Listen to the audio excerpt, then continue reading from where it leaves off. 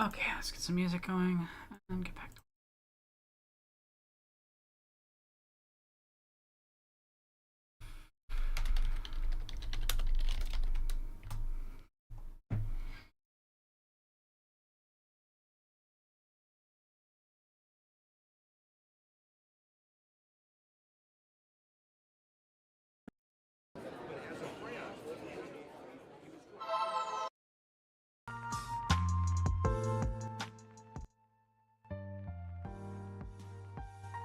sound. Hey Chirp, how's it going?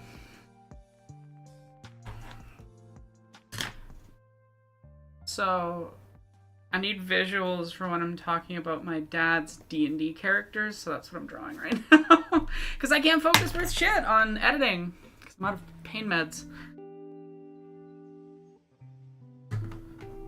This is at least like something that's relaxing. Hopefully. And chair will stay.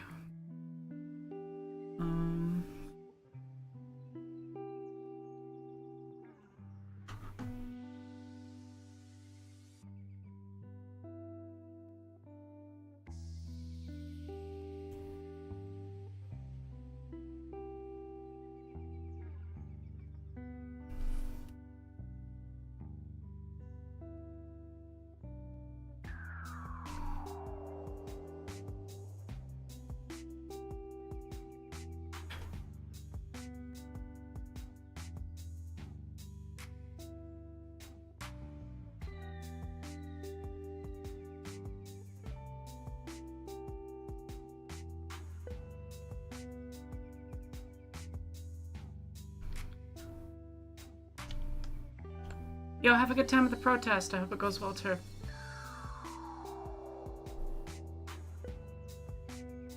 I unfortunately don't do as much protesting as I probably should. But my chronic illness makes it kind of hard to physically go places, so. Especially on days like this. And my pain's bad.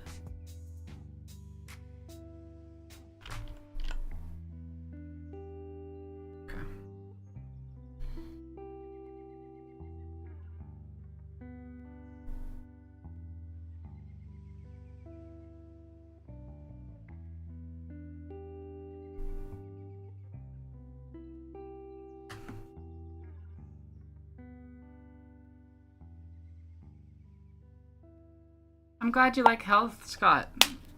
One of my favorite bands of all time, so just have to be introducing people to it.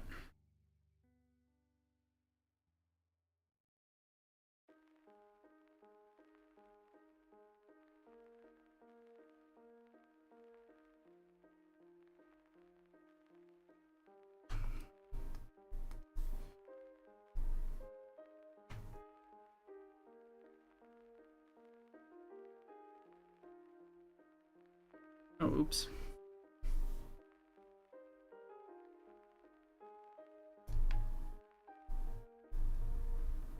Certainly drew on my notes layer.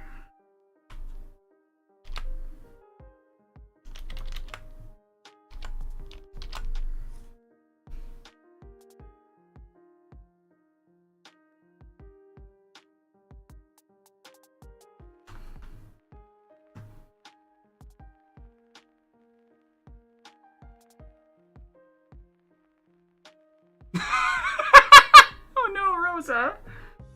Yeah, that wouldn't have been ideal. For sure.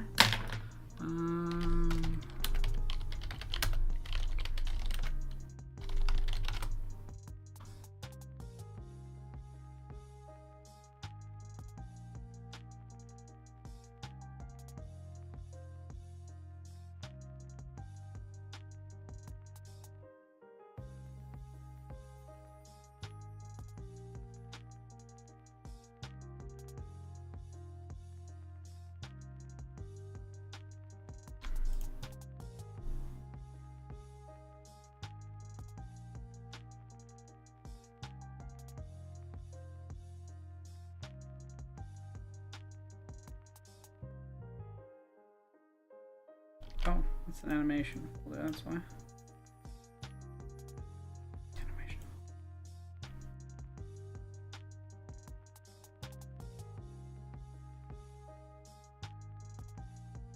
Yeah, no, I know what you mean, Rosa. That would have been not ideal.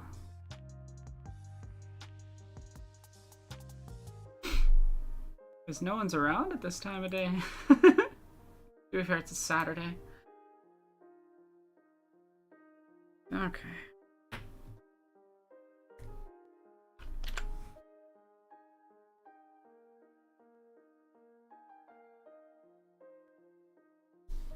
So thin black one. Got it.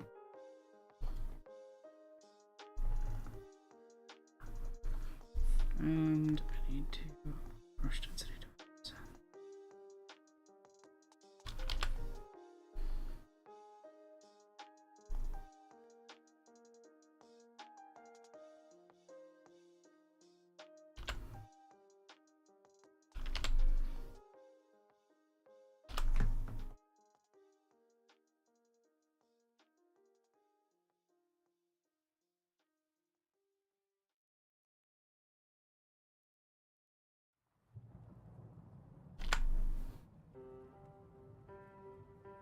Art is just starting.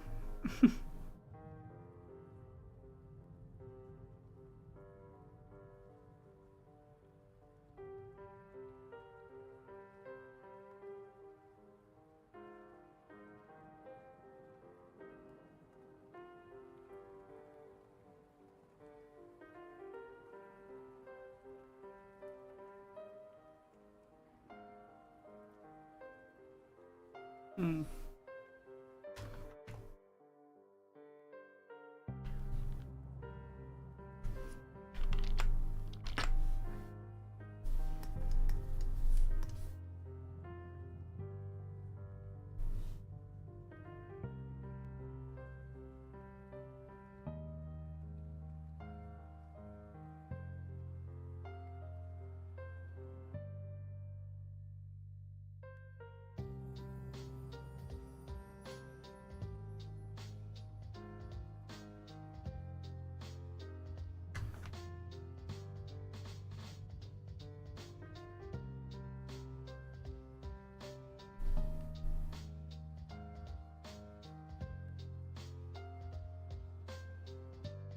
So for context, this is for my next video.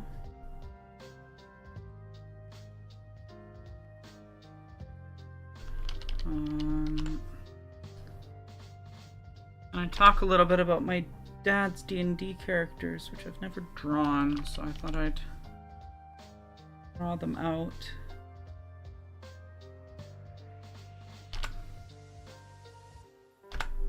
Just to have a visual for that little segment. But yeah, that bit of script will be very funny. I'm not going to spoil it. But my dad has a very silly sense of humor. They have some funny names.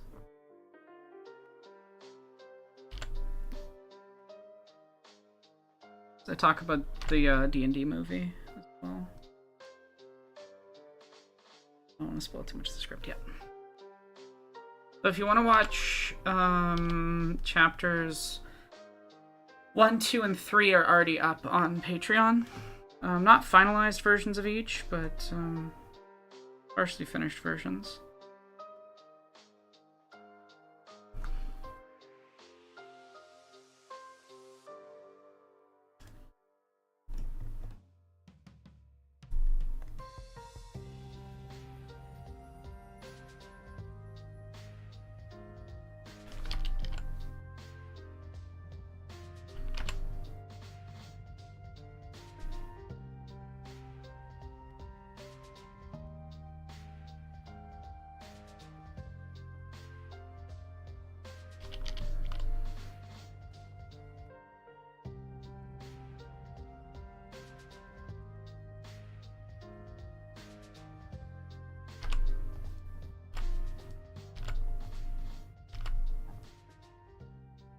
Yeah.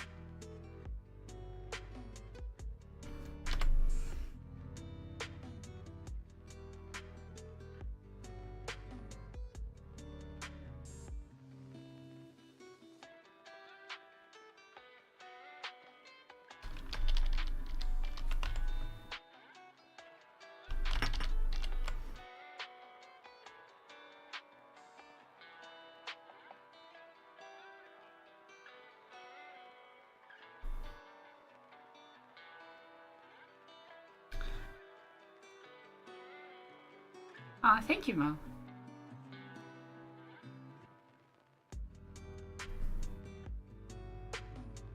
I know I could put it back, but I just feels more comfortable doing this.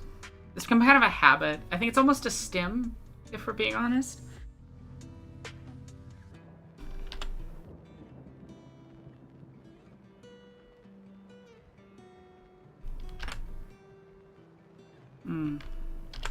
Need up to size 1.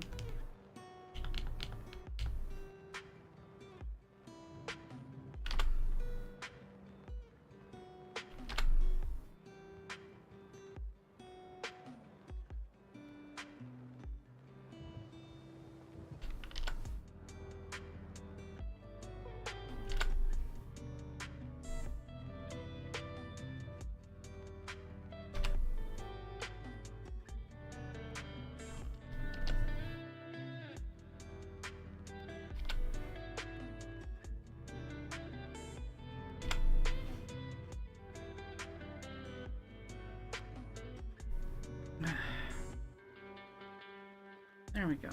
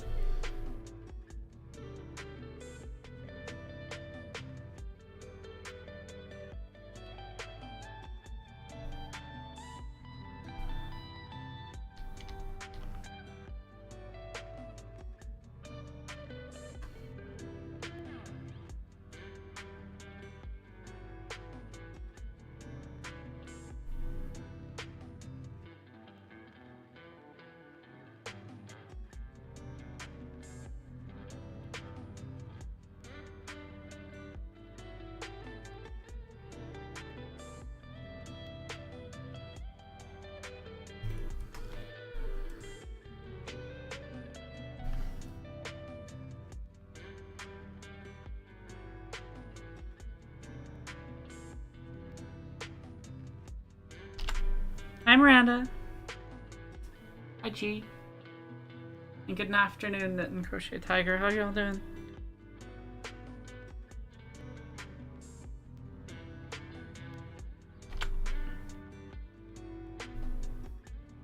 I'm not going to reveal what this character's name is because it's very funny and part of a joke in the video, but I'm drawing my dad's D&D characters that he's played in a solo campaign with me for like a decade.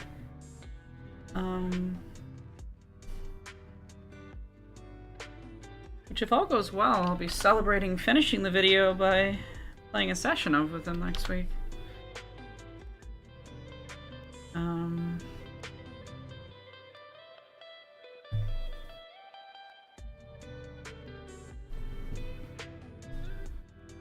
Minecraft's good. Minecraft's a good time.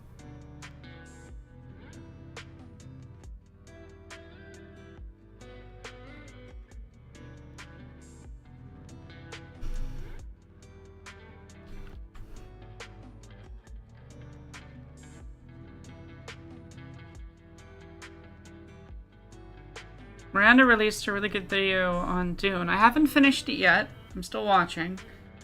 I tend to like to share things once I've finished watching them. But people should go watch it. It's very good. From what I've watched. My voice is also in it.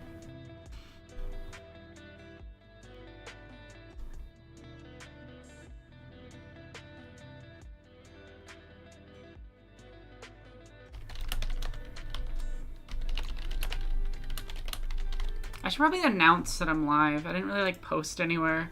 I just kind of went live.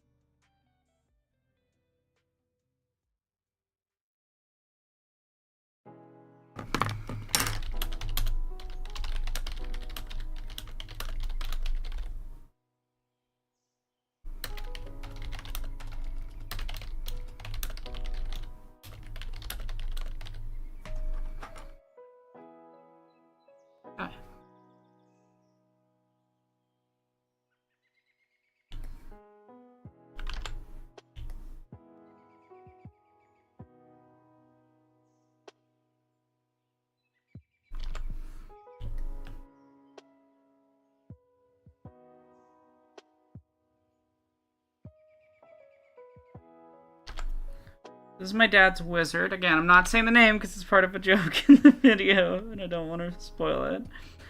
But,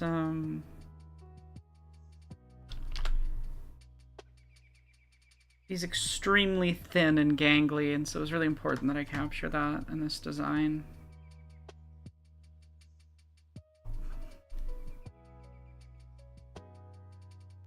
How do you draw hands in this style? Thin, tapery points. Okay.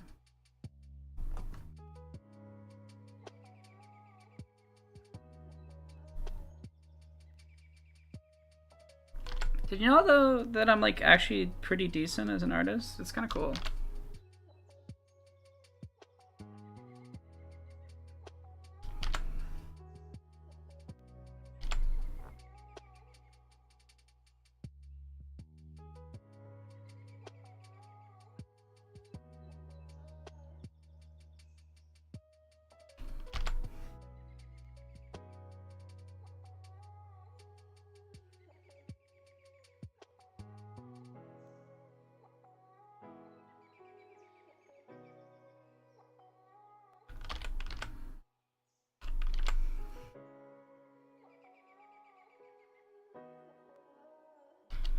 I am drawing my dad's D&D characters because they're relevant to the next video. Because I guess I'll reveal one thing about the video. Because it's obvious if you've seen the early preliminary edits on the Patreon. This video is kind of a thematic follow-up to what I did with, that makes it... There we go. There, that expresses the angle, right? So what I did with, my mother in terms of discussing my mom, this video is kind of that, but for discussing my dad. And, in one chapter I talk about the film Dungeons & Dragons Honor Among Thieves, and I bring up my dad's D&D party. It's weird drawing like a really thin character, like an unnaturally thin character.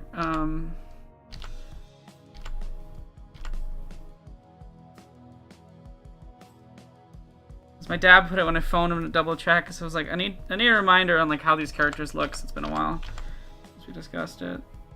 You should look almost sickly thin. Definitely going for that. Super tall and sickly thin.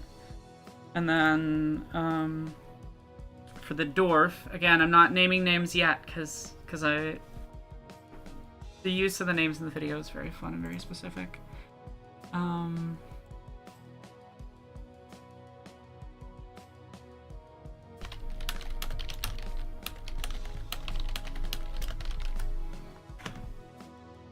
Yeah, it's just a fun excuse, or as part of work, doing something nice for my dad.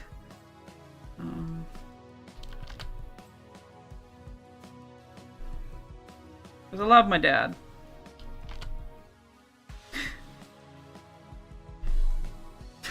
I don't know if you know this. There's this joke in Metalocalypse that my girlfriend and I find really funny to reference, which is the "you're all fatherless," and the one guy goes, "Not me.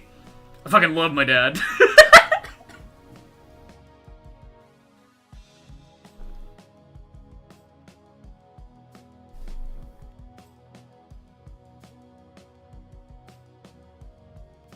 That's me with my dad. I fucking love my dad.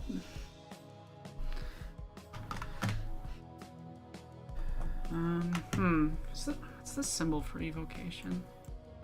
Hey Miranda, how's it going? Hello. How are you? Good.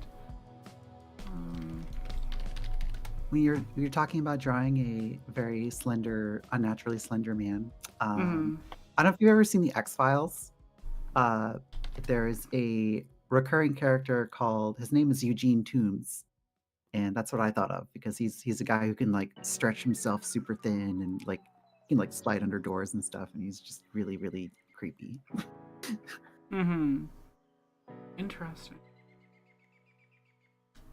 I guess there isn't an official like evocation symbol.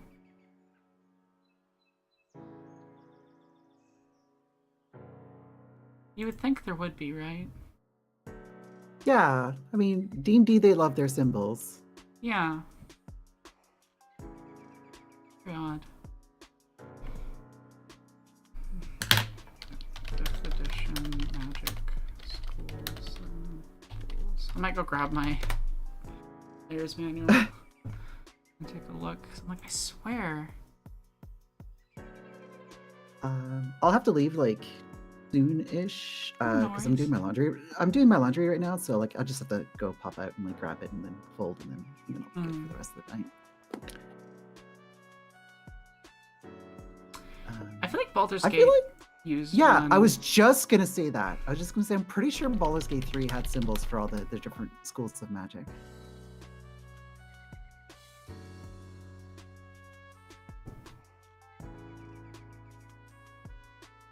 I don't have. My computer cannot handle booting up Baldur's Gate 3 while. Hold on. Someone must have posted it somewhere. Yeah, searching's not helping me. I'm not using Google anymore because Google. All right, I got it. Here. You found it? Yeah, I got it. Send it me. Yes, here. I'll put it in the Discord. There you go. Thank you. Okay. Oh, that's perfect for a belt buckle. Yeah.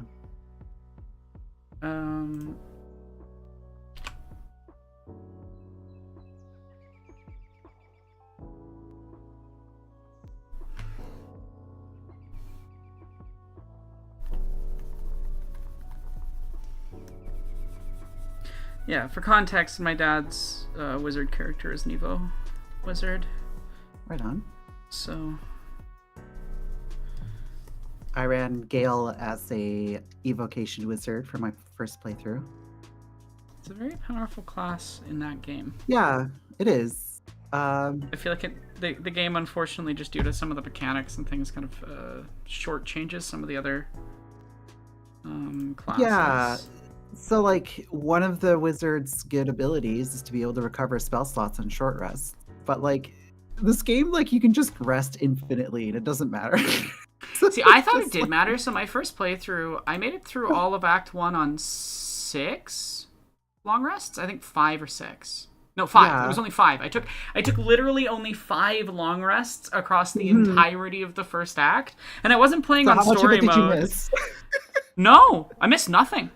I did everything. So, like, I'm just so, I'm like, just I'm a little monster that knows how to manipulate all the system. Well, see, same. So, like, I mean, I've been playing CRPGs for a long time, basically since like the gold box days. So, because I'm super old, right? Yeah. Yeah. So, like, I know how to play these games, and like, you know, the Pathfinder, which is a game that's like difficult. Like, I play on hard mode, right? So, like, Baldur's Gate 3 is a breeze. So, like, I hardly ever needed to long rest in my first playthrough, and I ended up missing like huge chunks of the plot. Because like whenever you rest, that's when like the plot advances. Yeah. So like I missed my romance. I missed like so much stuff. Oh, So, wild. like, and then my second playthrough, I was like, okay, so now I know how to get my romance, and then I still like rested the normal amount, and I still missed it. Like we got to Act 3, and my intended romance target was like, well, guess that fizzled out. I'm like, what? Because like we never got to like consummate our relationship. So for like my third playthrough, I'm just like, I'm resting after every fucking encounter. You definitely get enough camp supplies to do that. Yeah, like camp supplies are basically free.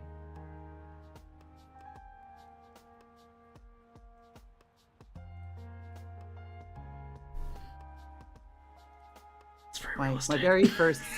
very first like tabletop D&D 5e character was a divination wizard, and I think that class is actually broken. It's so good. You're just like, nah, you fail your save. Yeah, no, you can throw fireballs into the middle of a fight with all your allies there and just it's fine. But yeah, for Yeah, that's a, context, I talk about this in the video, but this mhm. party started as a first edition party when I was like 16, DMing Oh for my wow. dad. Yeah, and they're now level 14, 5th edition, but I haven't really run it since about when I transitioned. Mm. For just a variety of reasons, I just haven't gotten around to running it in a long time. Mostly Hmm. university fatigue and stuff. Yeah. But I wanted to get back to running it. And part of that was Yeah. just writing the script, and part of that was playing Baldur's Gate 3. Though it'll be the last campaign I ever run in 5th edition. Yeah. Yeah, I How have a come? plan. I have a plan. I just fuck 5th edition and fuck Wizards of the Coast. Oh, that's fair. I mean, like I figured that was the reason, but like there might I'm have more been I'm more multiple interested reasons. in So running other things at this point. I yeah, think no, that's fair. I want to run some stuff in PBTA systems. Mm. There's a one coming out right now that I'm curious about. We'll see how good it is. Which is a so the people who made City of Mists and City of Mists mechanics intrigue me, but the settings, I like if I was gonna run an urban sort of fantasy game, I'd probably run Urban Shadows Second Edition because I've played that. It's Okay. really good. It's a Right Powered by the on. Apocalypse system, but they're doing a fantasy one. I think it's called like Tale of Mists or something like that. I can't remember, but I saw an ad for it. D&D Mm. YouTuber I follow videos, and I was like, ooh, that sounds up my alley. Yeah. Yeah.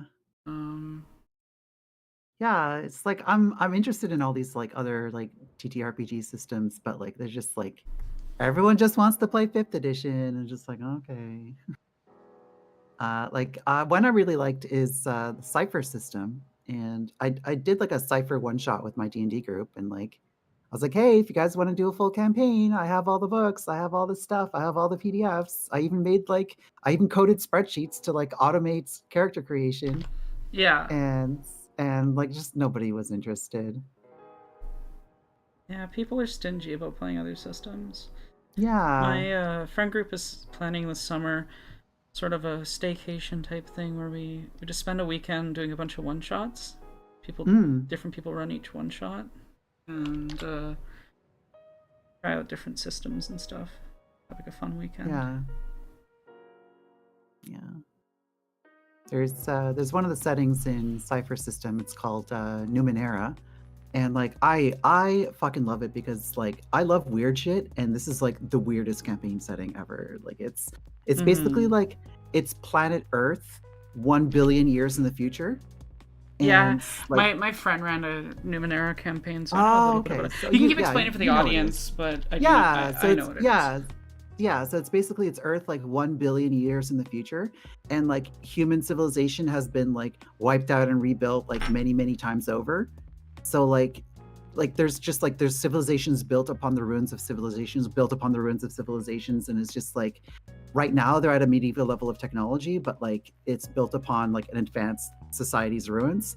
So it's the concept of like sufficiently advanced technology is indistinguishable Indistinguishable from from magic. magic, especially when So you like don't. The people around who are left don't understand how it was made. yeah, exactly. So like all the magic in the game is actually just like using technology. It's just because like there's like this cloud of like nanobots, but nobody understands what it is. So they treat it like it's magic, and it's super cool. I really really like it. I'm pretty sure it's like inspired by this one fantasy book series. Mm. Um,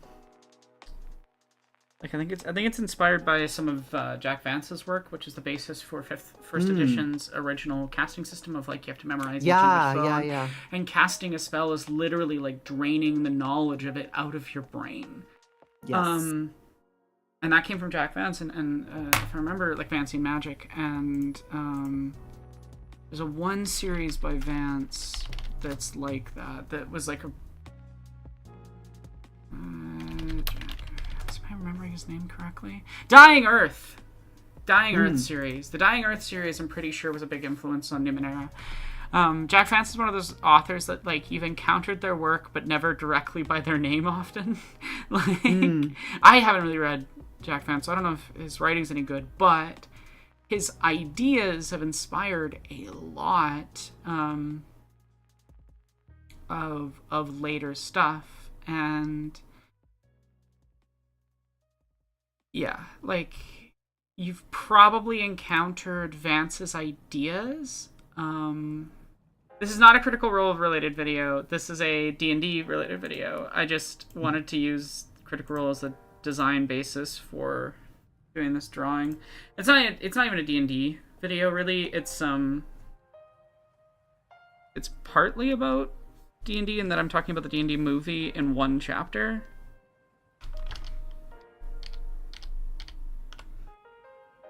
All right, so my dryer is done, so I'm gonna go pick up my laundry and just fold it real quick. No worries. I'm mostly just washing my blanket and like a couple of little things, so I'll be quick. I'll be back in like 10, 15 minutes.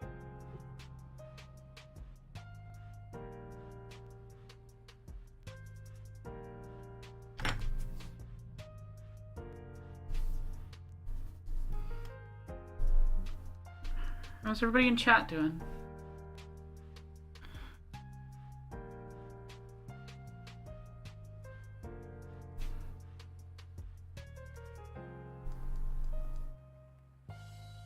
I made him adequately gangly and thin, but I think I need to have the shoulder come up a little bit higher. There we go.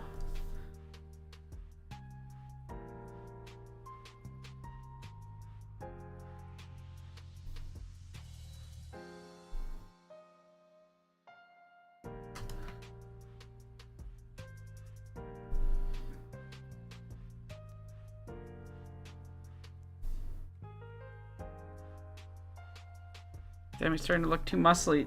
It's hard. It's hard to draw someone that is, like, meant to be unusually thin, because it goes against the, like, sort of rules of drawing I'm used to.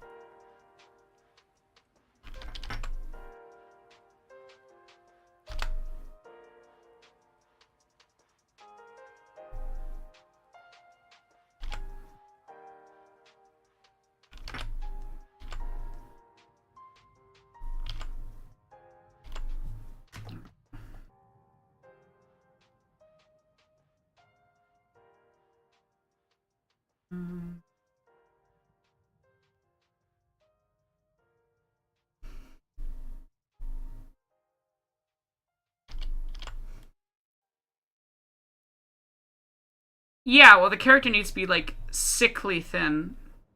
It's one of the sort of main design elements of this character.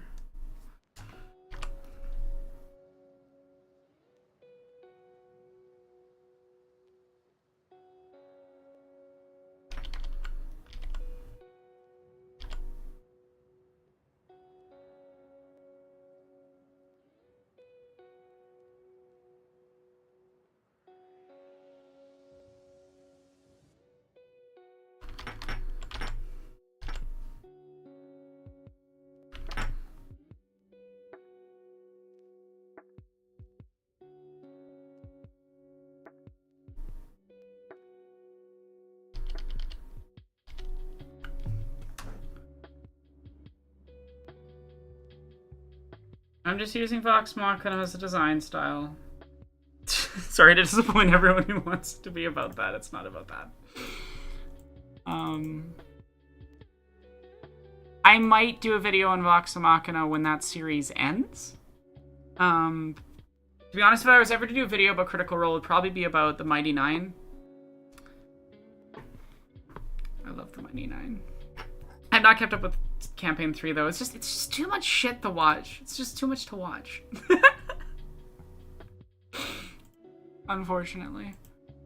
was I looking up? Alright. War.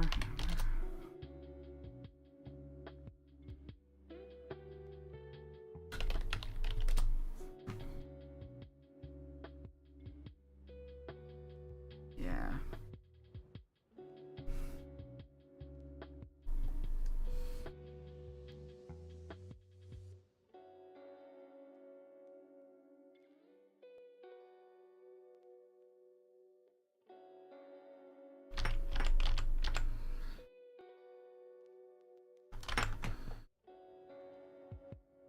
You might be making the lines too big. Yeah, they need to be thinner. Alright, I'll just get the design down and then I'll redraw it really quick.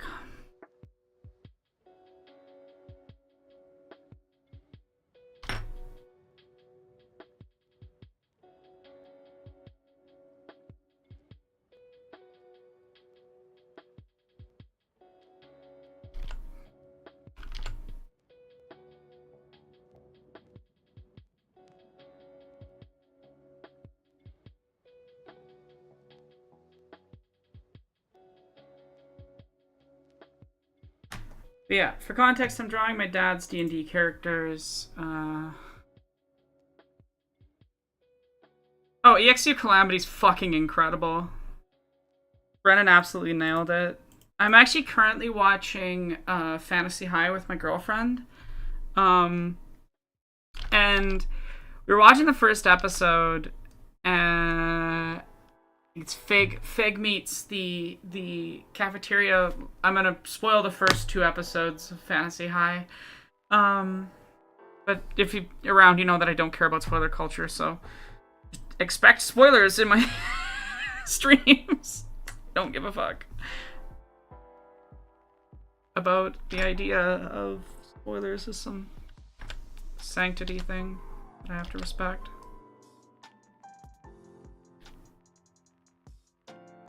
As I put it on Blue Sky the other day, you cannot expect discussions of art to cater specifically to you on whether or not you've seen the thing. Anyway, watching Fantasy High with my girlfriend, Fig meets this character Doreen, the lunch lady, and I'm like, oh my god, Doreen's amazing. And I jokingly referenced that Office meme of, if anything, I've only had them for 5 minutes, but if anything happened to them, I'd kill everyone in this room, and stuff I can't say on Twitch, even as a joke, even as a reference to a joke, and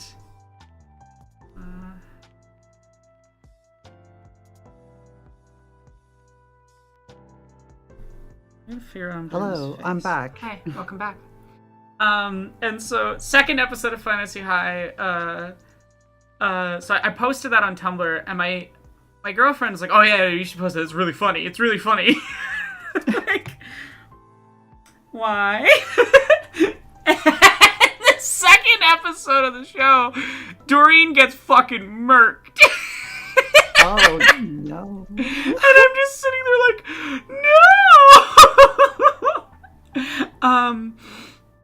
And in between having watched the first episode and the second episode, like a bunch of people had like reblogged the first post being like, oh hun, I have bad news. Hello. Who's joining? Oh, David? Hey, David. It's a me. That's right, Mario is here. Oh. British Mario. David, you somehow Wahoo. managed to make saying "it's a me" sound British.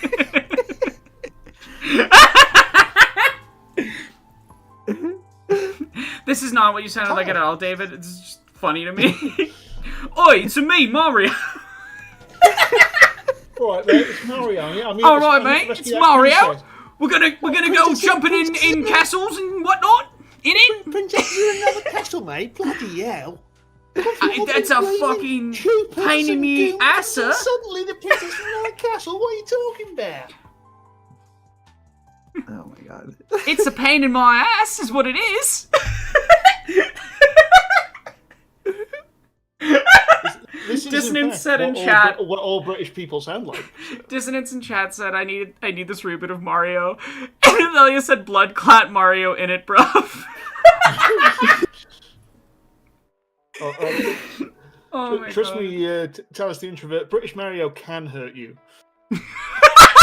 Yeah, you And he absolutely will. can. I'm in. Talis, if you want to come hang out with us, you're welcome to. Talis is a friend of mine. Makes good video essays. Yeah. So does David J. Bradley, who's in this call, and so does Miranda Keith, Allegedly. who's in this call. I They haven't make for good I stuff. haven't for a while, but allegedly I do. Yeah. You haven't I for a mean, while, but, I don't like- make many of them, but I did just release one today. It's not about how many you make. Oh. It's about Yes. quality. Yeah. I mean, it's basically like I'm a hobbyist, I'm right? gonna So I make them when I gonna feel make like more, it.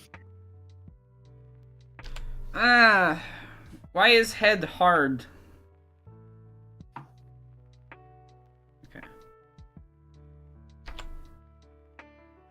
I used a reference image for the pose because I need to draw this fast and. If the final version's gonna look so different from the reference that I used for the Yeah. pose, that who cares? They're not even the same style. The body shape's gonna be different, the face shape's gonna be different, the clothing's all different. I'm just using the pose for the style. But,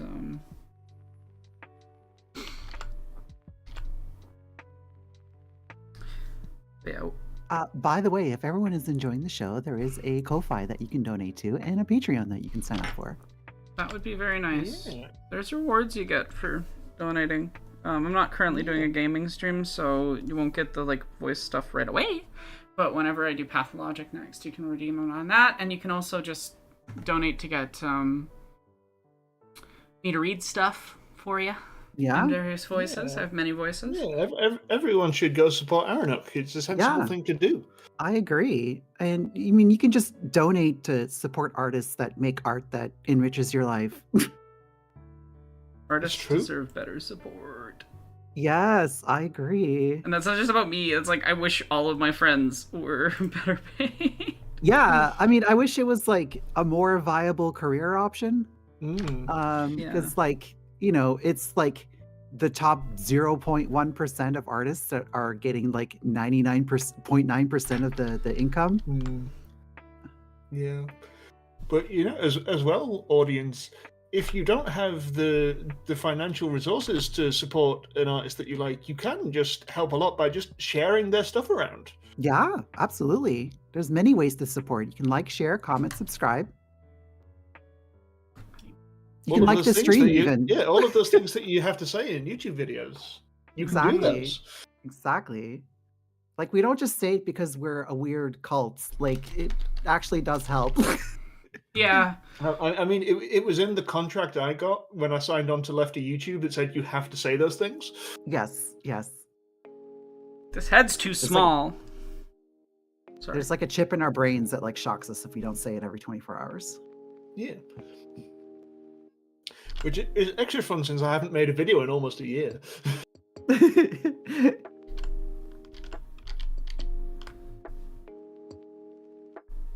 But I'm working on it. Some You're words working have on been it. written.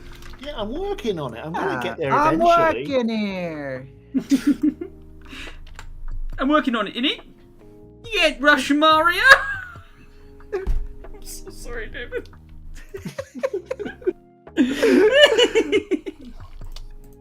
I'm just imagining like the rest of the cast of the Mario universe, like in goofy accents. Oh my god, Donkey Kong's Russian.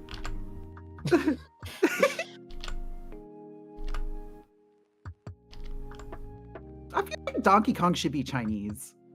Because Kong is an actual Chinese name. I don't know if that's a basis we want to go off.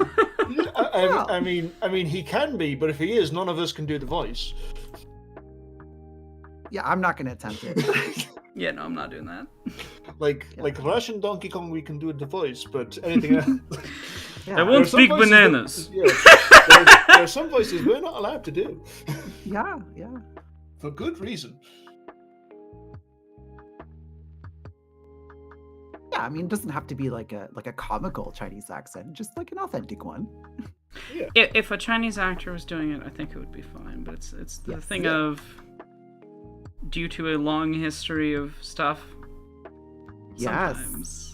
You know this. Yes. Everyone should go watch Yes. Miranda's video about anti-Arab racism in Yes. I Hollywood. may or may not have a lot of thoughts about how certain minority groups are treated in media and the actual real consequences of that. Yeah.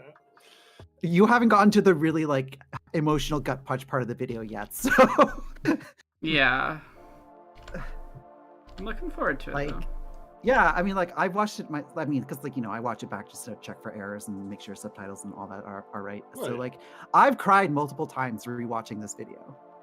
Because like it gets real serious near the end. Mm-hmm. What's the name of the video in case anyone wants to go check it out? It is called Adapting Dune Without Arabs. Ah. I did just go see Dune Part 2 today. Nice. Aronok and I were chatting about it earlier today. I like being It's, spoiled sometimes, especially if it's Yeah. gonna like Yes. let me enjoy the work more. Because if my expectations are set right, I'm gonna get better out of it than if I like go in and I'm expecting an exact adaptation. I'll be annoyed if it's not, Yeah. which it's I, not. I don't know how it stands as an adaptation because I've never read the book. Okay, so David. It's a actually pretty good perfect movie. for you. So like just for the benefit of the audience, I'm not going to get into any sort of like spoilery details, but if you are a book enjoyer, oh boy, you are going to notice some differences. And I'm not going to say they're good or bad. They're just there's some creative choices that I didn't care for, but I think they still work for the film. Fair And enough. just because it's my favorite book and I have a lot of preconceived notions, I have a lot of Yeah. my own biases, so it's Yeah. just like they're telling a good story, but it's like not the story that I had in my mind, so like Fair. yeah. But yeah, if you've never read the books, then whatever, who cares? Like What was it? And it's a pretty good movie. yeah, it was I enjoyed it. I had a good I would time. say it's a very good movie. I would say. Yeah, Denis does make good movies. Yeah. he does. I saw that and I saw Lisa Frankenstein today, so I had a good time at the Oh. movies. Nice. Yeah, I saw it a couple days ago. It was my first time in a movie theater that wasn't like an indie theater in like 4 years. Yeah. Thank you, I go Thalius. pretty often because I've got for the Odeon cinemas here. There's a card where it's like you spend like £10 a month and you get to go see as many movies as you like. So Oh, yeah, I go yeah. a lot. hence why I saw 2 movies today. Yeah, actually I just dope. like I get anxious in crowds and Fair. like even then it's just like it's like I'm wearing my mask because like I don't usually mask when I go out in public, but like I'm in a big dark room with a lot of people, so Everyone I'm- should mask when going out in public Yeah. all the time. Get N95s, please. Yes. I'm So, begging yes. everyone as a chronically ill person, please, please give a shit about our lives. I will just say, unfortunately, Nine-Tailed the Ligant, the Shai Halud popcorn buckets are not in our cinema. And I just like don't really like popcorn, so like I go to the movies and I just get a coffee. I don't get popcorn as much as I used to, largely because I'm trying to save money, but I did have it today. Fair. Yeah. So, because like I'm trying to do better with money, so I have to like getting popcorn at cinema. Like it's expensive cinema popcorn, so it's like I'm gonna Yeah. make that like a thing for like when there's like a big movie where I'm like, this is the popcorn movie.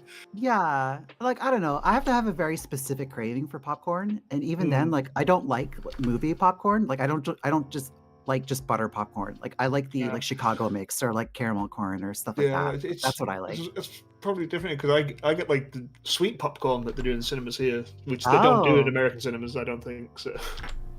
I mean, they might. I just That's just don't go corn, to the isn't it? movies anymore. So It might be. I need to it's foreshorten just this sweet more. popcorn, but. Okay, I need to foreshorten this more. But like I went to the cinema once in America and like asked for popcorn and I'd never really had salty popcorn. I'd always had sweet, and so just like absolute shock when there's no such thing as sweet popcorn and they just gave me salted. Yeah. It was like, oh, okay.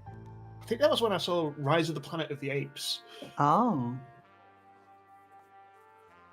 Because we were on holiday, and I can't remember if that was. Yeah, I think that must have been when we were in California, and like we were in some small town, and my parents were like going off for a walk around the nice scenic town, and so they're just like, right, you two can go see a movie, to me and my sibling, and it was a real good movie. So. Mm.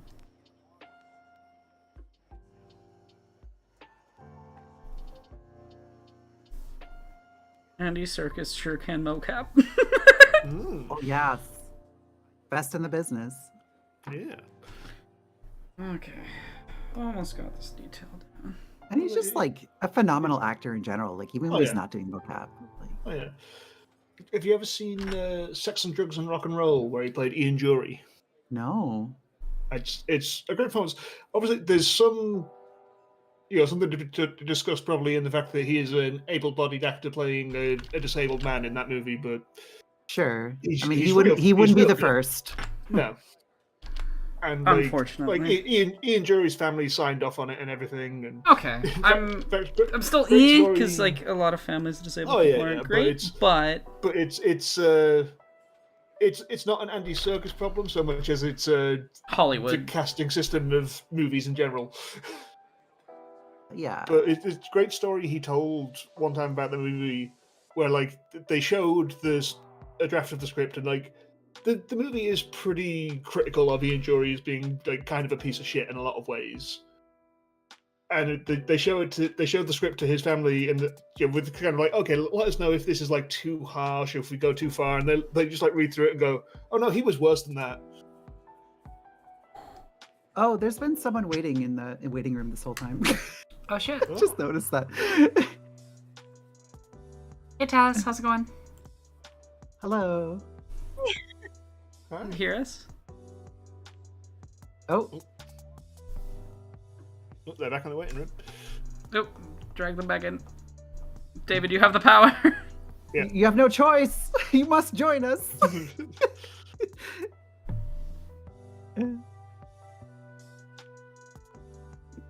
I have to be involved. Yeah, Yeah. it's mandatory. Yes.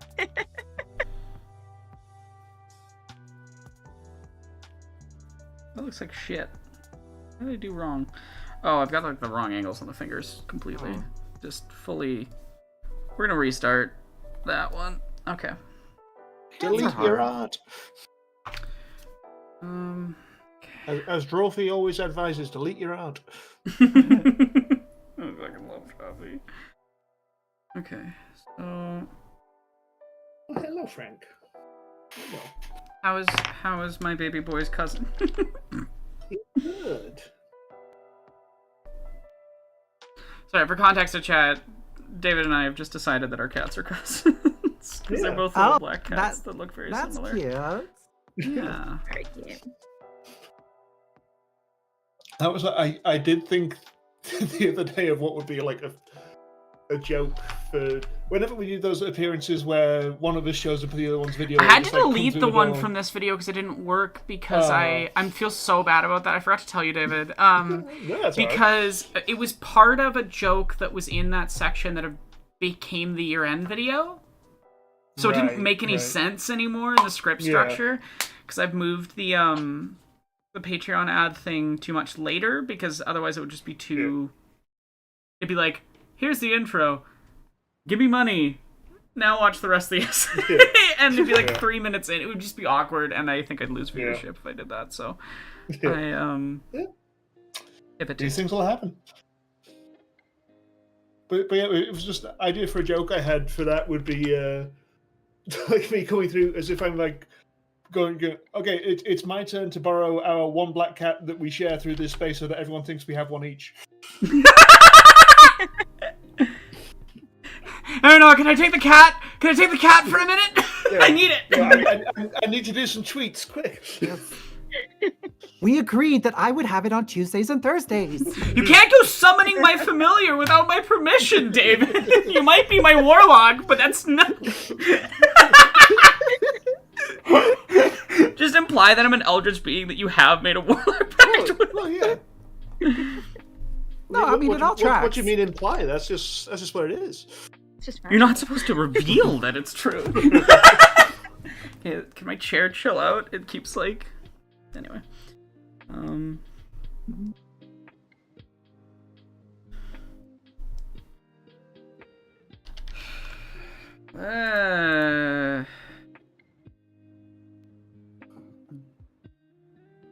Okay.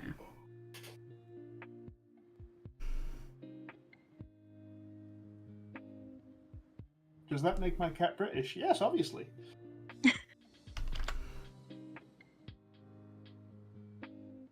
I love the idea of your cat having a different nationality to you. Yeah. Yeah, I suppose some people do that thing where they like rescue animals from like Romania and bring them over to the UK or whatever. And it's like, Yeah. But it's like, there's dogs here. My yeah. parents' Basenjis are from... They were rescued from a meat market, but part of the reason why we have Basenjis is because of they're hypoallergenic. So it's not just a like, there's dogs here, why aren't you doing... It's more of a like, Yeah. the dogs But here a will... lot of people. So- a lot of people don't have that kind of reasoning. They just Yeah. So Yeah. and to explain why that's different than most less allergy causing dogs is that Basenjis don't have fur. So so a lot of can't get the hypoallergenic dander within that. hypoallergenic dogs do still have fur. They just have a different... It's the whole thing. Anyway, you need Yeah. hair. Wow. Yeah, I, he I could. could, I could as well. If you want to share my camera, I could show everyone Frank right now. Although he is really am trying to get free. Too focused on this, and I really want to get this done fast. That is fair. No one gets to see Franklin. Sorry. All right, I'll just. Sorry, With babe. I'll help. just- Although in the Discord chat, the folks on the call can see. Oh. A baby. Oh, hello. Oh, my little stinky man. Oh. Okay, you are wriggling to be free, so you can go. That was gorgeous. Aw. I got love followed home by cats. like 3 cats today. It was great. Nice. I'm It's always- extremely it's always allergic nice to get followed by cats. So I'm extremely allergic to cats, and Same. they can sense they can sense that. So they Oh, yeah, come they know. straight for me. Like I go to Yeah, friends' okay. houses and they're like, "Don't worry about it. Like he Yeah. hates people. It's fine." And he sits on my lap immediately, and I'm like, "Okay." And like I can't help it because Here's the I thing. love them. And I That type of cat knows and does hate people. They just know that the best way to hate you is to be nearby. Oh, yeah. yes. He wants to close my airways.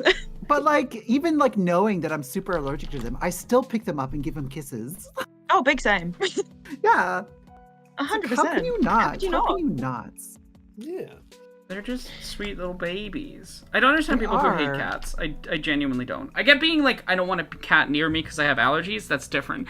I don't get people who Yes. hate cats. Like, I genuinely I don't- think that people who hate cats are bad about consent. Oh. Maybe they just had like a bad experience with a jerk cat. Yeah. Because like there are I like will say, like, specific no there are one specific understands- individual cats I don't like. Yeah. No one understands like expressing consent as well as cats, because it's like if you are in their space for too long, they will just hit you and walk away. Yeah. If a cat wants you to be there, it wants you to be there.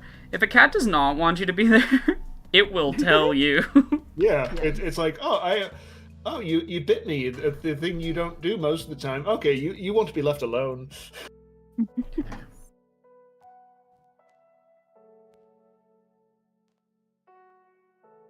I don't know. I don't get people who like dislike animals in general. Like just so weird. Like animals are just so wonderful. Hmm. Except geese. Fuck geese. Geese aren't that bad. I don't think you Oh, our geese understand. are We bad. deal with Canadian geese. They are evil. Oh. Yeah, Yes. They're we evil. we have Canadian geese here as well. They're fine. Maybe when Our- they're there, but when they're in Canada, they soak up every bit of rage a Canadian has ever felt. Yes. They're running on maple syrup and nothing else. Admittedly, Yes, maybe this they're- is because they're I'm British and menaces. I'm so not everyone is as polite here. Because Like, for context? That's the true fact everyone always says about Canada is that everyone's polite. For context, I'm geese not here. sure that's entirely true. That's not true. But Yeah. for context, geese here are like evil little menaces. They're menaces to the Yeah. rest of the wildlife. Like, it's not just like, oh, they're mean to human beings. No, they're dickheads to everyone. They attack cats, they attack dogs, they attack other geese, they attack pigeons, they attack ducks, they attack, like cars, moving boats.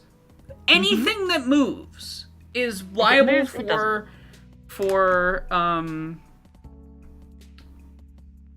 for geese attack. Yes. And everything and anyone and any object is fair game for their aggression. I don't know why they behave differently here then, because the geese that we have, like the Canadian geese in the park near me, are all just quite chill. Wow. Like I have hand fed one of them before. Oh no, we can't hand feed them here. Yeah. If you tried to hand It's feed a because geese they're here, immigrants. it They're on would their bite best you. behavior. Yeah, you lose a finger. Yeah. No. There was just one of them, but like if you held like the piece of bread out in your hand, it would just like eat it out your fingers without hurting you. Oh, don't feed them bread. It damages their wings, especially if they're babies. I do know that's a thing now. I didn't at the time. You give them peas. Mhm. I'll give them Seeds. peace of my mind. Piece of my foot when they charge me. I wish I was kidding. That is a thing I've had to do, trying to get boats. Yeah, because I walk to work, and every time I walk to the office, it's just like a landmine field of geese poop everywhere. And when they're actually there, it's just like, okay, I'm gonna have to just go through the flock. That's how I feel about the swans in Worcester. There's like an enormous population of swans in Worcester. I need Where I went. one to uni. second. One There's second. so many. I need you to know that I'm pretty sure Pen's watching the stream right now. I love you, Pen. Pen messaged me, would you love me if I were a goose? Yes. For you? Yes. Yeah. Always, Pen. What if all what if other you geese were a know. worm? And What for if you were a giant worm? Would you love me if I was a shy halou? Lato Atreides took "Would you love me if I was a worm" too far. I posted that on Blue Sky the other day. That's what the other two are referencing.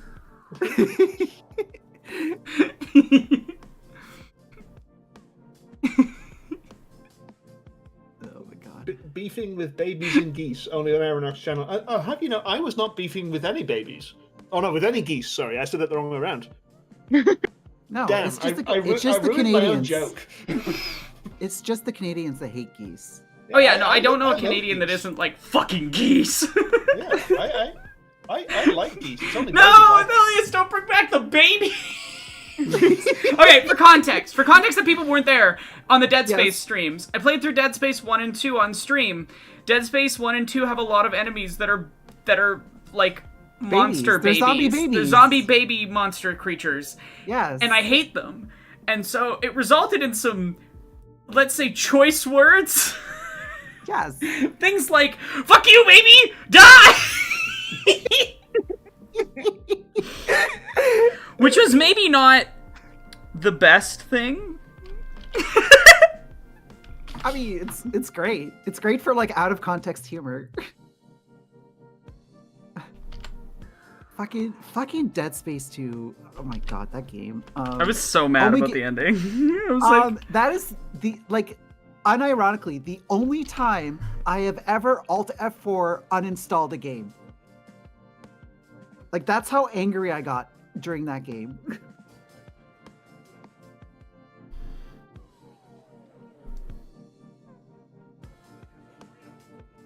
damn. I don't know. That final boss fight was extremely frustrating. I did not care for it. It's a bad fight. Like, it's bad. Yeah. The lead up to it sucks. I'm sorry, Jacob Geller. I'm not your strongest warrior this day. I Oh, disagree. yeah. I want to be clear. I love Jacob Geller's videos. That's why I'm making this joke. But Jacob Geller calls Dead Space 2 like basically a perfect game, and I could not disagree more. It's so much worse than Dead yeah. Space 1 on every level. Yeah. Like, I would say the few areas it's better than Dead Space 1 original. Dead Space Remake makes it so Dead Space 1 is better than Dead Space 2, even more so, like, in terms of certain combat elements. Like, making the,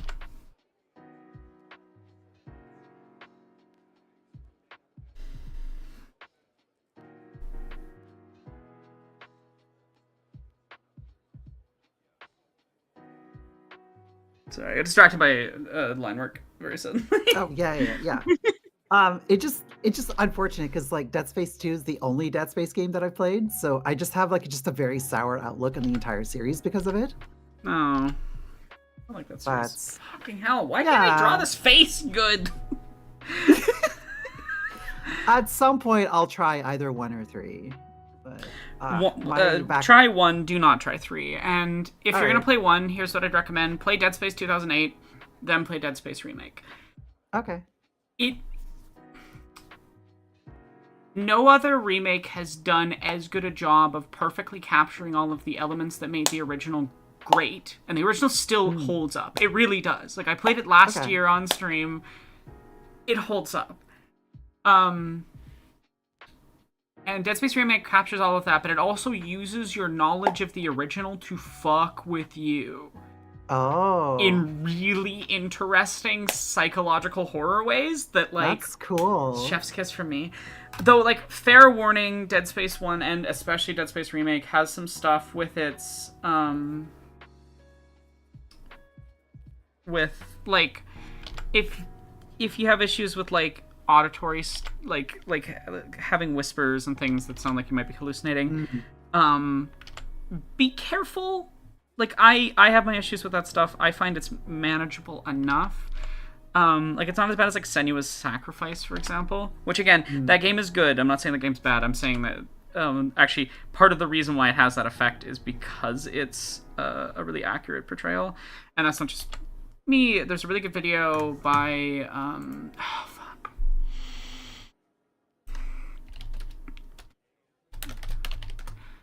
need to go find his name. Give me 2 seconds. Yeah, no worries. The video is called Hellblade and Living with Psychosis. It's by Leonardo De Sidici. He doesn't make videos anymore, though he's friends with some other people that I know. Good dude. But he has psychosis, and he talks about how well the game captures things, and it's what convinced me to try the game, because I'd avoided it for a long time, so I was just thinking it was probably like, you know, sane people doing their usual shit. Yeah, sane people writing insane people. Yeah. It's the sister subreddit of men writing women. No, it really is. Actually, this is perfect that I have you and Talus here, because both of you talked about elements of this stuff publicly. I won't say anything other than that. I just know that you're comfortable having a conversation about that to some extent. But how much you want to share is always up to you too. Yeah, I mean, like, I don't know. I'm always willing to, share my experiences. I mean, obviously the stuff that's like really, really super personal, like that's I don't share that publicly, but like, I'm pretty open with like my struggles with mental health. So like, yeah, like it's a conversation I'm willing to have and willing to be open with. It's just, within reason, of course. Yeah, within reason. In the same way that I am. Yeah, and there is something to be said for like if you've been around so much trauma for so long, there is a point at which you just sort of forget what like a normal life update is like. Yeah, Miranda and I were talking about this the one day. Yeah. People are like, how you doing? And I'm like, okay, well I can't talk about that. I can't talk about that. I don't know. I'm okay. Oh, I've fully gone in the other direction of just being like, yeah, no, I'm feeling like shit. My chronic illness is really painful today, and my seasonal affective disorder has decided to kick my ass. How are you? Yeah. I mean, I just kind of have to make a snap judgment call as to whether the person is like genuinely interested in my well-being and like wants to know the truth, or just wants to hear, oh yeah, I'm fine. Yeah. I've kind of got around to being like, for a given value of okay. Yeah, I do that very like white person thing of just being like, yeah, it's getting on. Keep it on, keep it on. Yeah, Just- I'm just, fond. I'm fond of saying I'm living the dream, one nightmare at a time. It's just like Yeah, I do that a lot. you define okay, and I will get back to you. Mhm. Yeah, I think my default response to anything has become like, "How's it going?" Is just constantly just going, "It's going," like no matter Yeah. what. Yeah. Well, I say it depends on who I'm talking to, because if it's just like someone at work, I was like, yeah, it's fine. Yeah, Whereas like if it's like my friend, I should probably be like, I should probably actually tell you what's happening. Yeah. Yeah. yeah, No, it's definitely like very dependent on the person I'm speaking to. Yeah. yeah. Because there's some people, you know, that just like will get it if you say like, I am feeling bad. Mm-hmm. Mhm. Yeah, it's usually like other people who are having a bad time. Hmm. Mm, Yeah, it's usually people who also live with stuff. Yeah. yeah. I find like the worst part about having a bad time and people asking you about it is like having to mitigate their reactions most of the time. So like people who are Yeah. also having a bad time are much easier to talk to about it because we all know that things are just shit sometimes. Yeah. Mhm. Yeah, because there's always a thing of like, the thing where there's like, oh, well, have you tried doing this to maybe feel, yeah, I've tried it. I've tried Yeah. all Have you the considered things. drinking water? Yeah. Have you thought about just going outside for a walk? It's like Gretchen cool, is yeah. made of rain right now. Yeah. Yeah, it's cool. like- I'll do it's like, that. yeah, That'll definitely help with my fucking chronic pain. Yes. It's like, oh, yeah, you know, No. I went for a walk, and while I was there, it made me think about things that make me sad. So Yeah. Yeah. Yeah, I spent too much time meditating in my own head and now I'm worse. Yeah. See, like I've had to explain that to people. It's like because like I don't really drive anymore. Like I only drive in town. Like I don't do road trips because if I'm sitting in a metal box by myself with only my own thoughts for company, once I hit about the 45-minute to 1 hour mark, the bad thoughts start coming in. And then if I'm in a like car going 120 kilometers an hour, that's a really bad place to be when you're having those thoughts. Yeah. yeah, Yeah. So like when I go visit my sister who lives like, 5-6 hour drive away from me, I take the train. Like I don't drive. Mm. it's weird the things that will just be like, oh, I just guess I can't really do that anymore. Like I found because my mum passed away last year, and I found that I can't have a bath anymore. I have to be in the shower because if I'm sitting in the bath, that is time to think about it. Mm. Yeah. Yeah, bath time is an interesting time. So And it's I a mean, shame because I used to like having bath. Like I had like a nice warm bath every week, just chilling out, and it's like, yeah. so like I still have baths. It's like it's one of the ways I relax, but it's also it's like I'm spending a lot of time in my own head. But it's just like, I like being warm, and it's just like it's a very cozy, comfortable experience for me. I'm Yeah, like I have a that's- scented that- candle that's- going. That's why I, But that's why I also- like doing it. But it's just like I just can't really do that very often. But now. also, I have my razor sitting right next to me, and as someone who deals with like persistent, like passive suicidal ideation, like it's like if I'm shaving my legs, oh boy, is this gonna be the day? Is this gonna be the day? It's like, well, Gotta be careful like, about oh. some stuff we say because I don't want to get demonetized Yeah. because YouTube's No, dumb fair, and fair. censors things. Yeah. I'm just like not a good person, so I bring my laptop into the bathroom with me. oh wow, But I don't the have whole time to sit laptop. there with my See, I thoughts. I thought I was bad from rigging in my phone. Oh no, I prop my laptop up on like the like there's like a bench across from my bath, and I prop my Okay. laptop on it, and I just watch TV. Like, I cannot be alone with my Yes. thoughts that long. Yes. So I usually bring like a speaker in there and listen to some music or something. Yeah. Yeah. So I actually have a sight line from my bathtub to my TV. I can't see the Okay. entire TV, but like, so I'll sometimes what I'll do is I'll just like go on Tubi and just like pick a random movie. And oh boy, I have seen some strange movies. That's actually how I learned about. So y'all know about the like the Sharknado movies and all these different wild movies, the shark movies. I Yeah. found Shark Side of the Moon, which is the wildest Shark movie I've Side ever of the Moon! That's such a good title. I love That's a that. 10 out of 10 So- title. Oh boy, it gets stranger from there. So Excellent. the premise of this film is that there are Russian anthropomorphic sharks that live on the moon. And Oh my god. What? Wait, It's a Cold War scare movie too. I need Yes. to watch this immediately. So I put this on while I was in the bath, and like I'm playing it with no sound because I'm just listening to my music. I just want something on my TV so my computer doesn't go to sleep.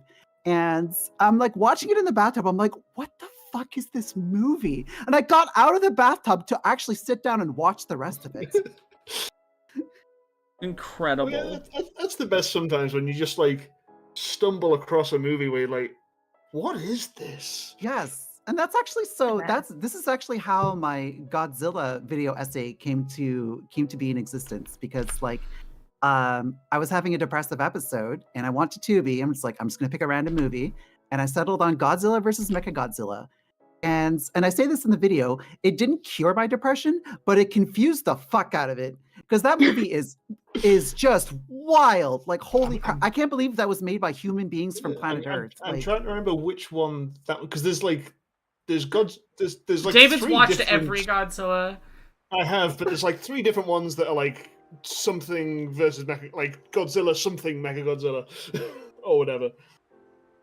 Thank you for the support, JSS Industries. I appreciate it. yo, let's go. If anyone else wants to support the stream, you can do it via Ko-Fi or Patreon, or you can also do a super chat, or you can I subscribe prefer on Twitch. Ko-Fi and Patreon just because Yes. it goes directly to me, and YouTube takes forever to send me the money. But Yeah, but JSS Industries saying we started shooting our documentary thanks to you, cool. Aw. What's your documentary about? and congrats on starting, and best of luck for your production. Mm-hmm.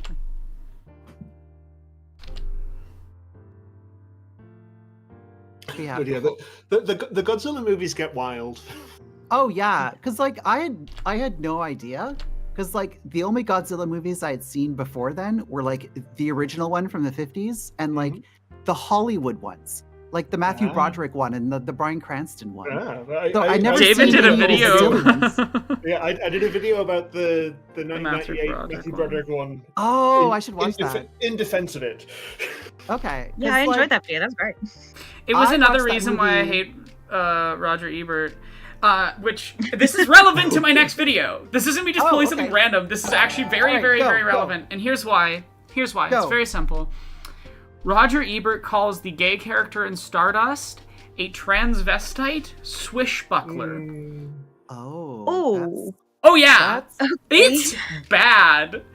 that's not It's a in good choice of words. 2007. Like this that's isn't. really This isn't. It's not. You know, This is the 1988. 1980s. Yeah. yeah, that's rough. Oh boy. I That- was that like, is you rough. did not just fucking say that, my guy. That is, oh man, that makes me like him a lot less, because I really enjoyed reading his reviews. Because like whenever he like shits on a also- movie, it's really funny. Also, part of why I hate him is I think video games are a really meaningful art form. It's what I've always wanted to make eventually, and I will make them. Like, I'm not Yeah, kidding. and As he- soon as he I'm done basically said they can't university, be arts, I'm planning yeah. on putting more energy towards like making some smaller game stuff with friends and with my girlfriend. And I just fuck Roger Ebert. I don't understand how you can look at one of the most artistic mediums of all time and go, yeah, this isn't art. Yeah. Yeah. And also, like, JSS there's- Industries. there. I prickle at anyone that says something isn't art, that it, like, Oh, yeah. because it even if they don't intend to, it gives into the reactionary right-wing idea of censoring and, you know, placing a white European lens on what gets to be considered art and what gets to be considered not art. And I made a video about that. Well, kind of. I've made a couple of kind of videos, but like I talked about that in my like yaoi video about how like the stigma against yaoi is so intense in a lot of ways because it's like, but like horny gay stuff made by Asians, so it must be fetish content, and it's like, well, it isn't. But even if it was, that would still be art. But like, it's so interesting, like how people react when you're like, yeah, I spend half my life watching yaoi and like reading yaoi, and people are like, ew, and you're like, oh, for God's sake. Yeah. So it's just seen from JSS Industries. It's a documentary about the trans experience and is a soft coming out story. Oh, that's Congratulations. awesome. lovely. Congratulations. That's lovely. And I agree, Neon Lights. I don't know if I'm more offended by transvestite or swishbuckler. Also, thank you again, JSS. That's really kind of you. Yeah. Buckler is Oh, truly, Charlie. Like, genuinely, Charlie, if you got time in the summer and feel like chatting about stuff, I'd be happy to have your input on writing. Charlie also does video essays. Did a really good one on flat earther bullshit. It was wild. I want to watch that. I fucking love flat earthers. Oh my god, I watch so much flat earth content. Athelius, do you want to grab Charlie Keeling over's flat earther video? It's Oh my god, same spelling as yeah. So the exact sentence from Roger Ebert. Actually, I'm gonna go grab, because I forgot to close my editing software. I will literally go play my buck wild weird ass line delivery. I don't know why I deliver the line like this. Like, genuinely, I react in the moment. And I left that in, going, "What the fuck was that voice?" Okay, which I think. Okay, yeah, it was that. That's not what I'm looking for. Where is it? Okay. Are y'all ready for this sound?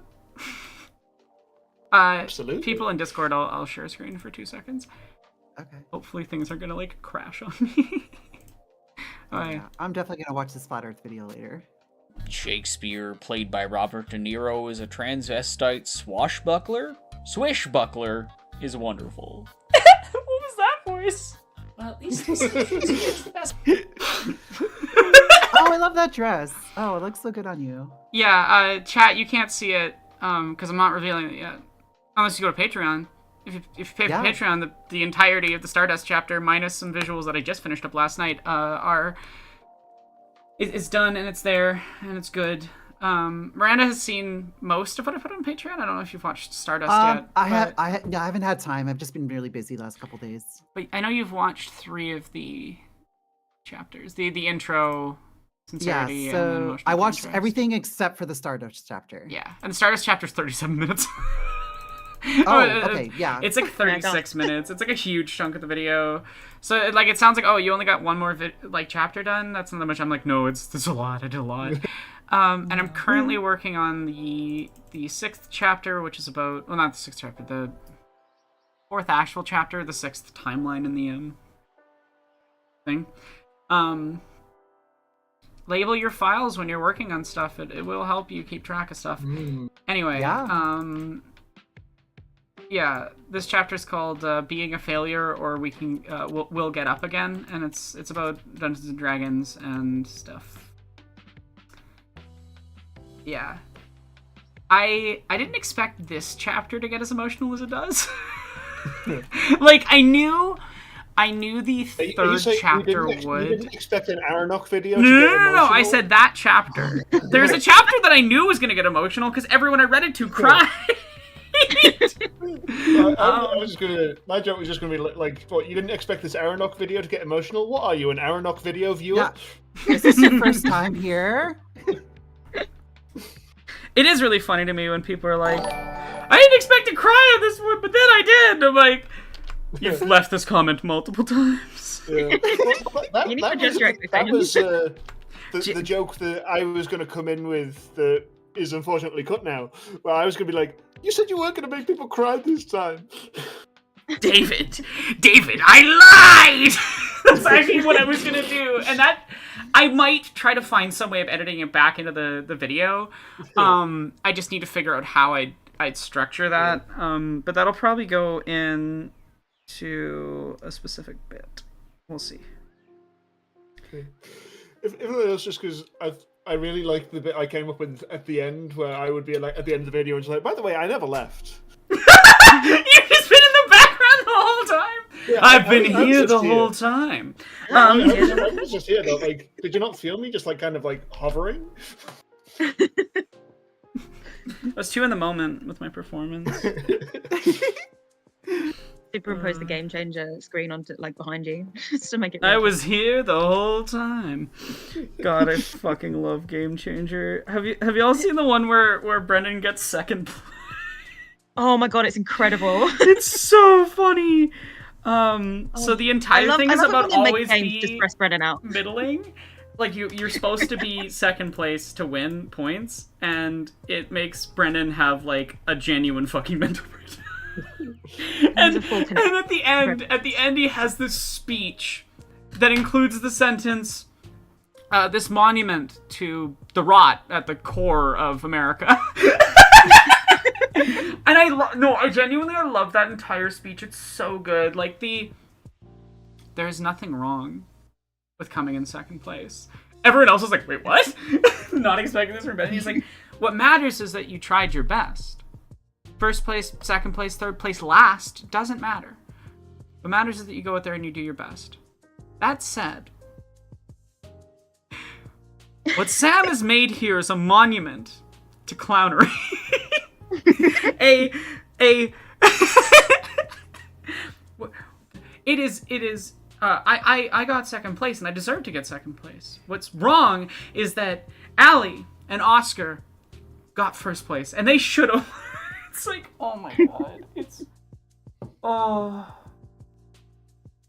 I like the theory I've seen the animation of that speech. It's really good. My girlfriend showed me the animation of that speech. It's really good. I was at Deep Blue Ink. Love Deep Blue Ink.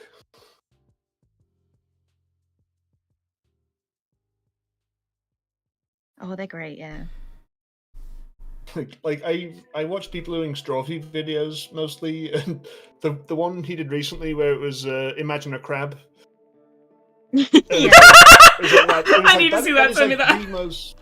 The most essence of Drawfee thing there has ever been. Yeah.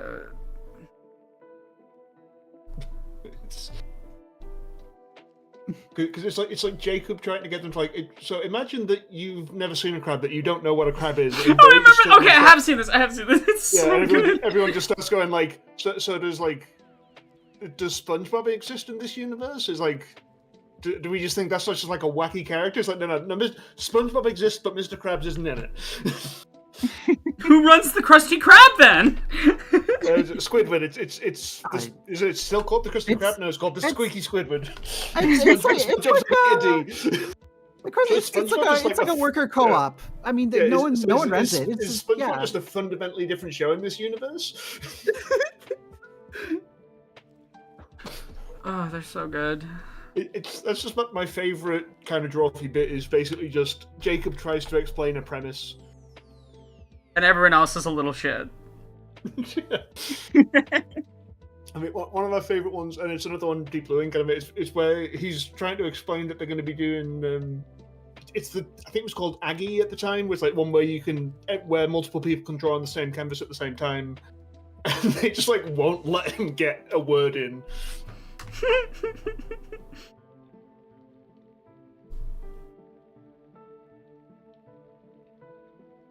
God damn it.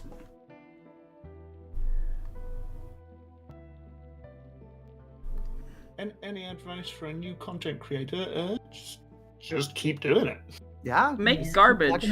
My first piece of advice to everyone who ever wants to make any type of art at all is make bad art. And that sounds silly, but what I mean is you are going to learn far more by doing and failing. Than you are by trying to get a perfect piece done. Yeah, don't be afraid to finish, basically. Yeah. Yeah. Like it's that old saying that perfection is the enemy of finished, or something along those lines. Yeah. Yes. Yeah, I heard like Hank Green on a podcast the other week talking about how like the piece of advice that changed his life was like the idea that lives in your head forever is never going to be a finished idea because you're never making the thing. Even if the thing turns out worse than you thought you wanted it to, until you actually make it, it's never going away. Like sometimes you just have to make the thing. Yeah, and also an important step is like, everyone has that video they want to make, you know? Yeah. The one that's really important to them as a person and really means a lot to them. Do not make it first.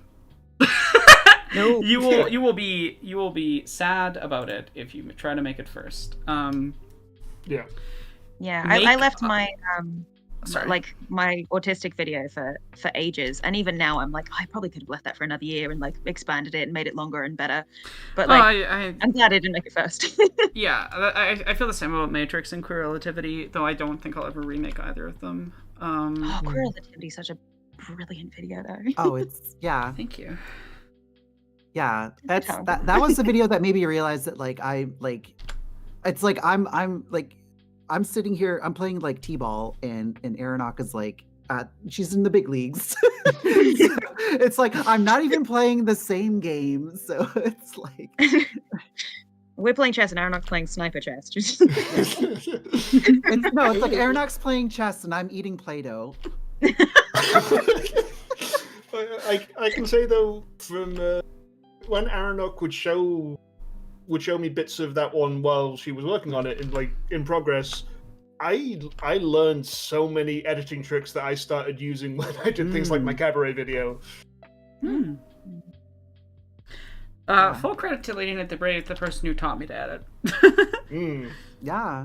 And that's the other bit of advice that I know Aronok agrees with is find people to show your art to while you're working on it.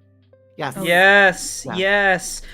Do not wait to finish it and then have people look at it. Do it every step of the way and then kill your darlings. Murder your darlings. Don't just kill them. Murder them. Yeah, absolutely. Blood with an axe. Ruthlessly. Yes. Yeah. Cruelly murder your darlings. Yeah. So like, you know, a good like way of showing helping with that too is allow yourself a couple of darlings though, like 1 or 2.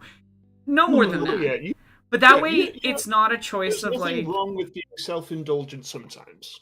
Yeah, and actually, sometimes that can really serve a good purpose, in my opinion. And this is something I talk about in this video because this video is really like a piece about how to make good art in some ways. It's not the only thing it's about, but it's a thing it's about. And I talk about the purpose of comedy in art, but this kind of works in general for things. Is that it should serve a purpose. And there's a lot of different purposes. It doesn't just need to be like factual information. And like repetition, for example, can serve a purpose too. So it's not about like removing all repetition or anything like that. But it's about being mindful of why is it there? Why are you including this? Yeah. What are you gaining by including it? And there are certain things that are, I would say, general rules, which is tone. Tone's really important. So sometimes you include something that isn't necessary, to get the information you want to get across, but it moves the audience on your emotional journey that you're taking. And that's like a really, really, really important step to consider is just like, what's the purpose? And there's a lot of different purposes. Is it adding new information? That's the purpose. And the way you find out how to do things with that kind of purpose is just through practice. Yeah. And feedback. Because there's stuff that you're gonna love, and people are gonna be like, yeah, "Why is this here? Why? What is this doing?" And you're like, "Well, I love it," and it's like, "That's cool." But are you making it only for you to watch it? You know what I mean? And that's why I try to keep my self-indulgent elements, to a few per video. Is that you are still making it for yourself, and I think that's the first person you should be making art for. But you also have to remember, it's a balance. It's a balance. So if you're getting something from it and it's like detracting from the experience for other people, you can always just leave that in for yourself somewhere. And the version you release doesn't need to be the version that. Yeah, I guess there's basically it'll hit on the thing of like, is this thing that you're doing as the self-indulgence, does it make the video more of a gimmick than an actual point? Yeah, does it help the art? Yeah. Does it help the art? Does it service the art? My creative writing lecturer at uni, who I love, had this whole thing about like, you don't necessarily have to kill your darlings, but sometimes you do have to take them out and lock them in the basement. Like, you might not need them for this thing right now, but you could need them in the future for something else where they'll be more relevant or better expanded upon, where you've had time to like torture them a bit in the basement and figure it out. Definitely. That's a good way of thinking of it. And again, it's like, you can have that thing there for you, but you just Mm. you got to figure out if it has a purpose if you're going to continue keeping it in. Yeah, definitely. And sometimes the purpose is just, this is valuable to me.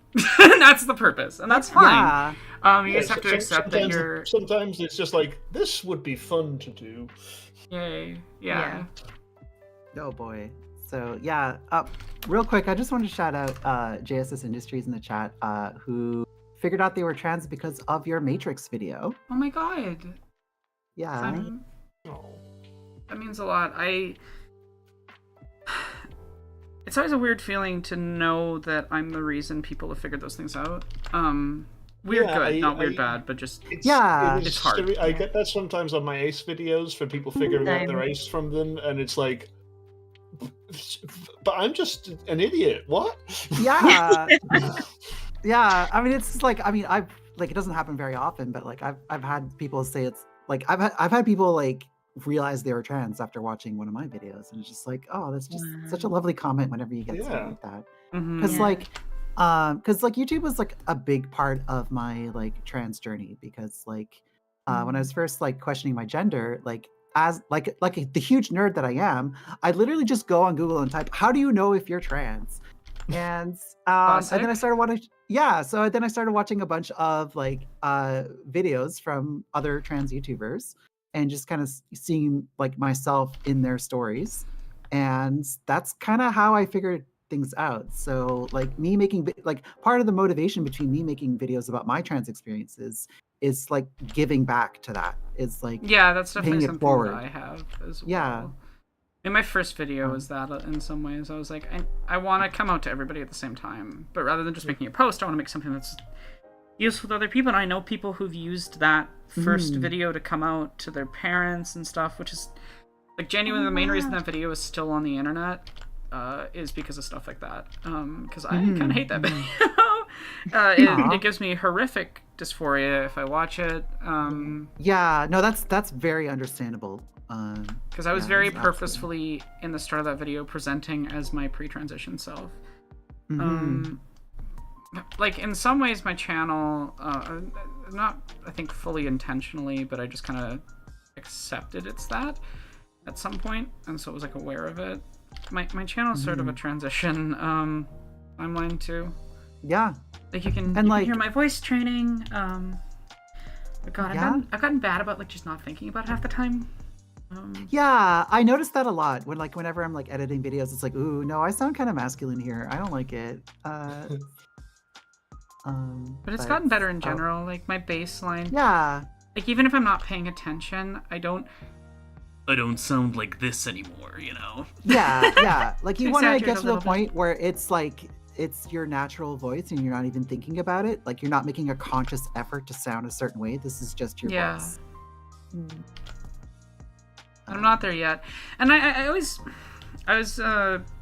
debate if I'm going to share that type of thing, because I know people who will comment like, "Oh, your voice has transition goals and stuff," and I'm like, because I'm not happy enough with it yet. And it's just like we're always going to be our own worst critics. Well, no, it's not even about that.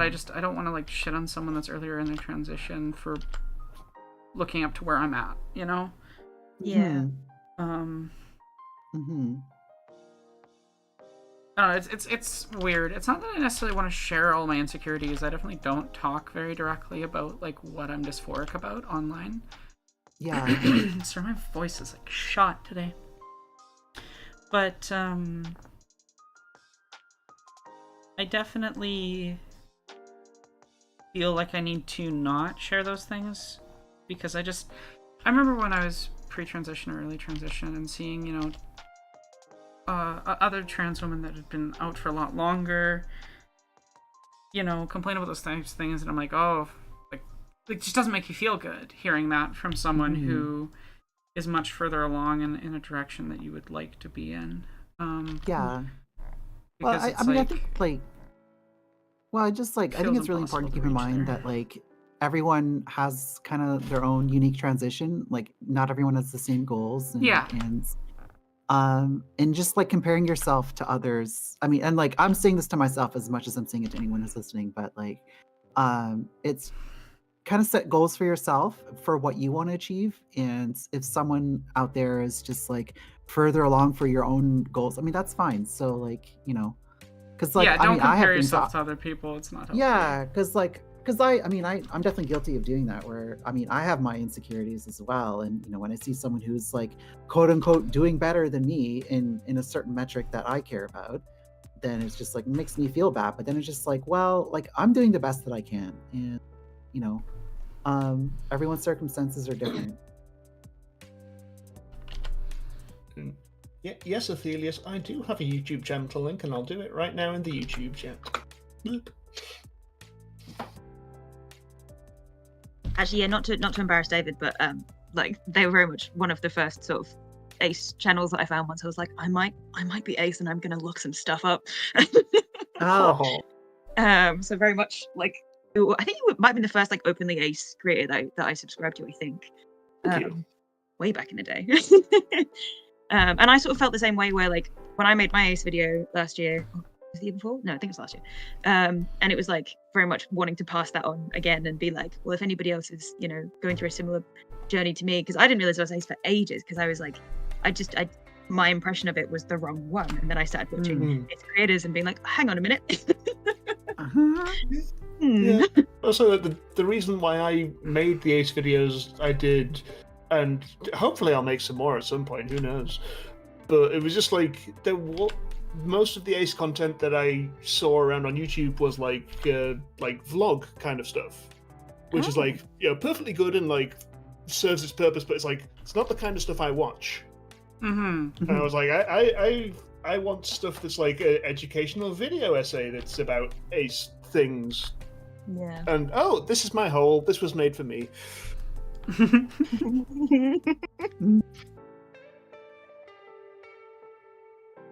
And then I did a video about that episode of House, and suddenly that. Yeah. Oh.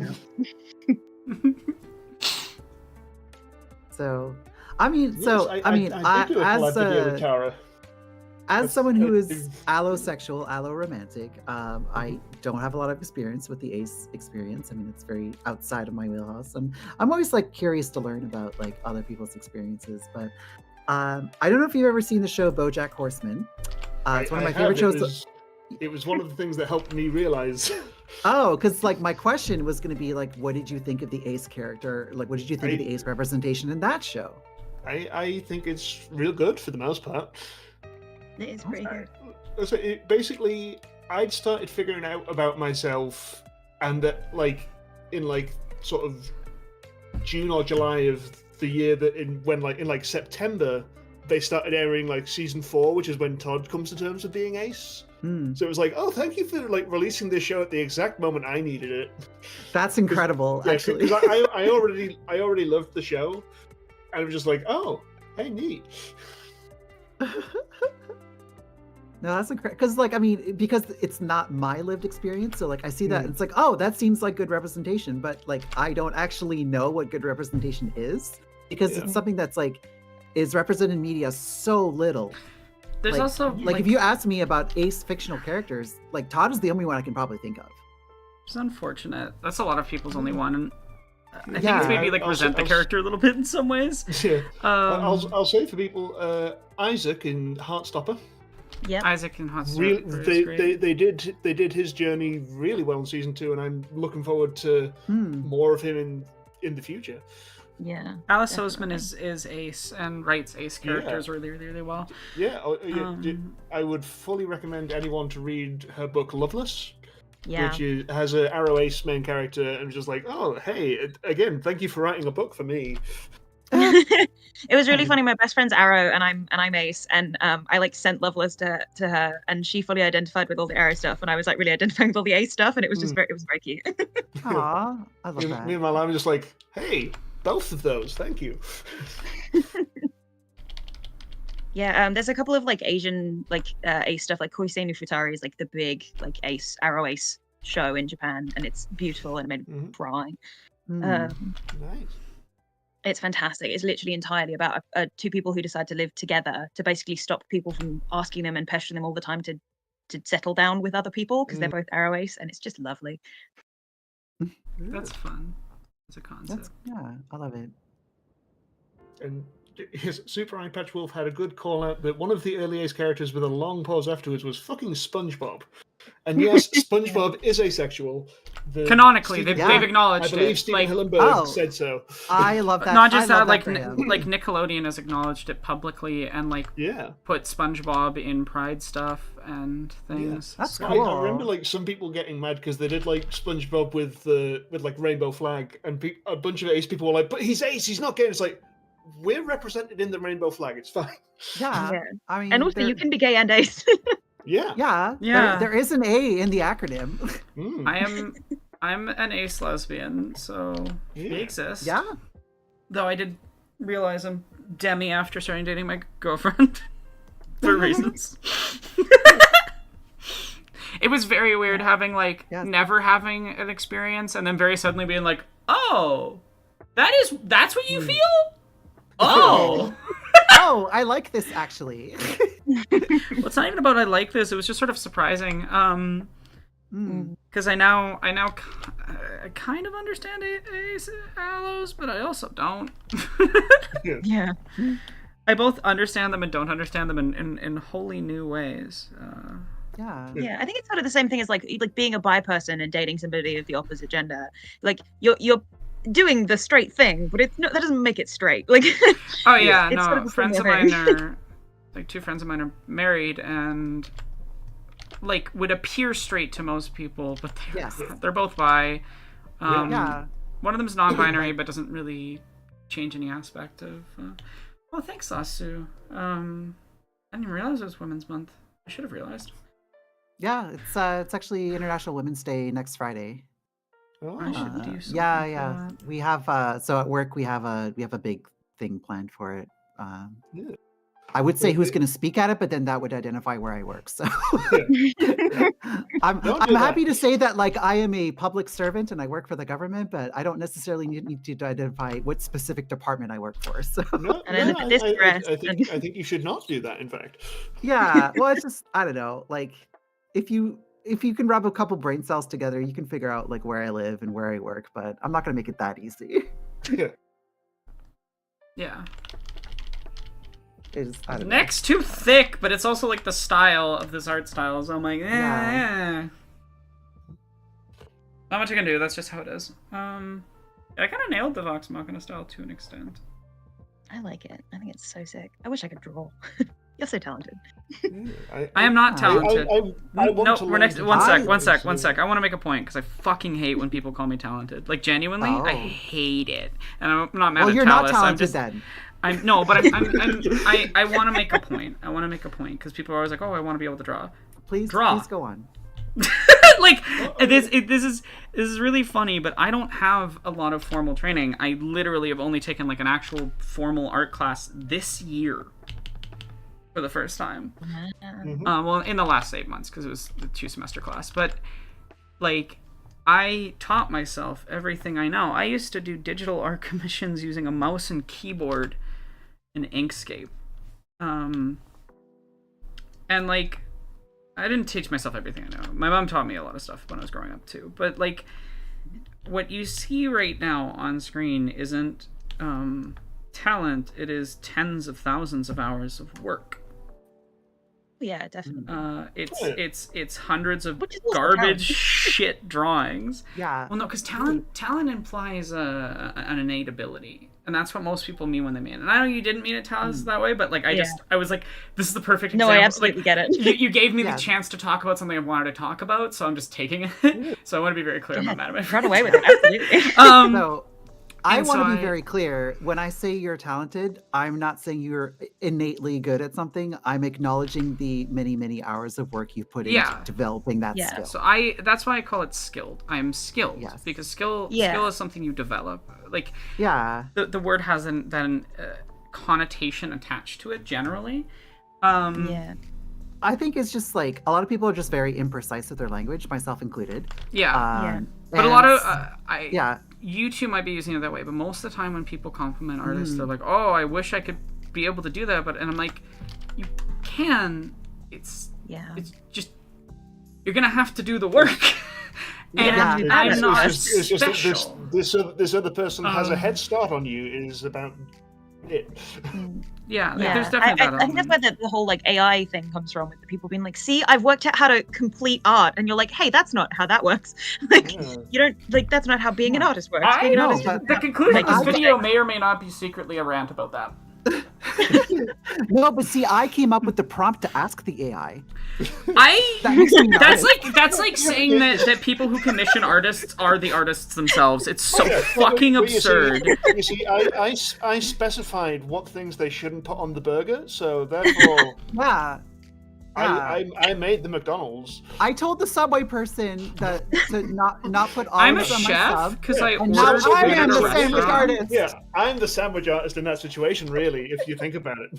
Yeah, Honestly, true. like my mom's a fantastic artist, and she only started doing art when she was like in her like late 30s. So I Mhm. watched her go from like having no artistic talent in any sense, like because she hadn't practiced any, to like taking art classes and getting really good at it. And she got really good at making cakes. She does these like incredible themed cakes for everybody's birthday, and they're like phenomenal, and she puts so much effort in. They look perfect.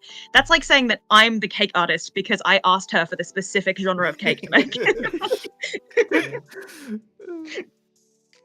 It's so Absolutely. fucking absurd. Learning to draw is something I am gonna at least try to do this year, I think, because it's something I've always kind of wanted to do but never put the time in. Same. Yeah. I want to start putting time in. I got myself a book that's just called "You Will Be Able to Draw by the End of This Book." Oh, And that's a very it's bold like- claim. Oh yeah, well, it's like a book of drawing exercises, and you can like draw in some of the pages of the book as well. Yeah. So hopefully, So yeah. I'll So, be able like, to stick with I- it and actually get through, and then not use it for anything other than because I want to. I want that to be like a hobby for me. Yeah. Mhm. I No, love it's that. so. I really want to. An important thing to me with all my art is that I want to demystify the idea of art as this special class of genetically superior people that Yeah. magically can do things. Because I think Yeah, that's no, it's a way that white supremacy has kind of ingrained itself into the mindsets of how people view art. Is anyone can make art. yeah, and it's Yeah. not a Anyone surprise can that a do lot of the people that get that treatment of, oh, you're so amazing and talented thing are the most privileged people. It's like, Mm-hmm.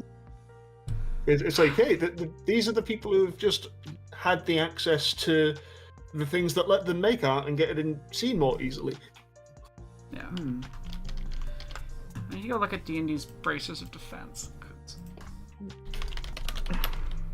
Well, that's something I always find. It's actually something I always find this interesting to talk about, which is the concept of like high art and low art, and it's like that's bullshit. It's made up.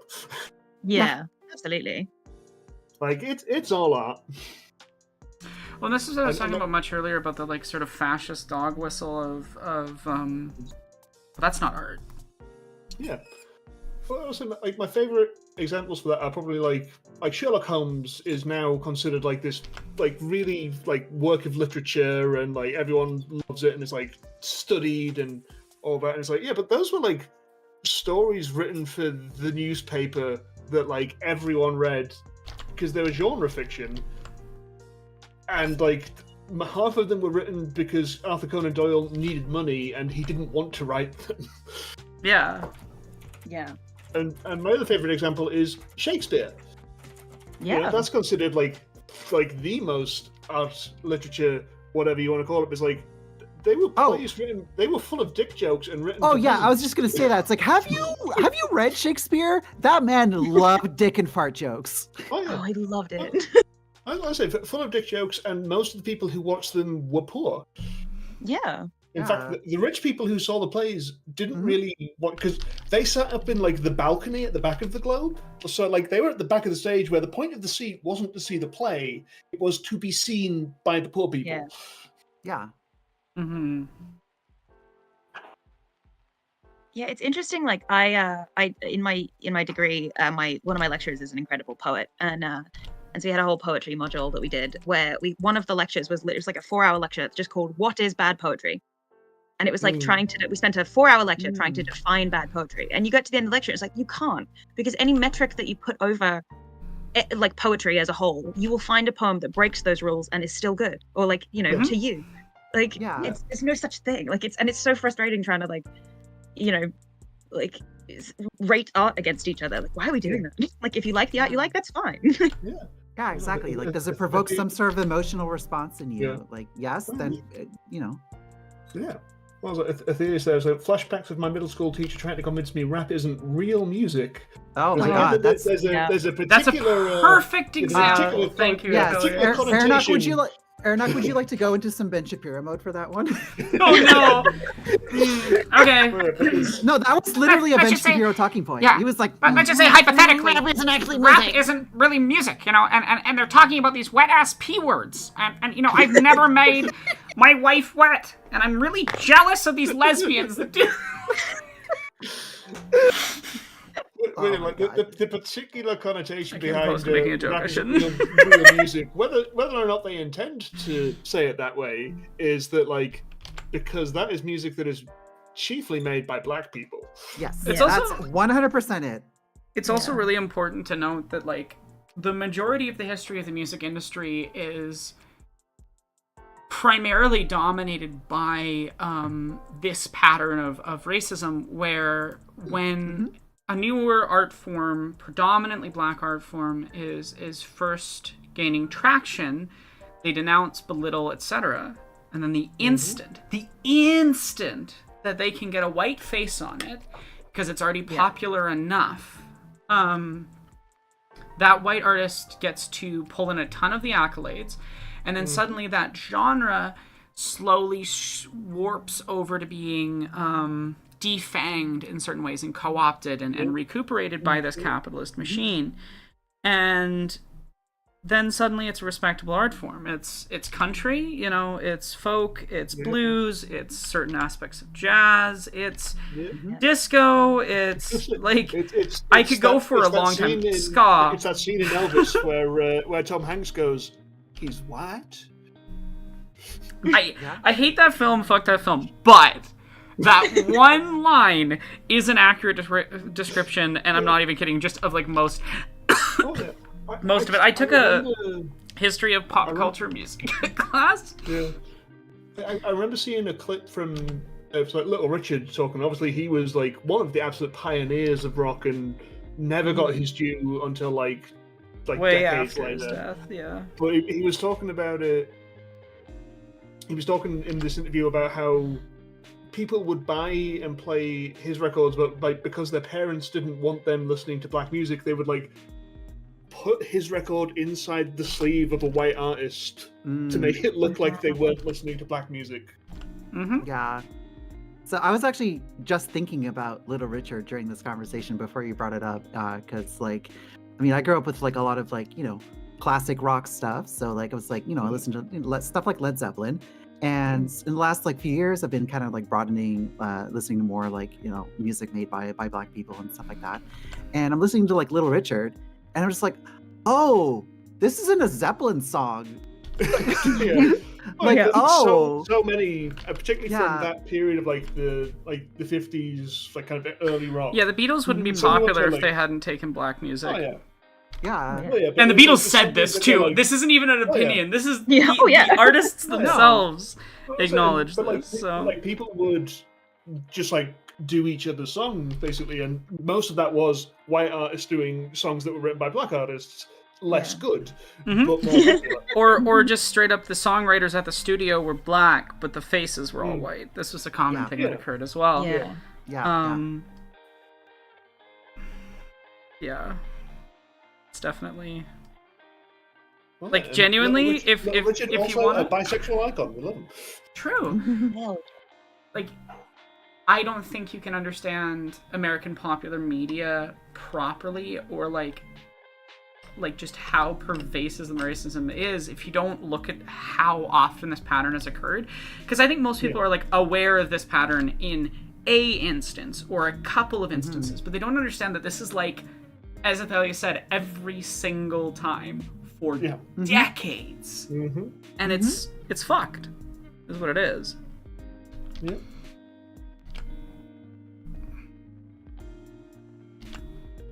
And it's basically just happens across every medium as well. Like it's not just music. It's not just music, but Yeah. I'm highlighting music because it's particularly egregious. Yeah, that's what music's we're the one talking where it's about. like it has the most very easy examples to point to a lot of the time. Yeah. Hmm. But it was interesting. I recently saw the film American Fiction. Great film. Fully recommend people see that. But it's the whole thing in that is Jeffrey Wright plays this author who is like his books can't get published, but like a bunch of books that are specifically black books get published. And so he writes like what to him is a parody, like deliberately terrible, making fun of these black books that are like, so it's like written in dialect. It's about a drug dealer who's like has a bad relationship with his father, and then it becomes an absolutely massive hit and like sells a movie, and he's just like sitting here going like, why? This book's bad. I wrote it bad on purpose. Mm-hmm. And it's just like a great point where like the book gets nominated for like this literary award that he is a judge on the panel because he's written it under a pseudonym and he doesn't tell you what, but he's like, him and the other black writer who are on the panel are the only people arguing that this book shouldn't be nominated for anything. And it's just like when it gets like voted out by the 3 white people on the panel, as they're like on the other side of the table to these 2 black authors, going, we just really need to listen to black voices today. Yeah. Really recommend that movie. It's so good. That sounds like a good movie. Yeah, it sounds. Oh yeah, as the Theus also pointed out, dubstep, punk, techno, house. Yeah, all of those are worth the understanding of like their histories. There's so many more. Like we could spend hours just listing genres. Yeah. Yeah, absolutely. And Jungle as well, which Jungle's like kind of spun off of House, but it's a whole thing. Like there's a few honestly, others. the thing that we could point out with this as well is that like none of the people in this call are black, I don't think, right now. No. So like, I mean, there are so many examples we could not point to because we just don't have that knowledge. Yeah. Yeah. So like I'm African, but I'm not black, if that makes sense. Right. I am deeply and unfortunately Caucasian. I'm so British, it is actually offensive. Well, yeah, because like I mean, I like that we're using the term black and not African American, because African American is a very, like, going back to the precision in language, is a very imprecise term. Because like under some interpretations of that word, I'm technically African American because like my parents are from Africa and I grew up. I'm in North America, so ipso facto that makes me African American, but I'm not black. Yeah. And it also implies like a universality to black experience. Not every black person in America is of African descent. Yeah, and there are plenty of black people who are not Americans.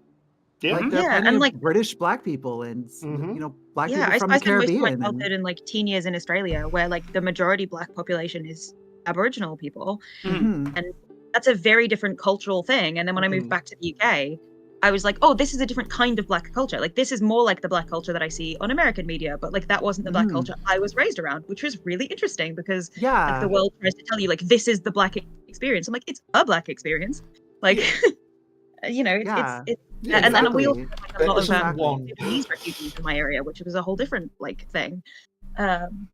It's very interesting, like coming up against like the American pervasive idea of what any culture should look like is always fascinating.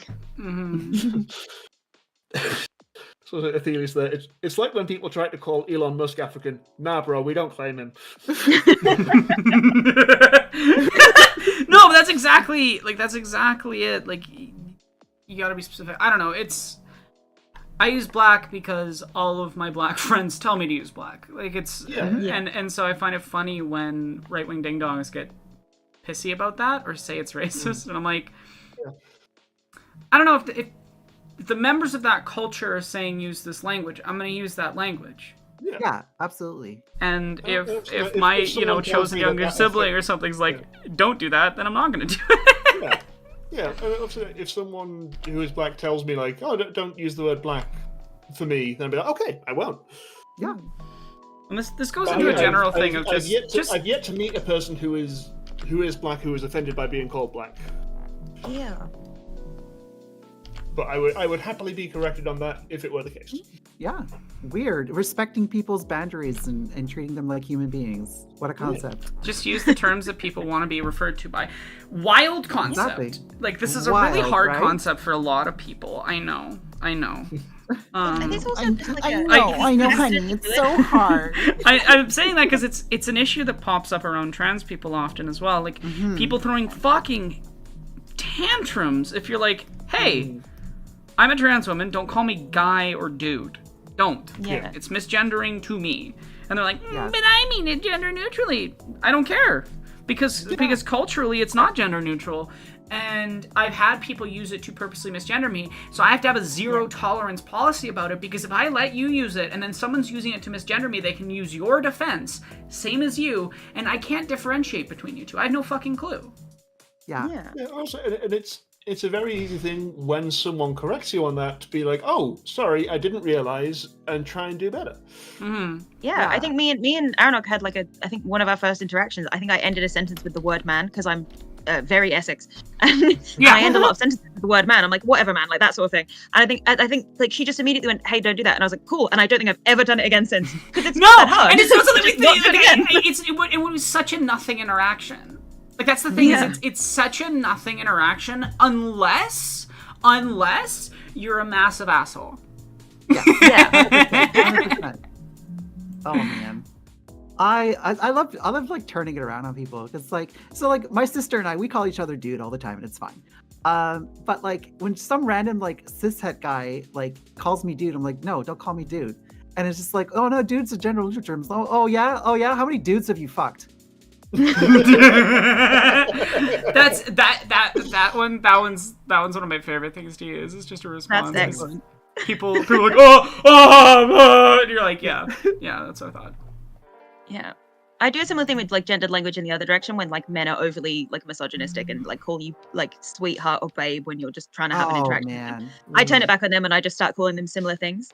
I'm like, oh, honey, diva, and they get really uncomfortable and back off immediately. How you doing, queen? And they're like, what? It's such an easy thing to avoid. Like if you accidentally get something wrong once, you apologize and then you try never to do it again. Like, It really doesn't have to be a big deal. It's like I people. feel like most people can tell when you're like genuine, when like it's a mistake. You know, it's like there's a difference between, oh, I made a mistake because this is like something that is ingrained in me to say, but I didn't mean it, and I'm trying to do better, and I'm not trying, I just say it. Yeah. And it's like it's great having like sort of older relatives that you have to explain pronouns to. That's my favorite conversation to have. Oh yeah. Like I'm just not going to have that conversation with one of my grandparents because, oh boy, like I've overheard some of the conversations she's had, and I'm like, you know what? I'm tapping out. She knows about the buy. That's close enough. We're fine.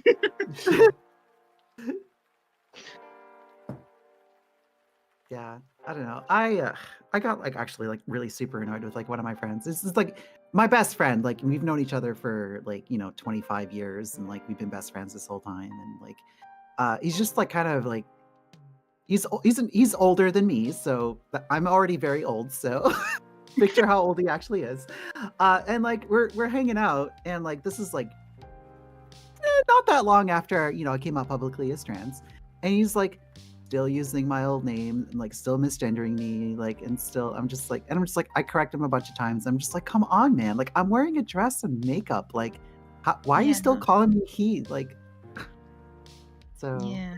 He's gotten better about it since then, but like it's tough for some people, and like I get it, but it's like if I have to correct you like 5-6 times in one day, like it's just like okay, come on, like can you try a little harder? I do find it interesting how much of it is tied up in people's like prejudices as well, because like I changed my last name because my previous last name was my abuser's, so I was like no, and not a single person in my life has forgotten my new name. Like it's so easy to like to get that right, and yet like I've watched multiple trans friends be like dead named to their face, and I'm like, how? Like this has to be intentional, even if you don't know you're doing it intentionally. Like it's gross. I don't like it. Yeah.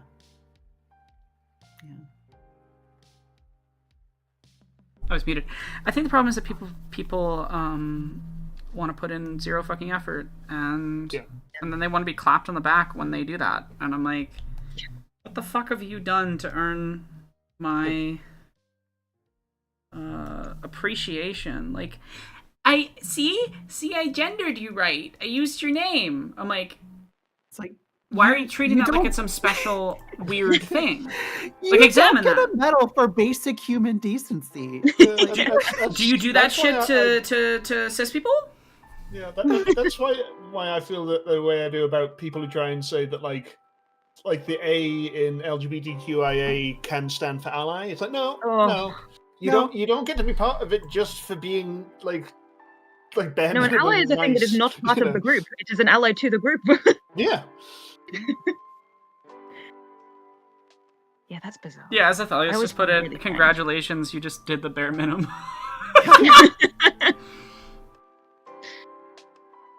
It's like they can't stand that they're not the focus of something. That's what those people are like. Like they so desperately need to still be the focus. They're like, but I'm an ally, I'm part of the community. I'm like, no. You know, they have main character syndrome. Yeah. They really do. And here's what bothers me too. When they're like, the A's for ally, right? Like, I'm part of the community. I'm like, die. No. The fact that you're erasing real queer identities while trying to claim you're part of a community you are not a part of. It's a fucking absurd thing. It's like, you don't need to be a part of a group to have solidarity with them. I am not black. I'm not Arab. That doesn't mean that I can't have fucking solidarity with Athalius or Miranda. It's an absurd idea. And I also just think the idea of declaring yourself an ally, like, no, you earned that title, and you are not the one using it ever. Yeah, I would never. It's the same as like anybody who calls himself nice. presume- If anybody says I'm a nice person, it's like I don't trust you. I would never presume that I am an ally. I will keep trying to do the work, and hopefully I do I do the right things. But the reason I'm doing it isn't to earn a title. The reason I'm doing it isn't fucking validation or something. The reason I'm doing it is because it's the right fucking thing to do. Like, it's for people in the community to decide if you are their ally or not. Yeah. And it's like, I mean, we're all members of, you know, marginalized groups, and like there's a certain solidarity when you're marginalized and you interact with other marginalized groups that you're not part of, and it's like, it's like we all have to fight together because we're all fighting the same system of oppression. So none of us get to be free until we're all free. Yeah. That's definitely the way it should be. Yeah, that's why I get really annoyed at, you know, the crabs in the bucket gaze, where it's just like, no, it's just only us. We'll, just, you know, just the white gay men. That's, I mean, not to call anyone out, but like, it's fine. You can say James Somerton. Did anyone else see that he just posted a video? Because oh boy, I did not want to bring anything up. No, we don't have to talk about it. I know Aronok doesn't want to talk about it anymore. No, let's just move on. Let's just move. How about that? How about that? I'm tired. I'm tired, Pa. I'm gonna vent for 2 minutes because you brought it up, and if I don't vent about it now, it's just gonna be in my brain. So and then the conversation's done. Like I need to like only if you want to. It's not want. I need to because my brain. Yes. This is your space. You do whatever you like. We're here to support you. Also, I just want to acknowledge Athalius nailed it with that type of ally is like that neighbor that invites themselves to your house. Yep. Yeah. You're not coming. You're not allowed. Okay. Let's make a bad quick sketch. Also, my brother is playing bass upstairs. I'm really hoping the mic is not picking it up, but it is aggravating. I'm trying to work. Yeah. I don't hear anything. It's you know that Akira meme that's like, leave me alone, bong. that's me right now. I'm trying to draw. Leave me alone. Bong. Thank you. There we go.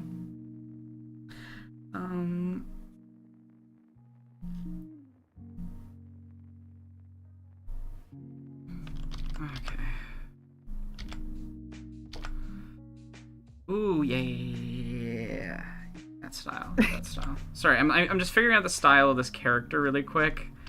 Yeah. And that requires a Go little for bit it. of thought. He's big. He's a big boy. He's got a lot of muscle. He's a big thick fella. lad. So I just need to kind of figure out the style of that.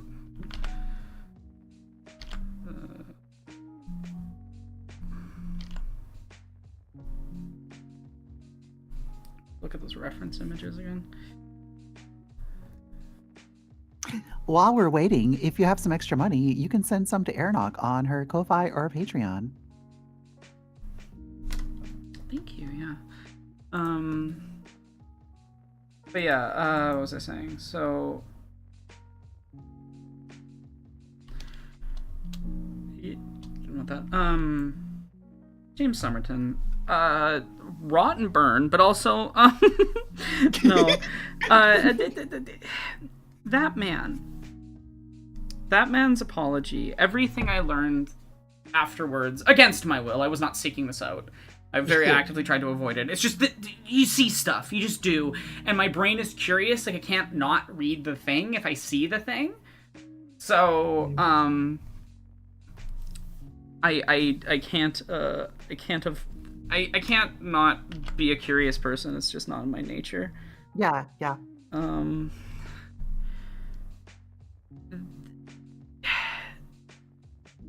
First off, I have actual memory issues. Shut the fuck up, you ableist dickhead. Mhm. That's step one. Two, your faux apology to Jessie is an attempt to get her to... Like, Jessie has her own opinions about this, and people can go watch her video and stuff. This is just my opinion. I am not... Like, I haven't discussed this really with Jessie, so this is not reflective of Jessie or anything. But personally, I think that is a disingenuous bullshit attempt to try to manipulate a kind person into supporting him. That's what I think it is. Because that's what he does. And That's what it felt like. that, like, knowing Jessie, because Jessie's she's the best of us. She's Yes. far nicer than I am. And I don't mean nice in that sort of disingenuous way. No, I know what you mean. I mean, Yeah. she's really wonderful. It's, I mean, yeah. But please go on. I don't want to derail the convo. Yeah, just it's fuck James Somerton every day, all day. Yeah. And I just want this man to leave the internet and leave us the fuck alone. I just want him to fucking leave us alone. Just fuck off. Leave us alone, you little shit. Because I just know that the instant he has a platform again, he's going to use it to harass people. And like, as Lily Simpson pointed out, he's put up 2 videos on his Patreon, and like just before he was supposed to have originally released these finished videos, Lily Simpson had put out a video on one of those topics. And if I had to make a guess, if I was a gambling gal, odds are it's plagiarized. Those are good odds. Apparently So- he might have released one of them because H-Bomb has tweeted Yeah. us like, James has released a new video and it's pure content mill. His list of sources, which is a step up at least, makes it abundantly clear he just loosely paraphrased his favorite true crime podcast. Because it's like, the sources is, let's see, 1, 2, 3, 4, 5, 6, 7, 8, 9, 10, 11, 12 episodes It's just of a that big list of podcast podcast episodes. and an interview about those podcasters. Oh, good. Yeah, so he's Yeah. he's getting as close as possible to the line without. Again, like, this just proves that everything he said in that fake apology that is not an apology, it is not an apology. It is objectively not an apology. I don't use the word objectively lightly, because you all know my opinion on the concept of objective truth. But this yeah. one time, I am 100% certain. Like, genuinely, the best thing for him and the rest of the world is if he never goes on the internet again. I hope he finds work somewhere else, and I do not wish, like, physical bodily harm. I don't want him to be destitute. I don't want him in prison. I just want him to not have the ability to harm people. That is it. Yeah. And yeah, Athelius just said he's a habitual line stepper. Exactly, Athelius. Like, he will just keep playing with the fucking thing until you can find the angle that lets him do the minimum amount of work to do shitty things while still having a platform that he will use to harass queer women. He will. Like, this isn't... I am 100% confident about it. And even just the fact that he did that shit with Jesse, I'm like... You really think that his fans aren't going to go bother Jesse? It might not be harassment, but it is still emotionally manipulative and shitty. If he actually wanted to apologize, he would have tried to find a way to reach out to Jesse. She has an open email. He could have fucking emailed her, right? He could have tried. He didn't. He hasn't tried to reach out to Alexander Avila to apologize. Alex has talked about this on Twitter. He didn't reach out to Alex to apologize at all. He hasn't reached out to a lot of the other people that he stole from. He's still got a lot of them blocked. Yeah, which is fucking telling. So they can't respond to him. Some of the people he stole from, that he emailed, like, shared what he said, and he basically went. He said, Can I give you exposure? Can I pay you an exposure? Is that a little too fucking late, James? Oh my god. And at that point, I'm like, no, this is not an apology. This is an attempt by a grifter to get back to grifting, which is what his first apology was too. It's just this time he worded it a bit. If it was an actual apology, he wouldn't have spent like 10 minutes or more of the video going, here's what I'm going to do now. Please give me money. I know this is monetized. I swear I'm going to give it to H-Bomb's team that I haven't reached out to at all, by the way. Like, I hate talking about this stuff. I'm never going to put it in a video essay. I don't like drama. I just... This thing gets so under my skin on so many personal levels. He went after people I care about. He went after my friends. He went after my peers. He disrespected my fucking career. He disrespected queer artists in general. He disrespected queer artists as anything. He disrespected the community. He attacked asexual people. He, used his platform to harass people I care about. He repeatedly stole from dead AIDS activists, which is a heinous act so horrid that it flames at the side of my face. Yeah. Like I can feel them.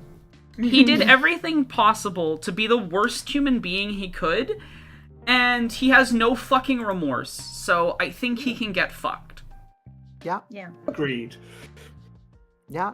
I mean, I'll say it. I wish him a little bit of bodily harm. Like, I don't, because I think that punitive justice, I know. I try to avoid it, but I get why, and I'm not mad at anyone. I want to be clear. I'm not going to shame anyone who feels those ways, and I don't think you're a bad person if you feel those ways or anything. Just I'm trying to make this point to the audience too, because like this isn't me being holier than thou at all to anyone. No. It's just like I'm joking, but I'm also not joking, because I mean there is a part of me that the lizard brain, like masculine part of me that like does want to solve problems with violence, and yeah, it's like I'm never ever actually going to do anything, but it's a little fun. I think it's hard about when the person is so clearly unremorseful. I think that's the thing. I think if you wish harm upon somebody who's like feeling remorseful, like that feels wrong in a lot of ways. If somebody's clearly unremorseful and is trying to do the same thing again and is just never going to learn a lesson, I do kind of hope he steps on Lego forever. Here's the thing. I said I won't wish like real harm or prison or punishment things. I absolutely hope that he stubs his toe on every single staircase he ever tries to climb. I hope that every single night when he goes to bed, there's a mosquito flying around his head that he can never find. I hope that his pants, his socks and underwear always get holes. Oh, that's a good one. I want every petty grievance. Yeah. But I'm not going to step into the area, because I there's a little bit of that feeling that I just need to indulge a little bit, but I'm not. May his fitted sheet always spring up one corner when he's trying to put it on. Exactly. I don't want, but I'm also just trying to. I'm trying to be very careful, because people will use things that I say, as excuses for what they want to do already. And James might be a piece of shit and a queer piece of shit, but people will see any excuse to go after any queer person as permission. And if a queer person who is a creator like myself says fuck this person, I am towing a dangerous line that has nothing to do with me, and it's frustrating. But I also think that, like, as much as it's not my fault if someone does that, I would like to do everything I can to avoid it. And you're like exceptionally clear about that. Like you're I just repeat it all like the time. Yeah. Yes. Yeah, exactly. It's just like it sucks that like you have to do that. That you can't just express your anger and not. I can't be mad about a guy that like I need people to understand, because I monitor Jesse's comments sometimes to delete hate comments and stuff. Like, his fans were bothering us and went to my videos too sometimes.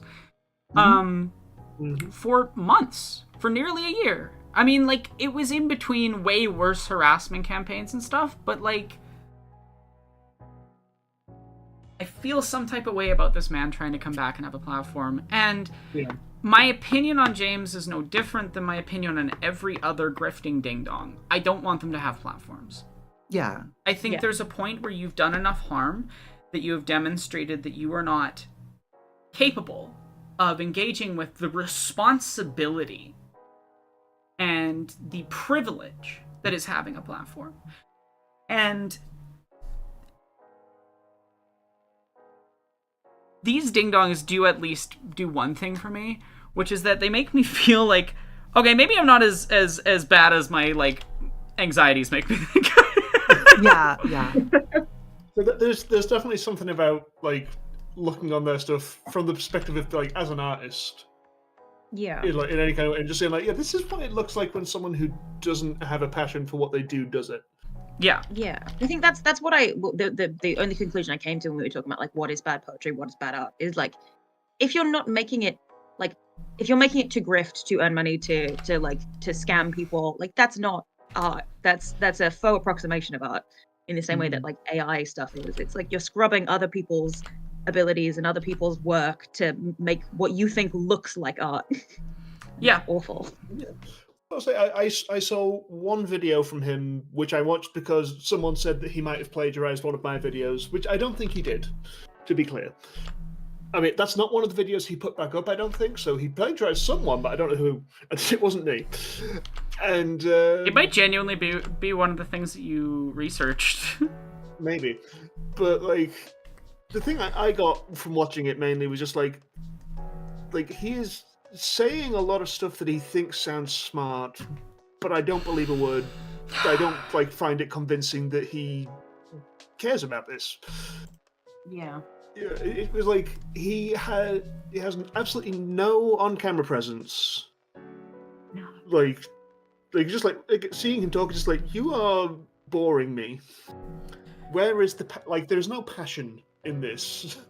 Like, in a single frame of this, I don't think you cared. And that's the thing, is that, like, the only thing that you cared, but you didn't care. The only thing that appealed to me when I first saw his stuff was, like, I was like, oh, this is performed terribly, delivered awfully. But I try not to judge people too much on that ability, because that's a practice thing. It was a first video. Like, I saw his first video. I'm like, I'm sure he'll get better. And the writing was good, because the people he stole his art from were good writers, unlike him, who sucks ass. Well, that was, like, one of my main conclusions about, like, when I was trying to determine if he had plagiarized me. Was like, well, if he did steal from me, he didn't steal any of the stuff that made my video good. Hilarious. Anyway, I'm done talking about the crumpled Muppet. I was just going to say, anytime you want to move on from this topic, I am happy to stop talking about it. Because he's already occupied far too much space in all our collective brains. So. Oh, yeah. And I'll say it, people should watch the video that he didn't plagiarize from me, because it's better. Yes, if you want a really good video about Cabaret that I had a hand in making, go watch David's video. It's really fucking good. I'm very proud that I was part of it. Nice. I think that is one of my best. So It is very good. Yeah, you should be proud of it. yeah.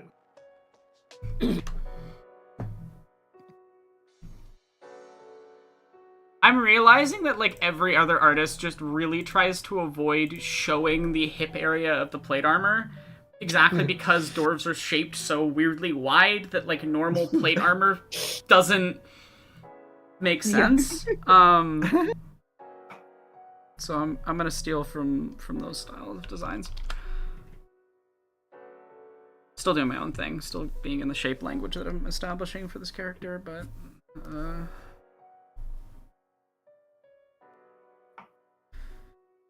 yeah.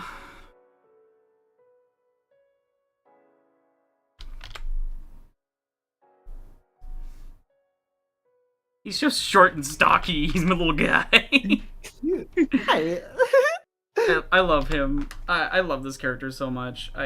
Yeah. I can't say his name, but it's very funny. Oh, He's buck wild. My dad's. I love my dad. Not me. I love my dad. Who doesn't love little guys? Yeah. They're just little guys. And I love how the two characters my dad made drunk that one night a long time ago are just total polar opposites in so many ways. Like, Wizzy is this very serious, very slender, tall, like, sickly pale, like, to the point where you're like, is your skin dead? Are you dying? Have I played Baldur's Gate 3 and what are my opinions of it? Baldur's Gate 3 is the best CRPG that has ever been made that has a combat system. Disco seems the best one ever made. But it doesn't have a combat system.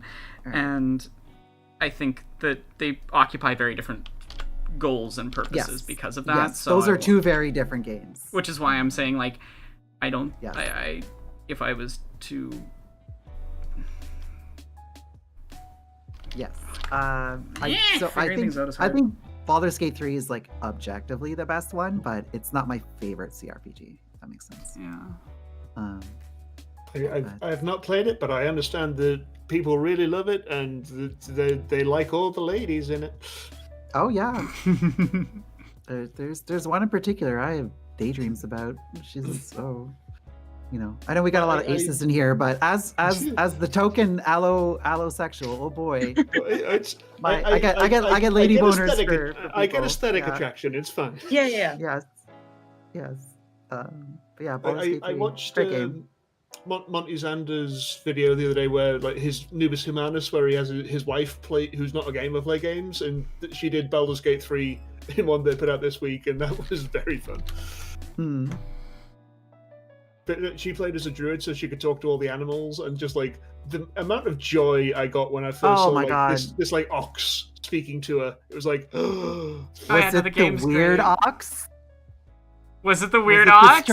The strange ox? God, I fucking love the strange ox. Okay, you haven't played the game, so you have no idea what we're talking about. but like there were squirrels who were like going, "Get the fuck out of here!" basically, and like throwing. Oh yeah, that's in Act 1. Yeah. They would probably talk to the strange ox then. And there was and Scratch the dog, who are just like, I want to give this dog a hug. Yes. Scratch the Oh my dog God. deserves all the love. Oh my god! So, Aronok, I've told you about my cursed playthrough. I hate circles. Sorry. Another reason my first playthrough was cursed was I never found Scratch. You never found Scratch? Not my first playthrough. No. Oh, I was just like, oh no, I missed the dog. That's devastating. It is devastating. yeah. So on my like first main playthrough thing, I've been playing through it with my girlfriend, and so I paused that one and I made a Dark Urge character. And that's the first character I've gotten through like Act 2 and Act 3. Like I'm in Act 3 right now. So I've had such a weird and interesting experience of the game because the Dark Urge does really change the Act 3. Like I'm like, oh, I bet this is very different. Oh yes. The Dark Urge playthrough is very different. Like it's not in the first two areas. There's some differences. The scene where you kill the innocent person. Yes. Oh, that was heartbreaking. Oh my god. I was like, that's actually the reason I can never do another Dark Urge run. It's so awful. I was like, what do I do to fix this? Is there any way to fix this? There was no way to fix this. Yes. Ray's dead. Revivify. Yeah, I hate that the game makes it so that you can't use Revivify or anything on anything other than a player character. Because I'm like, Yes. that's a restriction of choice that I don't like. Yes, so that was the reason I couldn't recruit Minsk in my first playthrough. You didn't knock him out or something? Or why'd you fight him? Because I didn't have another character with me that I couldn't use a Revivify on because they died in their first encounter. Oh, I see. They died in the keep? Yes. In the tower, yeah. Yeah, they just rushed in, got themselves killed. I'm like, oh, I'll just Revivify them. It'll be fine. Oh, I can't. I'm not doing that fight again. We'll just move on. That fight is kind of ass. Like...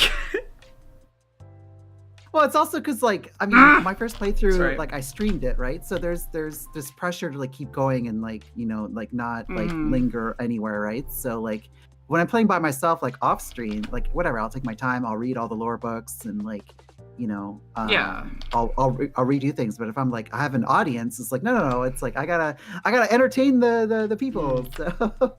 Definitely, it does create a different dynamic.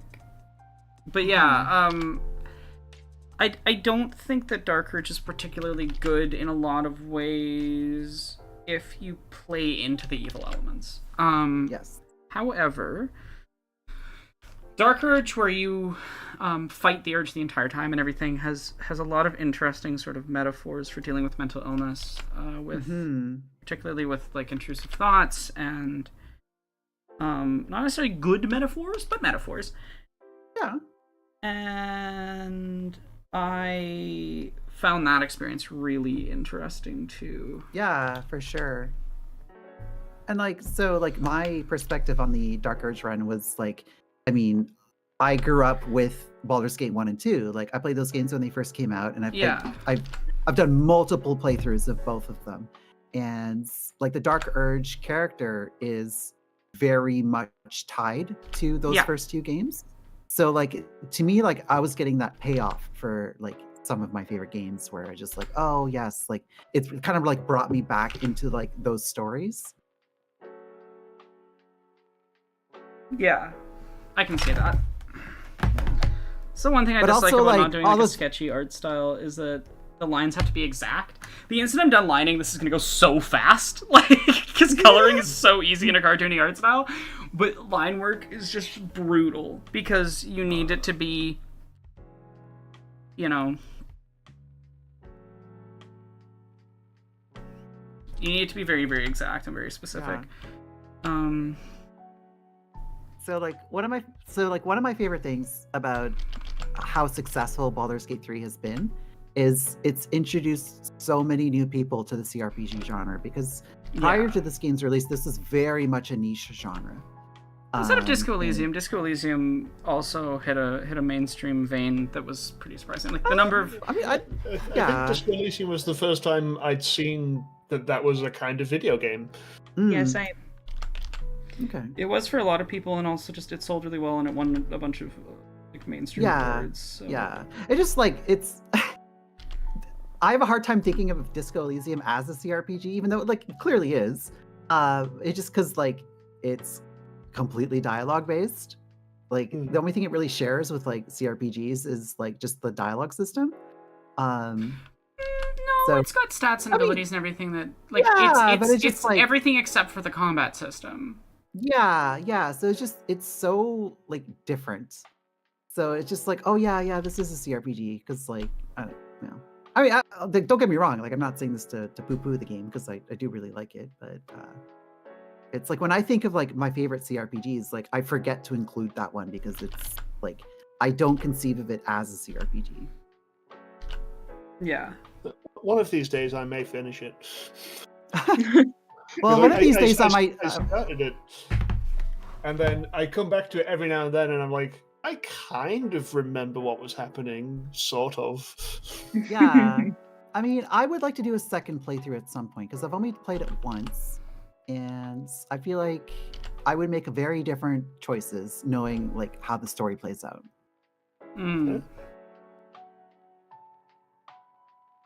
I mean, part of me would like to do a second playthrough just so that I don't pull out the racist mug in front of Kim, because I felt so bad Okay. about that. I And also- felt really and also bad I- that like I also wouldn't shave because like my boyfriend didn't like it. Oh. Like Kim, no. I'm calling Kim my boyfriend. Okay. I was able to put that together. Yeah. I feel really bad because in my playthrough, Kim didn't make it to the ends. Oh no. Because like I didn't get all the things. I missed some stuff, and yeah, the final confrontation. He doesn't die, but he doesn't really make it either. So. Well, now I may never finish it, just in case. Yeah. Well, just make better choices than I did. Yeah, Kim can survive. The only good cop. Unfortunately, ACAB does include. Yes. I always read ACAB as assigned cop at birth. I'm sorry. You know what? Sometimes they are. Sometimes you meet people and you ask them what they do, and they're like, "I'm a cop," and you're like, "Yeah, that makes sense." Yeah. I mean, if I think back about to all the people I knew in junior high and high school, I can, with reasonably high accuracy, predict which of them went on to become police officers. Oh, 100%. I'd get 100% accuracy. There was a girl that I knew her. She was the only person I went to primary and high school with. Like, I knew her all the way through, and we didn't get on very well. And I think like I knew she was queer, but I also knew she sucked. So like I just didn't engage at all. She's very like, like thin, blonde, conventionally attractive white woman that just happens to be a lesbian. And I found out like via Instagram a little while ago that both her and her wife are cops, and I was like, I fucking knew it. Awful. Yeah. Horrendous. Absolutely, class trait is absolutely horrendous. Oh boy. I'm gonna be straight up. You can be a gay cop, but you can't be a queer cop. I agree. This is and because queerness is political. It is inherently political, and anyone who disagrees with that doesn't know what queerness is or the history. Like Yes, queer it's as a Republican gay men and term, not queer. Yeah. So saying that, like, I know that would piss off a lot of people to listen to that, but I'm like, it's true though. You say not gay as in happy, but queer as in fuck you? Yes, exactly. And like, yeah, you don't get to do that and then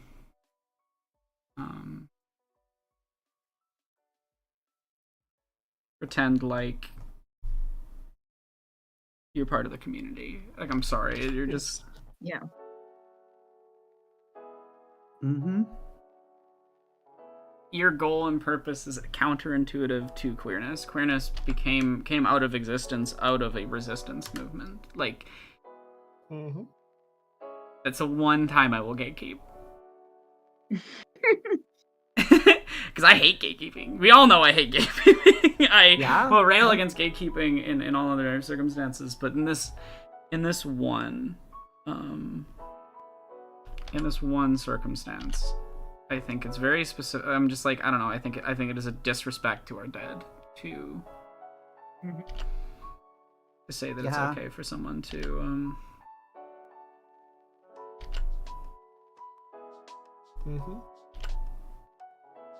Yeah, that kind of reminds me of there was a big controversy a number of years ago that so Toronto Pride had decided they were going to disallow the Toronto Police from participating in Pride, and oh boy, a lot of people were very upset about that. Which, I mean, it's a decision I agree with. I mean, it's just like, why are you marching with us? You're Pride exists because of you. Like, the Stonewall riot, who are we rioting against? It's like during the AIDS epidemic, when the cops were treating us like shit, Yeah. Who were queer theorists defining queerness in opposition to? Yeah. It is fascinating with the New South Wales police being banned from Mardi Gras, how the rest of the world is like viewing that, because as somebody who lived in Queensland, which is just across the border from New South Wales, the New South Wales Police Department are one of the most corrupt police departments on the planet. Like easily within Australia, but like on the planet, they are really bad. Which is saying something given the general state of police in the world. Yeah, they covered up a firebombing of a YouTuber's house because he went after one of the politicians for having corrupt deals. Like his house was firebombed, and they were just like, "What do you mean? We don't know who did that." It was crazy. Like it's just unbelievable, like how corrupt these people are. And so, like, for them to like sort of stomp their feet and cry over being kicked out of like Mardi Gras and Pride is so bizarre. It's so strange. Like they want to be seen as not being evil so bad. Yeah. Oh yeah, but they want to be loved while we're under their boots. Yeah, they really want to have the. But we're just little guys. We're just little guys armed with lethal weapons. Very that energy all the time, and it's really interesting because like the rest of the world is like sort of going, oh, like, you know, they've never seen me to be involved in that sort of stuff. It's like, yeah, they've never been involved in that sort of stuff to the outside world because they cover all of it up. Like if you live within the state, you know, but like it doesn't get reported on because they cover it all up. Oh boy, if you want more reasons to hate the police, you should watch my video, and specifically the French police. And speaking of covering things up, oh boy, do I have a topic for you.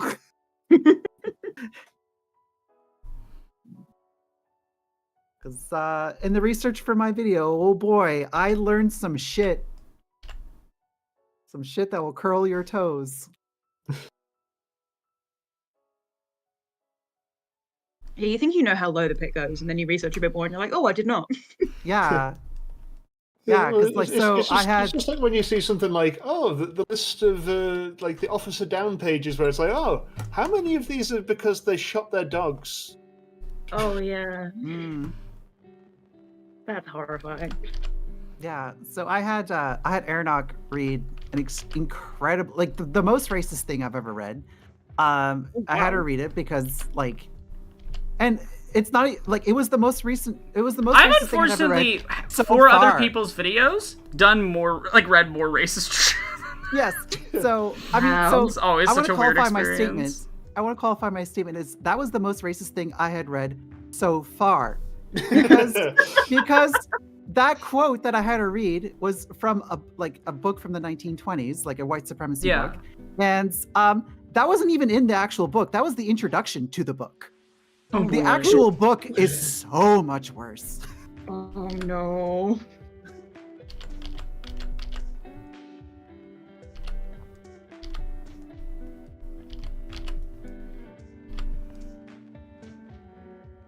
That's always the interesting thing when like it's like, oh, it's so nice to be asked to like read quotes for someone's video. Then you see what the quotes are sometimes, and you're like, oh, why did they ask me to read this one? Here's why people often ask me to read horrible stuff. Is because like they know that most people aren't willing to do it, and two that I can change my voice enough to and like not sound like me. I know that if anything, like people ask me to read horrible things sometimes, and I think sometimes that it's like because they know I'm not like that in reality. Well, I mean, the reason I asked Aronok to do that voice specifically is because like the direction I gave her was like, feel free to add as much stink as you want. Because like I knew she could make like a funny voice for it, and like this is kind of like how I take away the power from these people is by mocking them and just making them sound like the clowns that they are. Yeah. So I knew that's something that Aronok would be very, very good at. Yeah. Well, I just know for just a recent one, one of Kaelin Conrad's recent videos, they had me voicing Milo Yiannopoulos in it.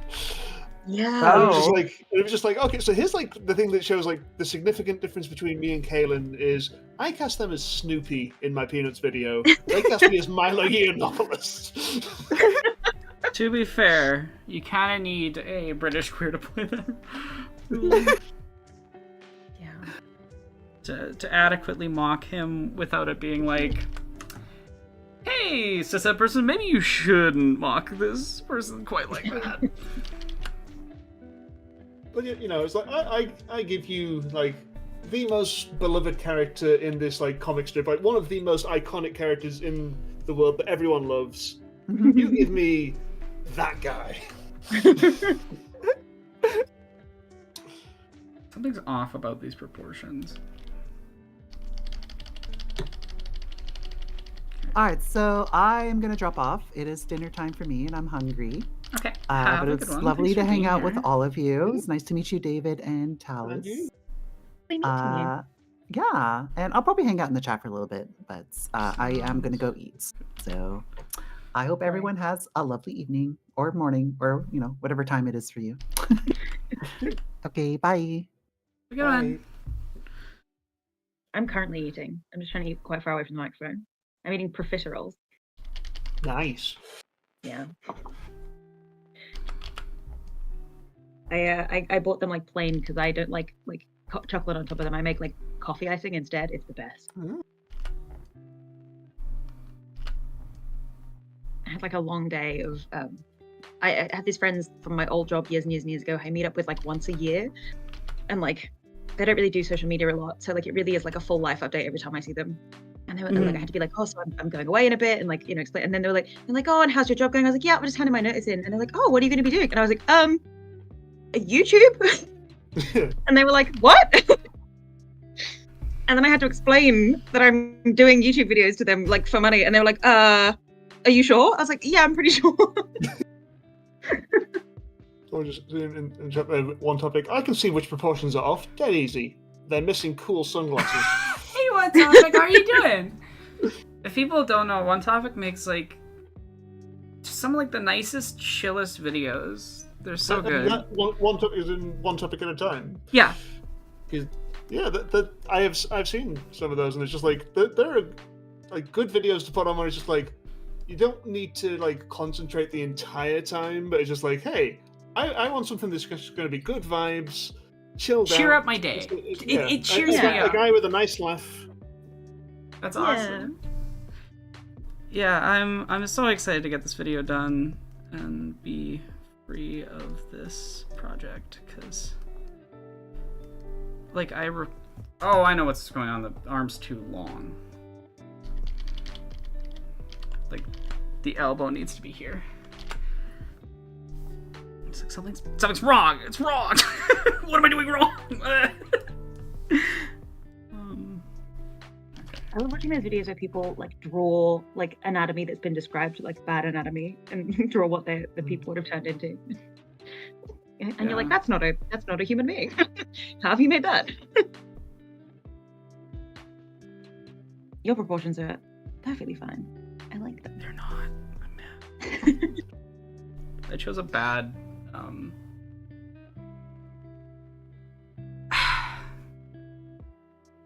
I just sometimes that's the fun of seeing someone drawing in like a live thing like this, where it's like you can see this like, yeah, this didn't just like immediately come out perfectly. It was like work, and you've got to figure it out, and that's what I like about watching Drawfee. Yeah. Mm-hmm. Why does this look like, so weird? Like, I don't think I'd have the bravery to do it, because like I'm such a perfectionist and I get so stressed. Like, I'm trying to figure out the like mechanics of the shoulder piece and like where the pauldron would fit right now. It's just not coming together for me. Why can't you be easier to draw, big man? I think I'm just gonna go like full cartoony and just do the cheaty like that's not how proportions or arms work or armor works, but but you know what? Sometimes you've just got to go, good enough. It's what we were saying earlier. You don't have to make everything perfect. You just have to do it. Yeah, exactly.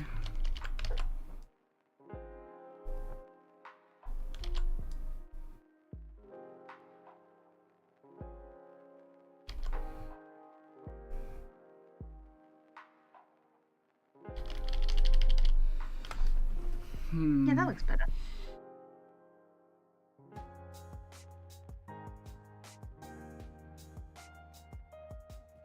Thank you, OT. Genuinely, one topic, thank you. Curve of the shoulder would protrude in front of the arm slightly. It's not... I think my main problem right now is that I'm not having trouble with the anatomy of the body. I'm having trouble with the armor. I think that's my main issue right now.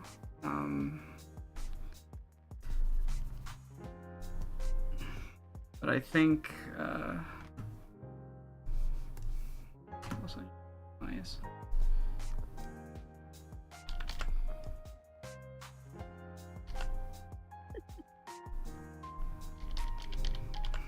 We need to look at how they do eyes. Holding one topic like a potato. I just think he's neat. I do think he's neat.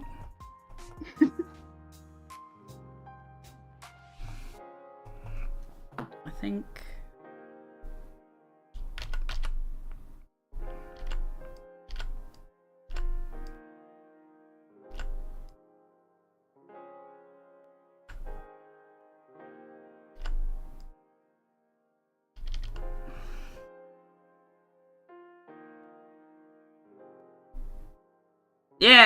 Yeah, that's his face. I'm slowly working out this guy. My dude. Thanks, One Topic. I really appreciate it.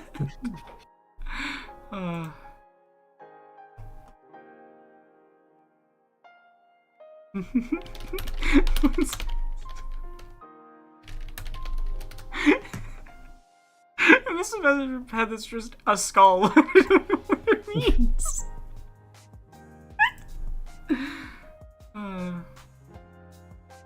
Yeah.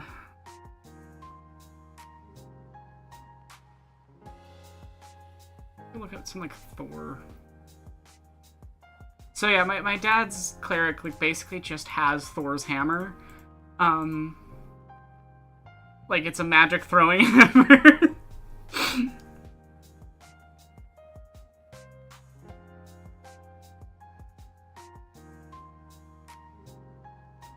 That's gonna make my life easier. Fuck it.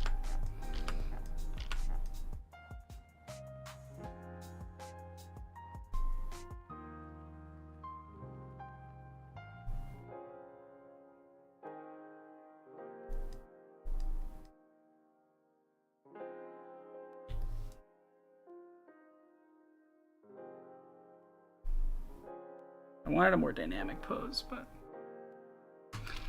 I don't want to give up on it. I also just need to get this done. I need to be editing. I would totally use this as procrastination. Same, honestly. I was like, oh, Aronok's streaming. I'll come in and like pop in for a bit before I edit. And then I was like, oh no, I'm talking to Aaron. I'm having such a good time. Well, for me, it was basically like, all I'm gonna do tonight is just listen to Doctor Who audio dramas. So this is what a good use of your time. It is. That's an excellent use of your time. I love it. They're very good. I like them a lot. I used to have a bunch of them on DVD. I used to listen to those in the bar. Like, that was one of my bar things. I've been working my way through like the show in pretty much in its entirety since like they dropped all the episodes on iPlayer back in November. Oh yeah. And I'll finish season 13 tomorrow. Wow, that's impressive.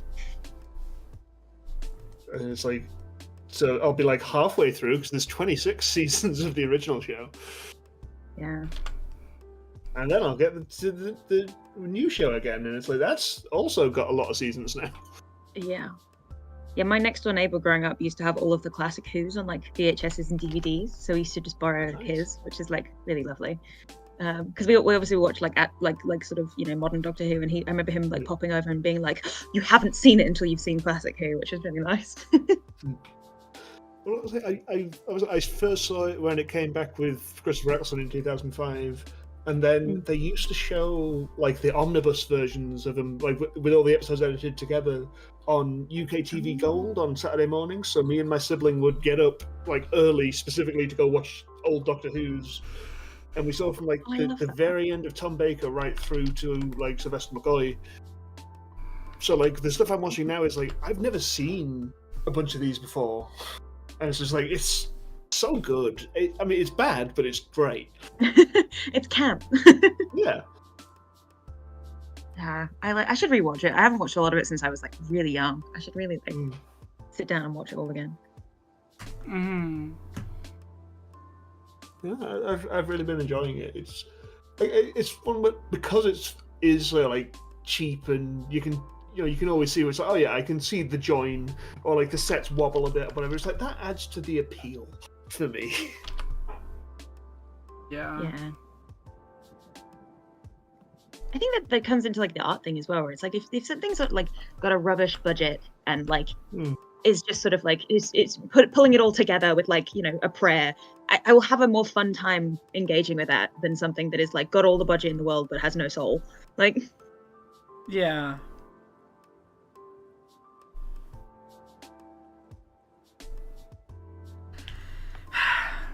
Dwarves are made of bad shapes. It's not like Goofy from Disney level bad shapes, but Which would again bring it back to Drophy. the number of cursed sexy Goofies that Karina draws. damn you, sexy Goofy. That's not awful. It's I'll accept it. This is mediocre enough. That's how I describe me in general. I'm mediocre enough. Okay.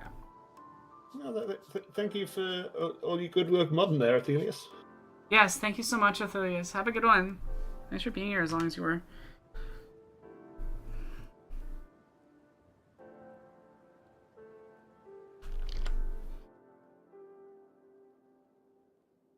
Also, if you've been enjoying the stream and you feel like supporting, there's a Ko-Fi, there's a Patreon. The Patreon already has several chapters up on it right now, so yeah, you can watch chunks of the video already.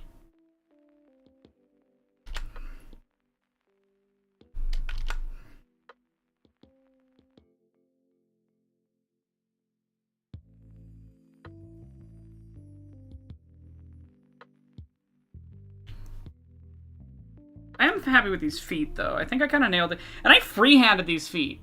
I had no reference for the dwarf. I freehanded the entire dwarf. I couldn't find any reference.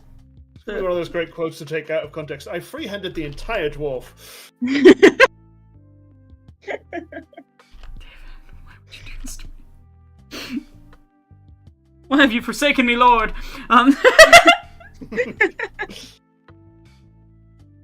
Feet is something I'm really bad at in drawing people. I'm rubbish at feet. Those are impressive. I'm working on it, but I can never get feet proportions right or angles right. It's one of those things I'm just weirdly can't get it right in my brain. Here's what anytime you're like really stuck on learning how to draw a specific set of shapes, hands, etc., just draw a bunch of them and draw bad ones. Yeah. And then once you're like happy with that.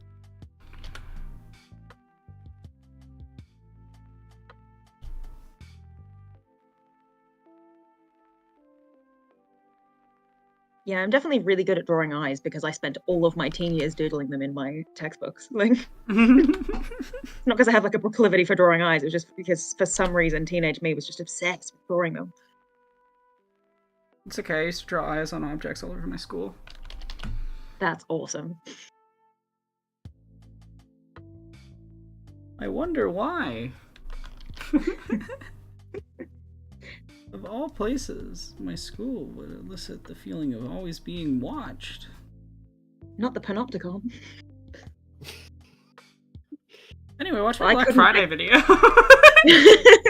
Somewhat ironically, I couldn't draw eyes all over my school because my dad worked there, so I quite literally was being watched all the time. And knowing stuff about your dad, that's wild. I know, right?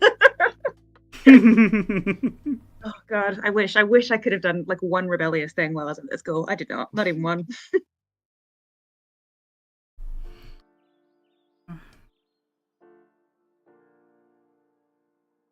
I like the thighs.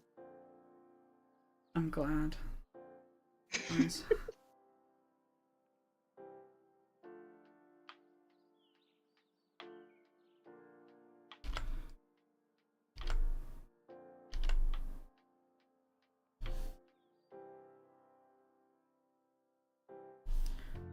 I'm gonna picture what's behind the shield. I will draw that later, and it'll be very funny, but I can't explain why. But for now, I think I'm just gonna add strappy situation to the, like, I don't know what you call that. The thing that dangles down. There is a The word. dangly thing. There's a word for it. Forgetting. It's gonna bother me. I I'm don't gonna, know, I'm gonna remember all that in I like can 2 think hours. of now is like the sporran that Scottish people wear over the kilts, and it's like, it's not that. It's not a No, but that'd be loincloth. There's a specific term for that type of, like, armor piece that goes over the junk and kind of hangs down.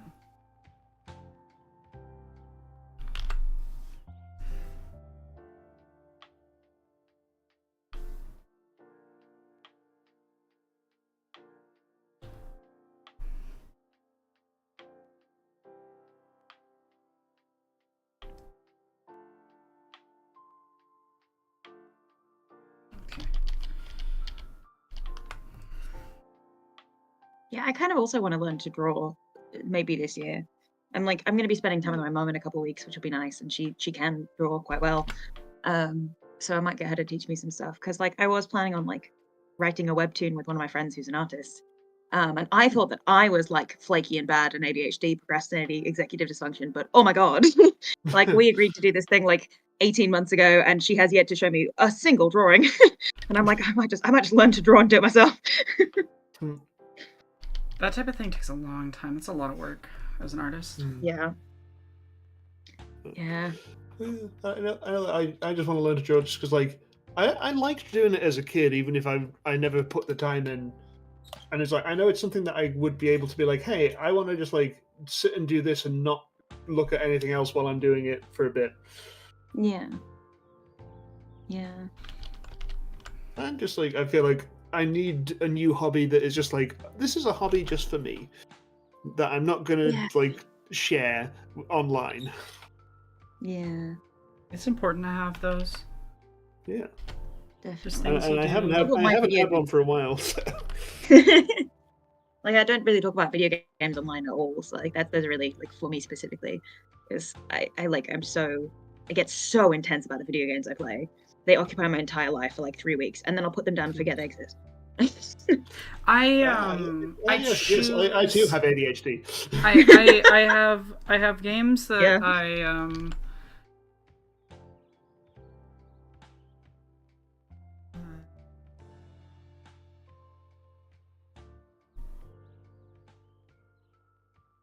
Yeah. keep for myself, and then there's games that I play on stream, and I've learned to just keep them very, very separated. Like, Yeah. I know when I was in my not quite sad place last year, there's a few games I played where I was like, yeah, my main intention of playing these is to then never make a video talking about any of them. yeah, that's like an important thing to do for yourself sometimes. It's just it's hard. And sometimes you break those rules anyway because you're like, fuck. Yeah, it's like, oh no, I have I an have so idea. many thoughts. Yeah. Which is a blessing and a curse. Yeah. So I'm gonna get to have some of my thoughts out on a bunch of different games in an upcoming script. The next one after this one, actually, because I have to write it for class. So Cool. that's due on the 13th. So if I don't get this video edited by the 5th, this one's getting delayed again until I get that essay done. And then as soon as that essay's done, as soon as I'm done my university stuff, this is exactly when I'll be fucking free of university, because it's just so interfered with my channel and interfered with life and been so expensive, and like half the reason I'm having financial difficulties is just university. Actually, all the reason. And You'll get that. yeah, no, it's just frustrating. Okay. So Charlie Keeling over says they googled it, and apparently the entire waist part of the armor is called a fold. F-A-U-L-D. Oh yes. Thank you. That's good, because I tried to Google it and just like dangly armor bit didn't bring up any results. Weird. Archer armor piece, please. And then it just comes up like cod piece, and you're like, no. Well, it didn't bring up any useful results, I should say. Lots of interesting sketches. Just a few that I might say for later. My favorite thing in the world is making like horny jokes as an ace person. Like Oh, it's yeah. like it's my favorite thing. It is really fun. Watching people be very it's great confused. because you just like when people who know your ace see you doing a horny joke, they're like, "But is that allowed?" Yeah. It's very Like, fun. but I thought you were, and I'm like, no, I am. That's the basis of comedy, babes. Yeah. Part of the Subversion. comedy is that it's subversive.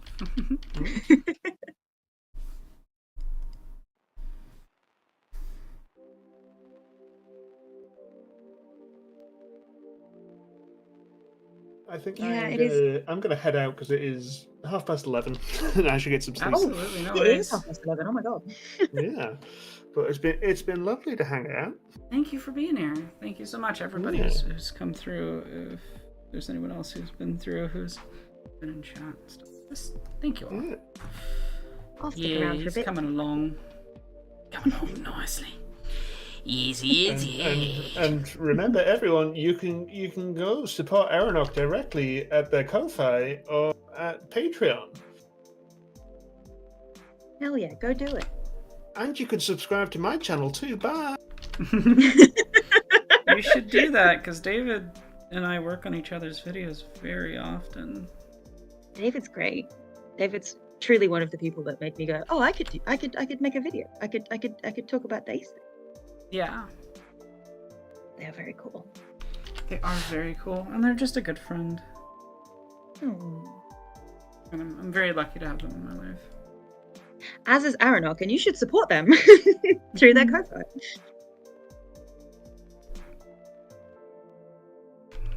Yeah, I've just reached this point where like I'm leaving the country in like a month. Almost exactly a month. And Damn. like I have a huge video that I'm still in the middle of editing. I have like a bunch of scripts to edit and like work on that I can film so that I have at least something filmed before I go so I can edit while I'm away. And I'm like, ugh, I'm tired. Yeah, I'm tired and overworked. I'm hoping that somehow at some point this year I can take an actual break. Yeah. Because I haven't taken a real break since I started university, and especially since I started doing YouTube. Like,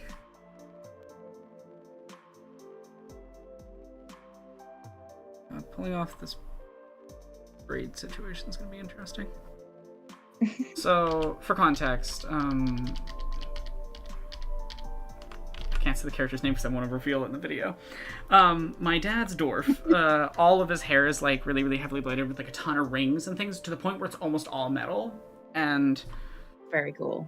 very cool, but also I have Very hard to draw. it. Yeah. Yeah, he did that to like make your life difficult specifically. No, it's just because he thought it was cool at the time. Yeah, it is cool. It is cool.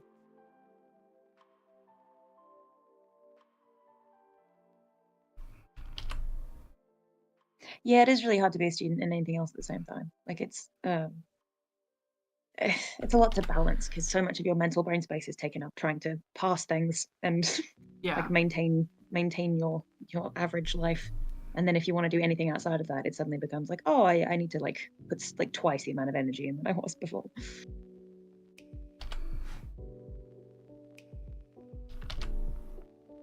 Yeah, and especially if you're working at the same time, like working a job, like front end money. Like in the UK, we get our like, you know, student loans, whatever, and like the subsidy so you can live on and things like that. And I didn't get that because I lived in Australia for too long. Even though I was born in this country, they were like, no, fuck you. So I had to pay uni entirely out of like my own pocket, my mum's pocket, my grandma's pocket, and it was like all of us pooling money together. And literally, like there were months and months of time where I was barely eating, and I was just living off of what I could.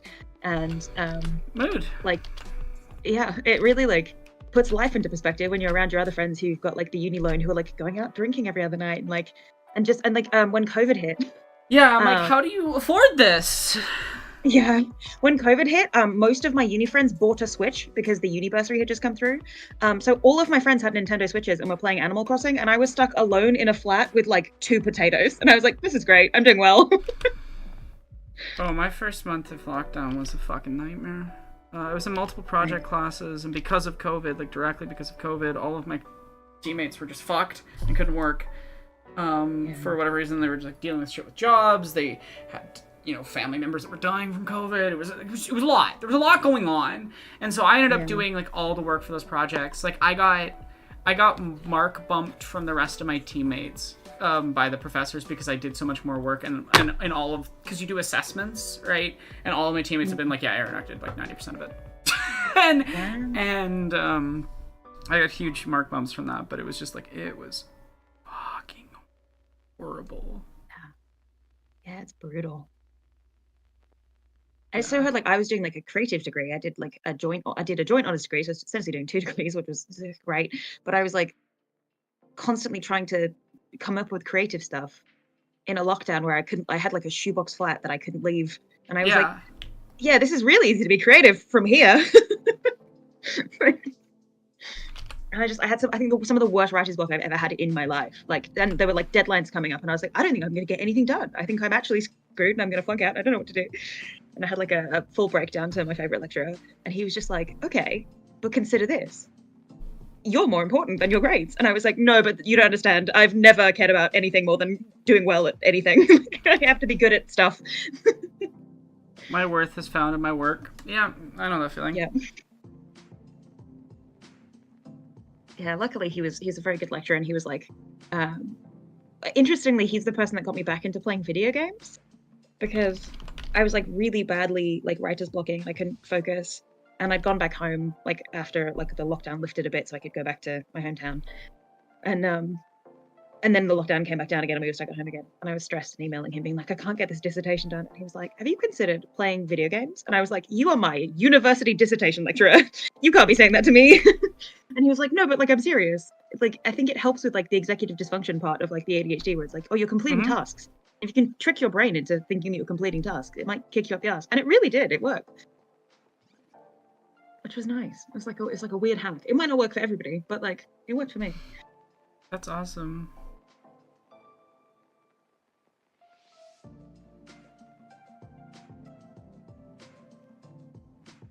I love his beard rings. They're cool.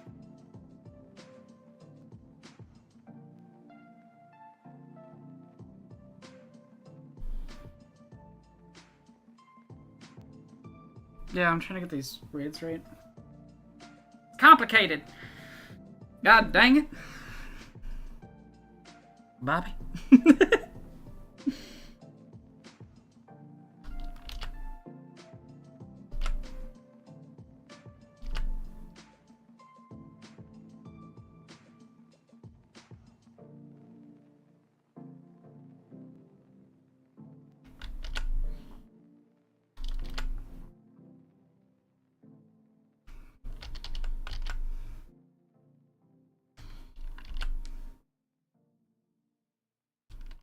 Yeah. Oh, thank you so much for subscribing, Battletech Emily. I appreciate it. I got surprised by noise. I was not expecting it. It was so loud. I was like, ah.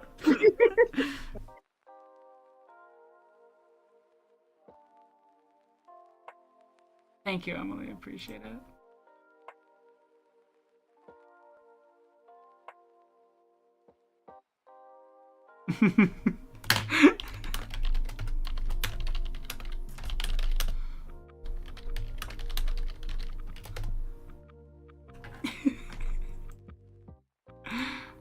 He's a bastard, but the money's free. I want that on a shirt.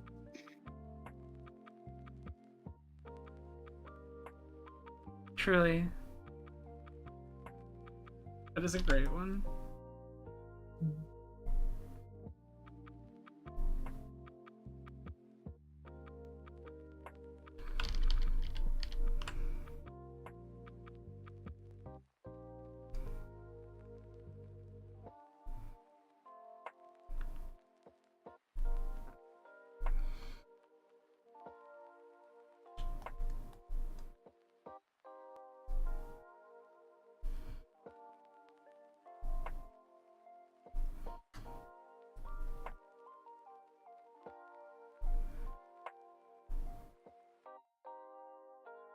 Ugh, I just want to get this. I'm gonna get the line work done. I think I'll leave the coloring for another day if I'm gonna do it at all. This video. So I should get back to editing.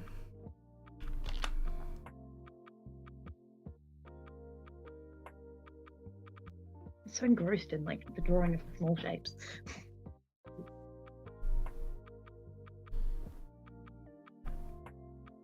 This is why this could never be an animated character. Despite me doing it in sort of an animated style. This would be horrendous. Team of to animators animate. just like, have a breakdown. Yeah. You'd have to have the dedicated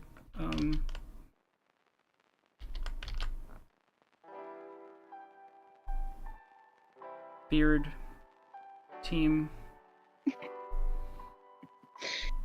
Dedicated beard team. Love it. Just a group of queer people going around with their straight friends. This is my dedicated beard team.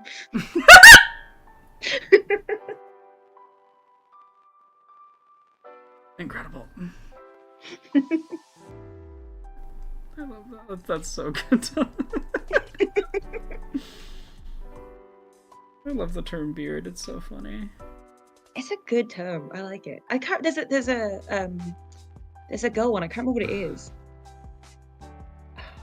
That's gonna bother me. I'm gonna have to Google that. Oh, please do.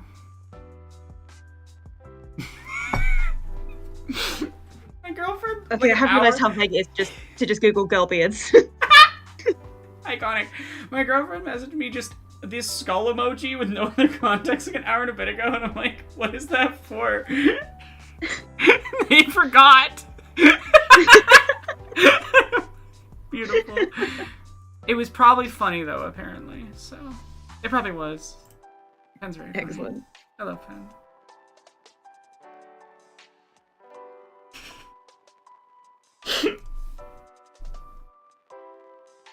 That cannot possibly be it. What? One of the options that's come up, like Google's useless now, but one of the options that's come up is a Use merkin, which is DuckDuckGo. very funny. Use DuckDuckGo if you want like actual search results again. That's a good shout. Yeah, like it actually works. Like it just feels like using Google 5 years ago. Excellent. And also set up Firefox. Oh, I do use Firefox. I just also sometimes use Google on Firefox because it's like the first thing that comes up when I type stuff in. Oh yeah, yeah. If it's set to your default search engine, but it's also just general advice to chat. Yeah, oh, definitely. Yeah, switch to Firefox if you can. Absolutely. Like there are ways of like moving all of your like if you've got saved Oh yeah, passwords, it's if you've got super account, easy to whatever. pass over everything over to it. Most plugins also have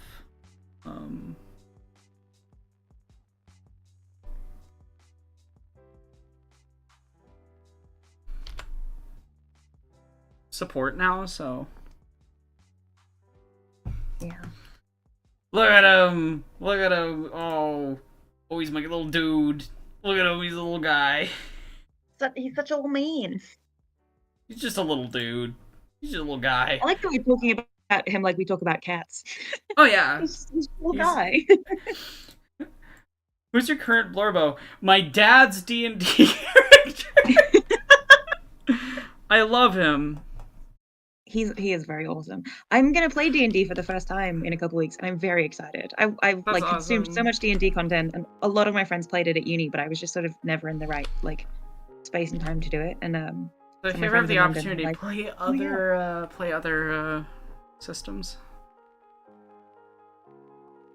I would like truly love to do more of that kind of stuff. That would definitely be something I would do as like a non career YouTube based thing, is to just play more like RPGs, like tabletop RPGs and stuff like that. Like I would love to do Oh, more. I figured out the shoulder.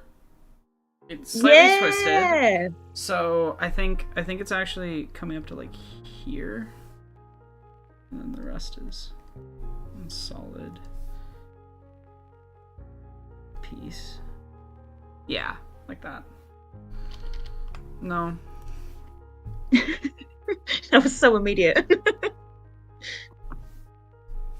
Just having a little argument with myself about the art. That's fair. You know what I mean.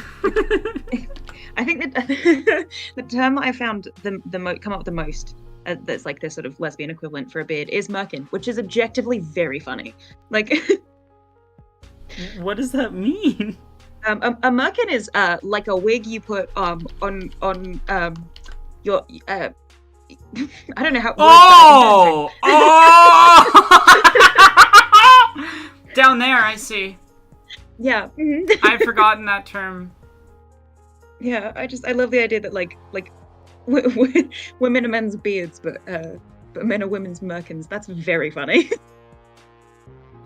They went, what's an equivalent patch of hair? Oh, I see.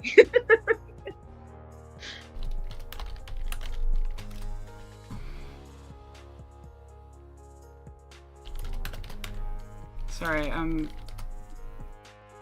messaging my girlfriend back is more important than stream. Sorry, everybody. My priorities are in the right place.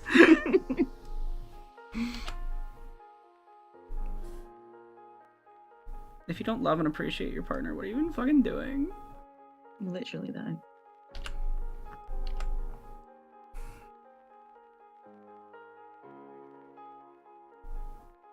It's really interesting, like being around my straight friends today, who are like pretty good straight people, to be fair, but like they're very cishet, and like, I love them to pieces. But almost all of my friends are so queer, and it was so interesting to be in a house being like, oh, this is not okay.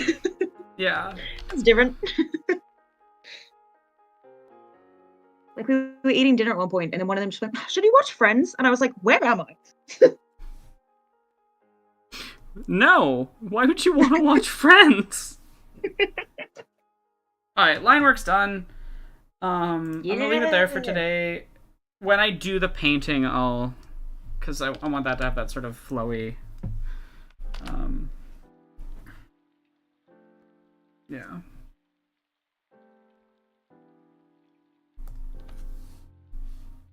You look so good.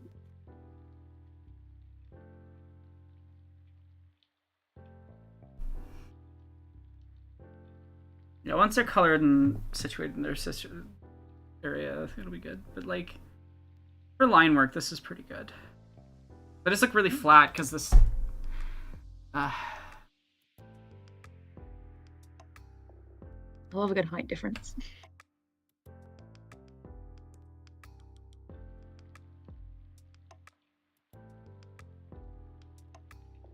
Astarion and Gimli go on a walk together. My dad's lads. Dad's lads, I love it. I need like a short mental break before I go back to editing. So I think I'm not gonna end stream right now. I am done drawing today. I'm gonna play a little bit of a game. Friends, what year is this? Also, just Friends is such an aggressively bigoted show. Yeah, it's not good. I'm like, offering that to a trans person feels like, it's definitely questionable. Like, how do you not know? How do you not know? This show is so consistently transphobic and homophobic. Yeah. Yeah. I'm not saying you can't enjoy Friends. I'm just saying it's weird to ask a queer friend to watch it. Yeah. These friends are I not was like, my friends.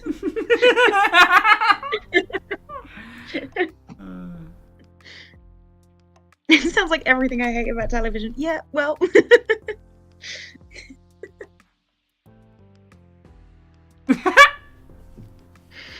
Sorry. Pen was making me laugh. Oh, oops. I ended the music. Give me 2 seconds, I'll get that back.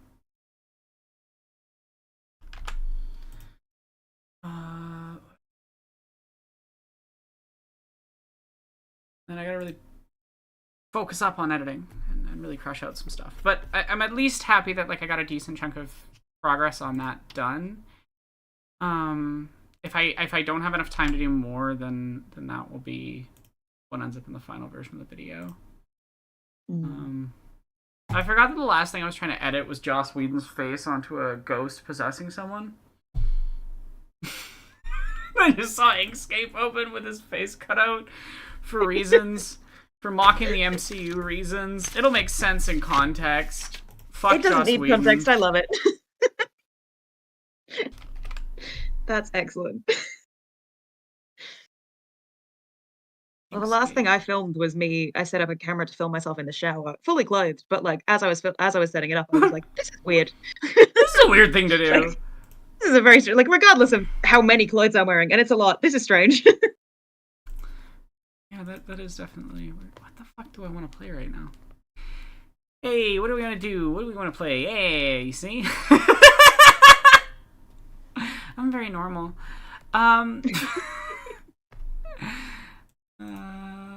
I want to play around a Balatro?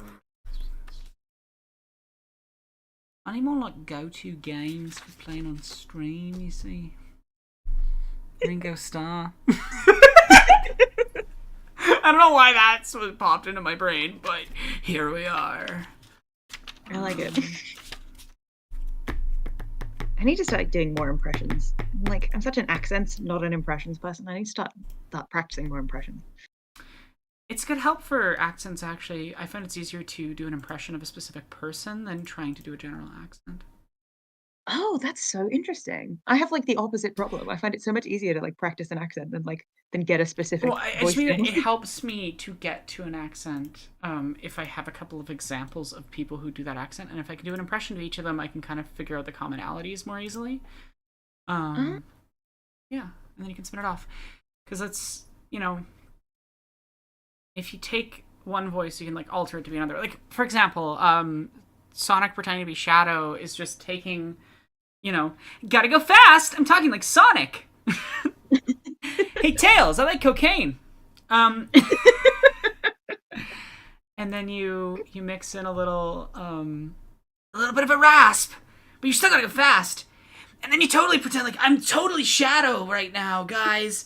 Oh, I'm edgy. I'm the ultimate life form. But you gotta keep like certain elements of Sonic in there. Or if you want a really weird one, do you want to know how I figured out how to do Drifter from Destiny 2? Drifter's Oh my God, yes, please. Drifter's a modified Sonic.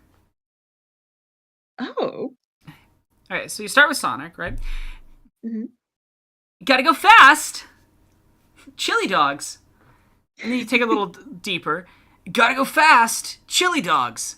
And then you add in a bit of a southern twang and a rasp. Hey, Guardian, you gotta go fast. Hive, bring a sword. It's just a combination of a bunch of different tools.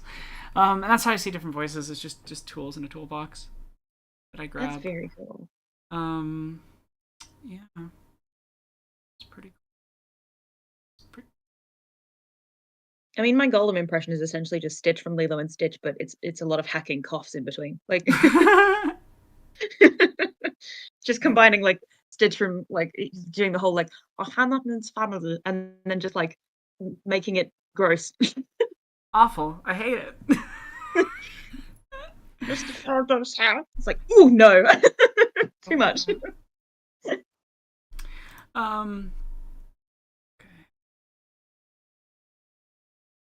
Scene collection. Automatic. I've just seen that sounds like way too much time looking at Joss Whedon's face. Any amount of time is way too much time looking at Joss Whedon's face. Yeah. He does look really funny in it, though. He looks like... Like, I don't know. Fuck Joss Whedon. He's a terrible person who treated the actors on his sets horrifically and abused a lot of people, mainly women. So,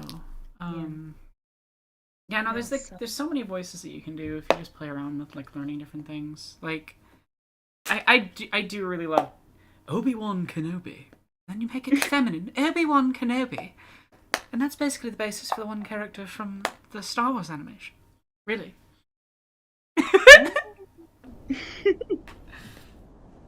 You're supposed to bring order. Not leave it in darkness. You're my brother, Anakin. I have the high ground. I have the high ground. Don't try it. You know, I sound more like I always end up sounding more like, so I'm just messing with the audio. I should turn the music back on.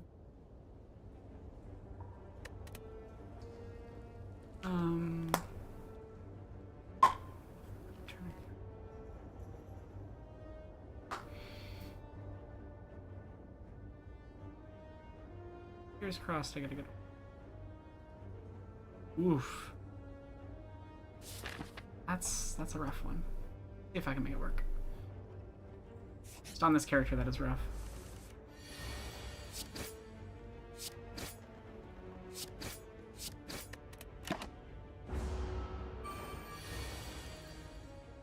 I just had the thought Joss Whedon is the evil George Lucas. Like the malicious George Lucas. Yeah. Yeah, a little bit.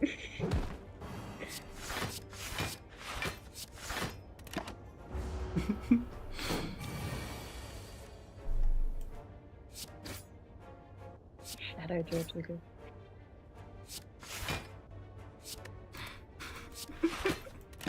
To be clear, George Lucas isn't good either, but he's a more complicated individual. Yeah. Joss Whedon is just flat out. I misclicked. I did not want that card.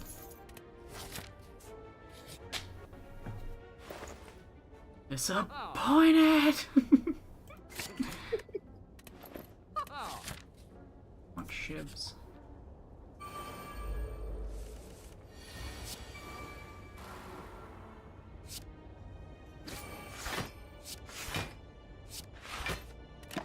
Punt-kicked. That's a great phrase. What's a great phrase? Joss is another powerful dude in Hollywood that deserves to get punt-kicked. Punt-kicked is fabulous. Pun kicked is fun. I like that.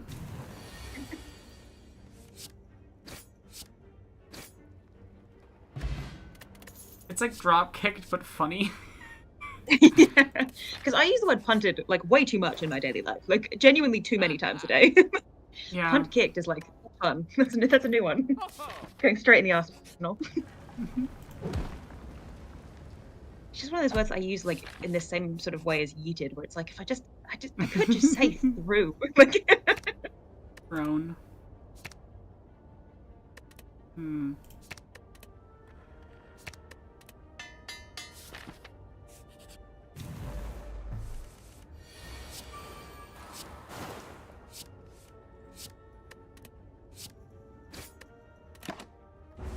Unfortunate that it was this boss. Oh, this stuff. Weak applying. Yeah, no, it's always frustrating just looking at the state of Hollywood and the men that get to just do whatever the fuck they want there. yeah. It's great. I'm definitely gonna die on this boss. Bad hands. Let's try one more hit. I just have to hope that I pull enough damage cards to finish him here. Squeaking by.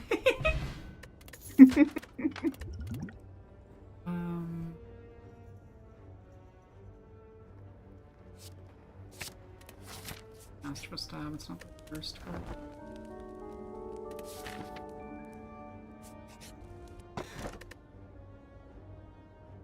There's certain phrases that I think work better in English. Yeah. And there's certain phrases like like English phrases, and there's certain like American or Canadian or Australian phrases that I think work better. But like there is something uniquely perfect to me about like the word twatted being used to mean punch something.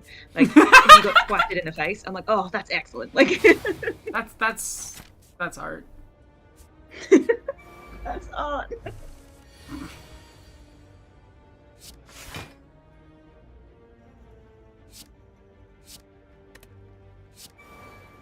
But like I tried to tell someone in high school in Australia that I was going to twat them in the face if they kept annoying me, and they did not understand. That's me. I was like,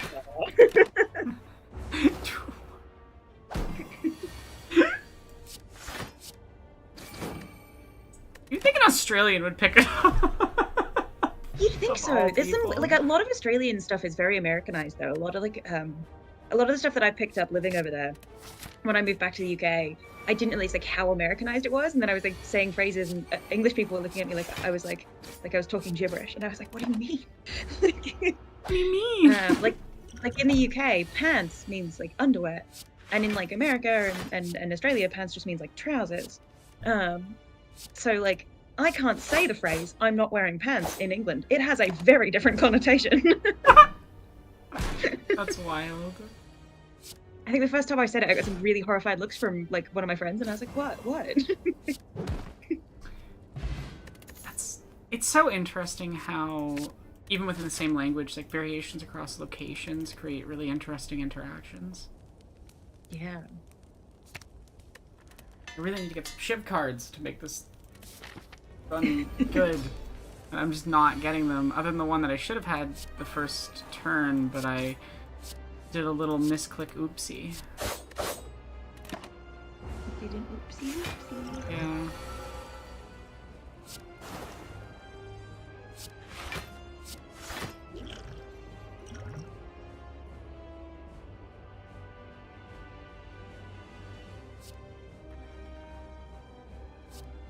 I always find like colloquial expressions really interesting as well. Like in the West, quote unquote the West, we have like Netflix and chill. Like Yeah. you wanna come over and like Netflix and chill. And in Korea they have ramyeon no komogole, which is like, do you want to come over and eat ramen? That's incredible. Which is it's like kind of excellent because there's loads of like dramas where like someone will ask, like really innocently ask someone over and ask if they want ramen, and the other person will be like scandalized and be like, what do you mean? That's really funny. Have a good one, Miranda.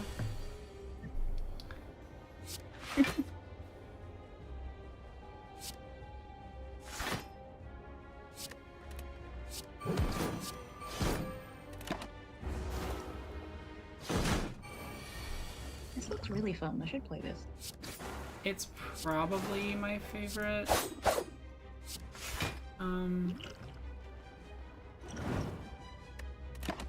Roguelike. Or at least it's definitely one of my favorites.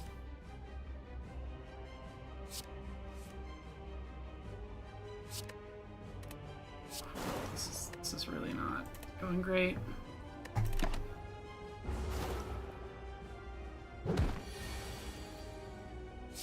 Getting like really bad luck in some ways.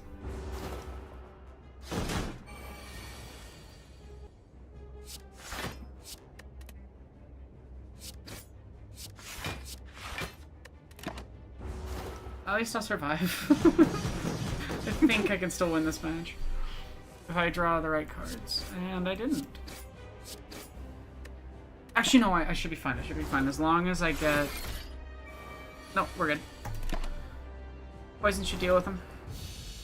Okay. It is it. This run has been like constantly like, I'm gonna die! And then I don't. So just a good metaphor for life so far. Yeah. Okay, I can pick any relic. That's a tough.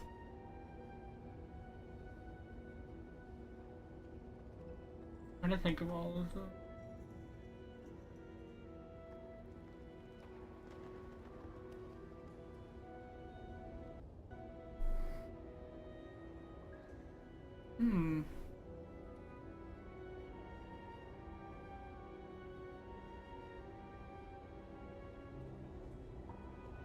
Could be good.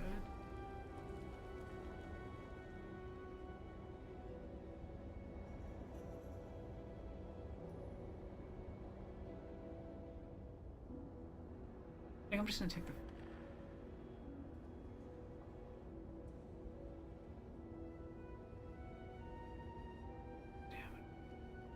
Yeah, I think I'm gonna do that.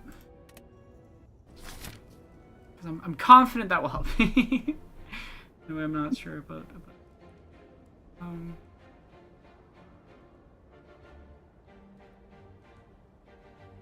just take right side. Oh, for of all the fucking fights to get, I hate this one. I hate this one massively.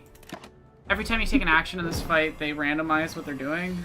So Oh.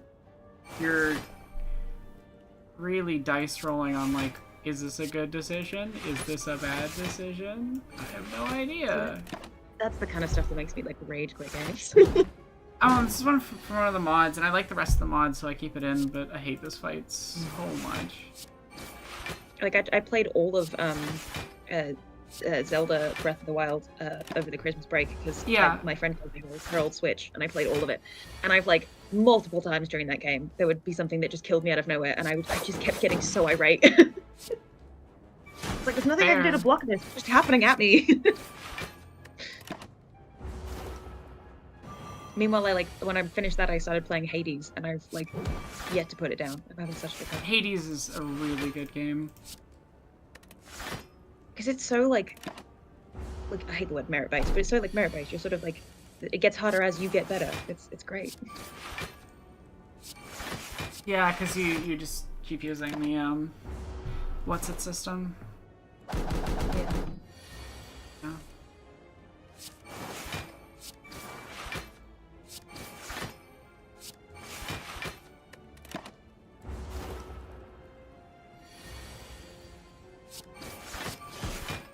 Wow, I actually got through that fight pretty good. And I finally got some shivs, which makes this build work. What I really need is the power that gives you a shiv every single... I want to remove part I didn't like.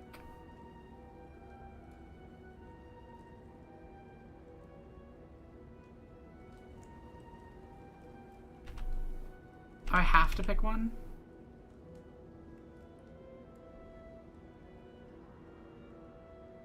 Get rid of a strike. I have too many attacks, and strikes aren't worth holding on to enough. It's close to what I want.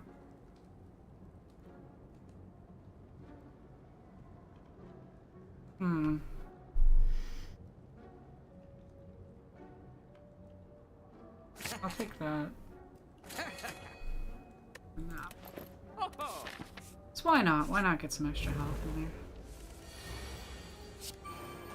Oh, I put it in the wrong order. Sequencing is important when playing games, oddly enough. Yeah, I would have taken one less damage. But it's fine. Oh, actually, no, I full blocked anyway, so it doesn't matter. There we go.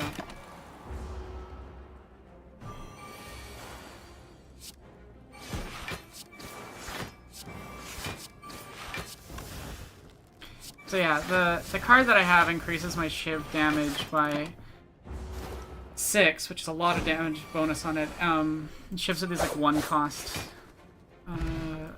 attacks. 0-cost attacks that are like really easy to throw out a ton of them if you have the right cards for it. Okay. And oh.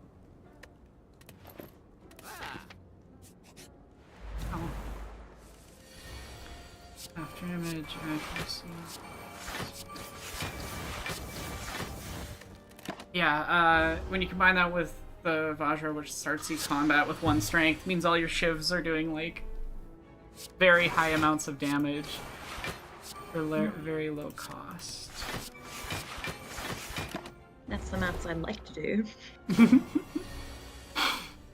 Yeah, no, this game is perfect for someone with programmer brain, which I do have.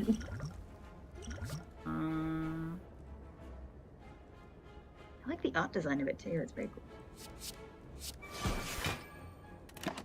Yeah, the art design's gorgeous. I'm playing with mods, so there is some stuff that'll pop up that's like a completely different art style. Sometimes, but that's because I'm playing with mods. The original game is very consistently done in the same art style. Oh, that's awesome. Just gonna take a flat 15 damage. Face. Love that. It's great. Very cool. I thought I was gonna get through this boss fight with, or mini boss without taking any damage. Instead, I'm gonna take a lot of damage. A lot more than I'd like.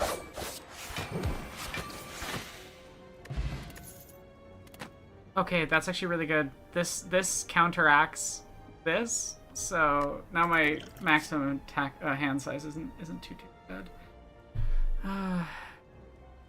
None of these are good.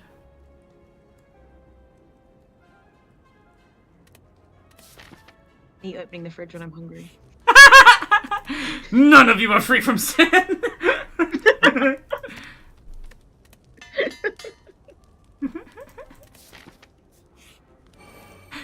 Yeah, I do tend to do an exorcism every time I open my fridge.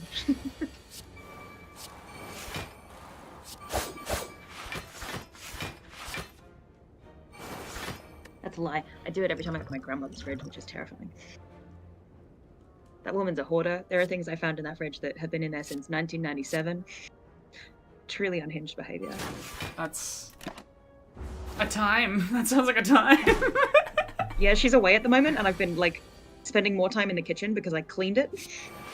So I'm like, doing a lot more cooking. She's gonna get back in like next week, and I'm gonna have to go back to like hiding in my room again. Oh no. Truly, Have I've a good never one, seen Charlie. somebody Thanks for who- being here. Sorry, what were you saying? Oh yeah, it is fantastic. Yeah, truly, I've never met somebody who has lived like 75 years of life and doesn't know how to wash cutlery. Like, it's baffling. How? The amount of times I've like reached in blindly into the drawer for a fork and pulled out a messy fork. I'm like, how do you live like this? That's sounds awful. Yeah, I don't think I would mind as much if I hadn't lived alone during uni. Like, I had a tiny little strip of flat, and it was very small, but it was just me. And I got so used to my own company and like keeping the kitchen clean when I Yeah. moved back home, and I was like, oh no. Like I'm sometimes bad about cleaning stuff, but it's mostly because being chronically ill, and I hate it. It's. But there are people where I'm Yeah, just I've like, definitely like taken shortcuts, but like once you're getting moldy stuff, it's like, come on, man. yeah, no. There's a minimum. It's like okay. Yeah, I like at the moment, like because obviously she's not here, I've like all the stuff that I usually use for like breakfast to like spread on my toast in the morning and things like that. I'm just leaving it out on the counter because like I don't need to put it away because she's not here and she's not bothered by it. So like that kind of thing is like, yeah, let's just make a mess. That's fine. And like I have depression. I've had a horrendous room many times in my life where I'm like, this isn't happening. This isn't getting clean anytime soon. But I do reach my limit usually when things start to get like gross. I think Yeah, that's the generally where instant it's like gross, you're like, okay. I'm like, okay, I have a problem. I have to sort it out. Yeah. Like I had a friend who was like quite severely depressed through a lot of uni, and I used to go over to her house and just start washing her dishes. I hate it's like my least favorite chore to do, but like I knew that she wasn't going to do it, and I was like, there's no point in you living like this if it's making you miserable. I appreciate that you do that, because, yeah, like, mixing my chronic illness with my depression, there are times where I'm just like, I would love to clean. My brain cannot. Yeah. And it's so frustrating. Because, yeah. And so much of it is like, when you have like the special magical combination of like depression and ADHD executive dysfunction, it's like, great, this is a winning combo. I have executive function more from the autism, but like, yeah, it's bad. It is a bad time to have these things combined. It's literally like, I love having people over just so that, because I know that if I have to have somebody in my house, I Yes, will clean it like forces me to clean it. And then they're always like, oh, well, you didn't have to clean, like, especially if it's my friends who, like, know that I have my issues. They're like, you didn't have to clean for me. And I'm like, you don't understand. You've given me a gift. This is perfect. I'm having a great time. Thank you. I finally can clean. Yeah. It's such a weird thing that it'll just remove that mental block completely. And you're like, you couldn't have done this 2 weeks ago? Like, we couldn't have done this on a random Tuesday? Yeah, seriously. Like, I know at some point I'm gonna have to pack my suitcase. And it's a month away, and I should have probably started, like, making a list or putting stuff aside by now. Have I? No. It's gonna get to be, like, a week before, and I'm gonna suddenly be like, I have to pack! Like, like I know myself too well, but I can't stop the train from moving. It is already on the track. Yeah, definitely.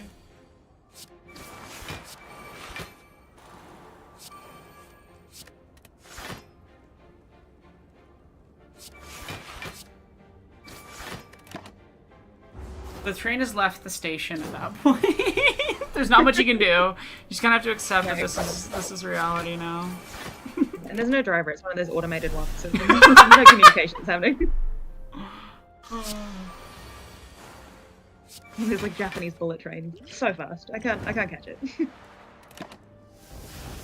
Definitely. I am enjoying that there are just cards with the word beta written on them. Well, it's because it's from one of the mods, and they're still testing things with that mod. Yeah, so I am playing on hard mode in some ways, because if like I get certain things, they're just like way harder than they should be. Okay, we're doing great. It just sort of reads like you're calling the enemy a beta every time you throw one. Beta! Listen, your boss, you're a beta. Don't at me.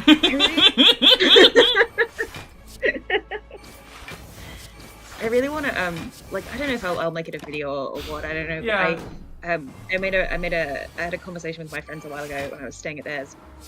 When my straight friend who knows nothing about queer television, where I was essentially like showing him trailers for like yaoi shows and asking him to describe to me what he thought the plot was.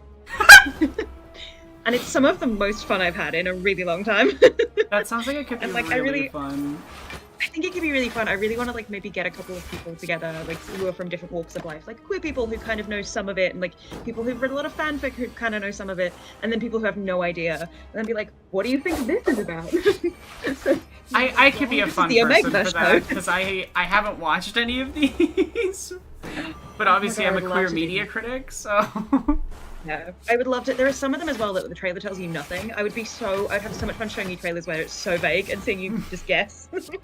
Figure it out. What does it mean? We don't know. Nothing like whatever you're gonna guess.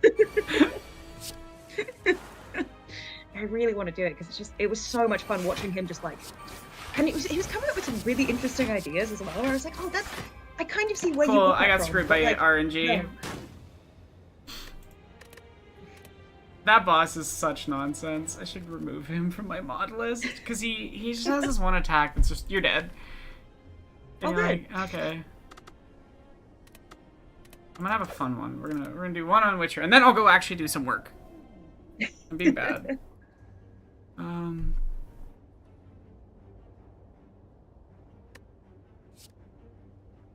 That one's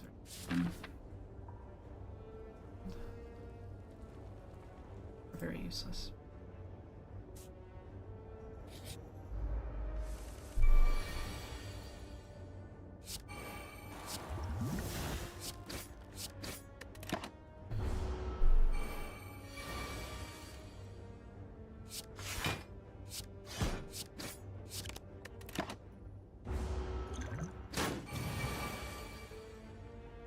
Yeah, the Witcher one is a shockingly good mod. Okay. Give me money. It's probably one of my favorite modded characters you can play. And I love that they based a lot of the design of their version of the modded Witcher on the art style of the original games, like one of the main characters. So excellent.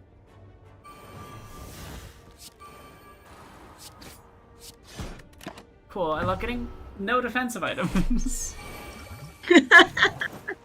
It's awesome. And then I love getting all defensive when it's not attacking.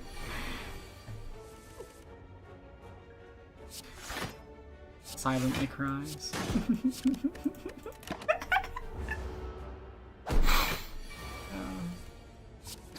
I'm happy with the progress that I made on the art though today. It was too slow in some ways. I should have done a different art style. It would have gone faster. It's worth it though. It looks cool. Let's look. That's all that matters.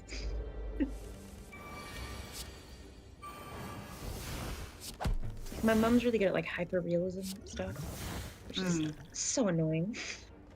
She picked it up so quickly. I was like, I actually hate you a little bit.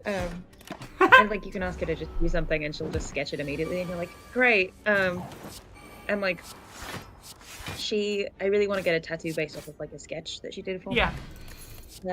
But I've yet to find a tattoo artist who's willing to just do it in that style. And I'm like, Oh no. I'm like, please don't add your own thing to this. This is just copy this, please. And they're like, no, I'd like to do mine. And I'm like, no. Like, I'll let you do your own spin on anything else. Most of the time, I love giving tattoo artists like all the leeway. I'm like, here's a vague idea, take it and run away with it. But I tend to be more because my first two I drew them and I had such very very very very specific things that I wanted for them that but it's also like I was in conversation with Haley and Haley's a friend of mine and we both really respect each other as artists, so they know it's not like a you're not, you know. Yeah, I really lucked out with my tattoo artist. Like I've gone to the same couple over and over again because I got those tattoos early on and I was like, these are good. I'm gonna keep going back. Yeah, no, So- I don't know when if I will get a tattoo from anyone other than Haley.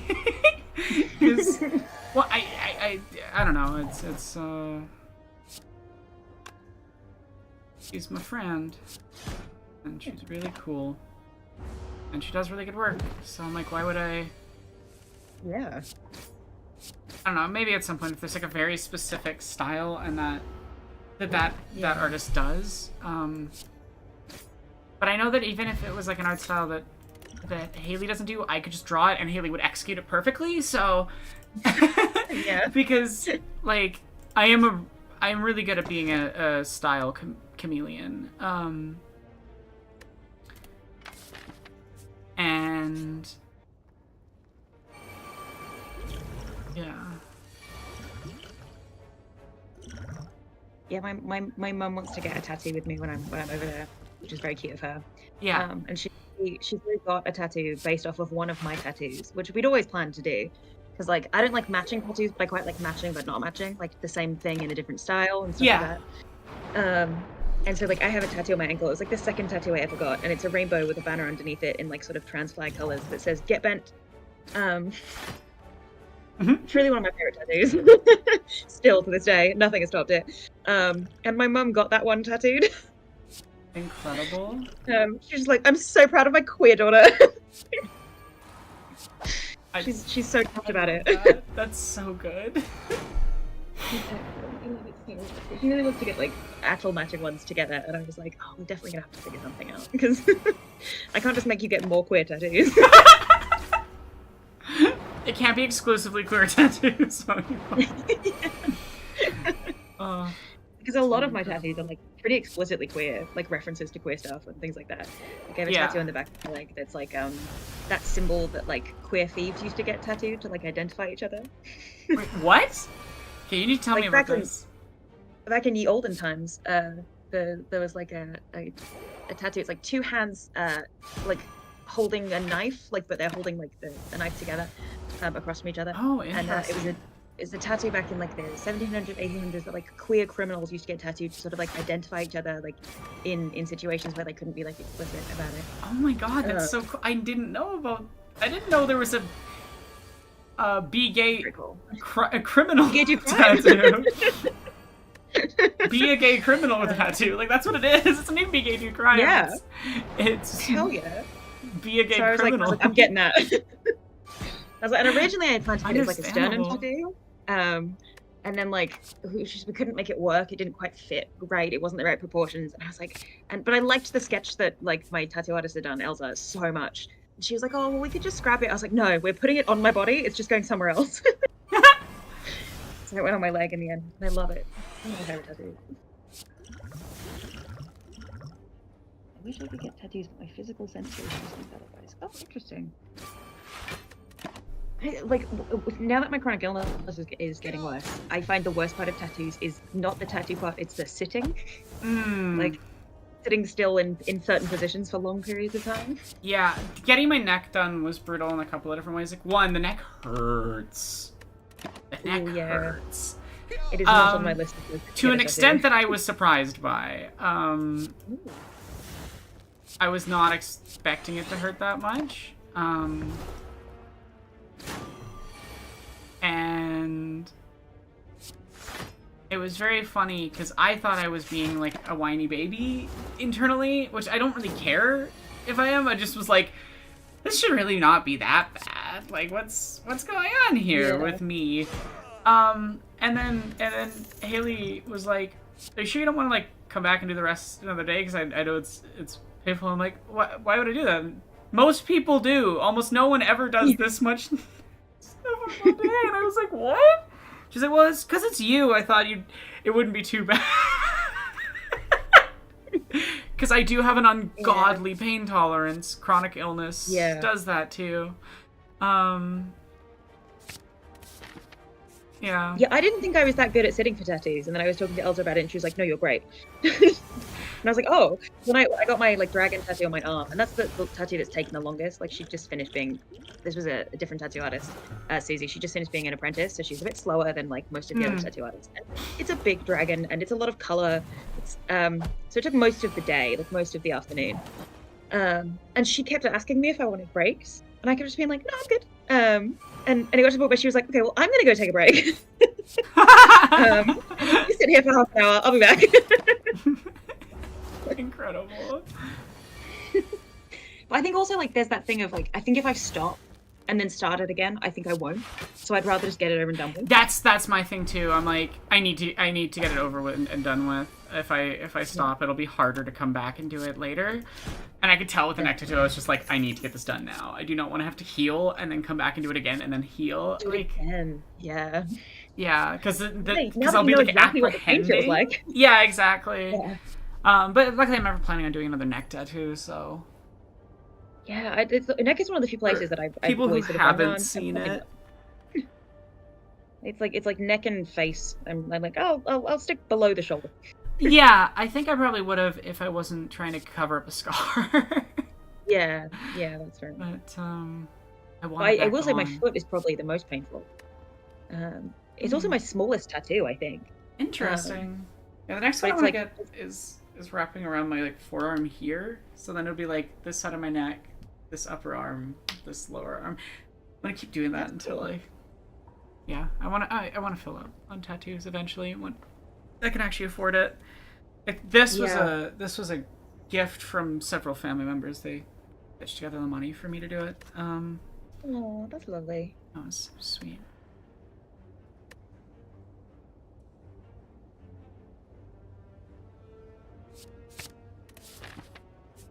No downsides to it.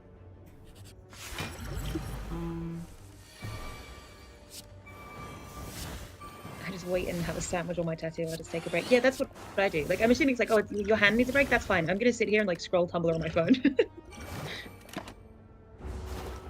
Yeah.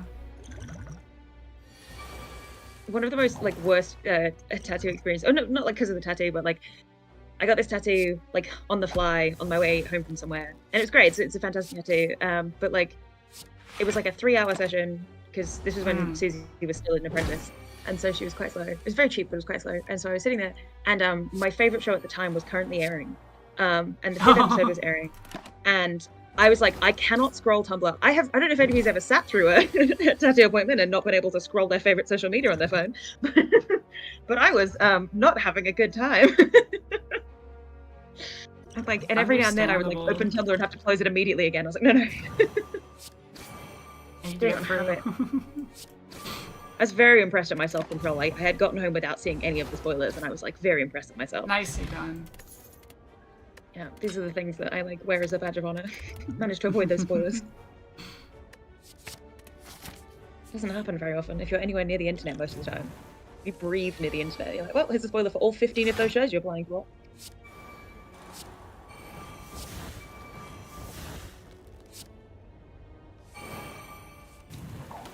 I like the design of these these creatures a lot. They're very cool. Yeah, they're very fun.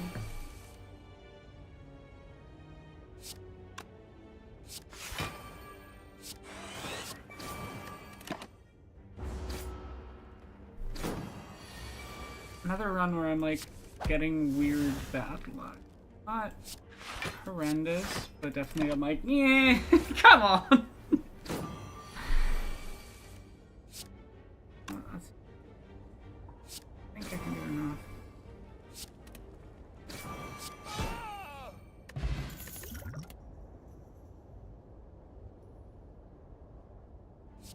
That's pretty good.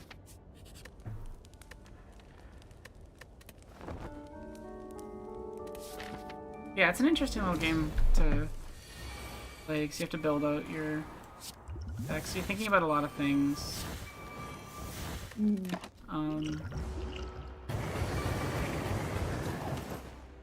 Okay. Definitely drinking that. Defend. Defend.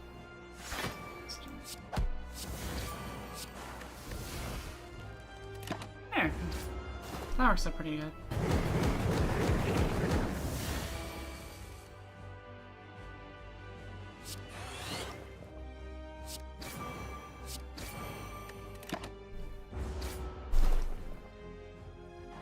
I've heard the leg can be more painful than the arm, but I don't know. I haven't experienced it, so.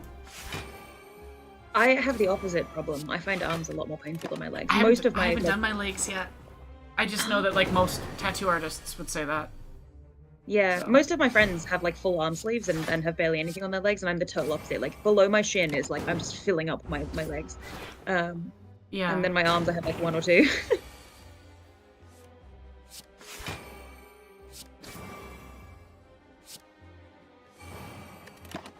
But yeah, definitely like most of my friends with tattoos would absolutely prefer to get their arms done.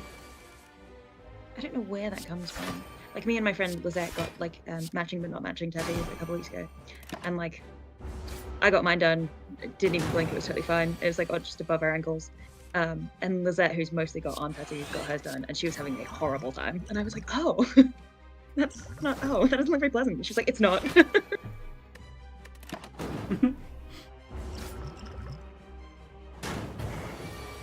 I think it also depends what part of the arm as well. Like that like fleshy bit on the inside of your like bicep is horrendous.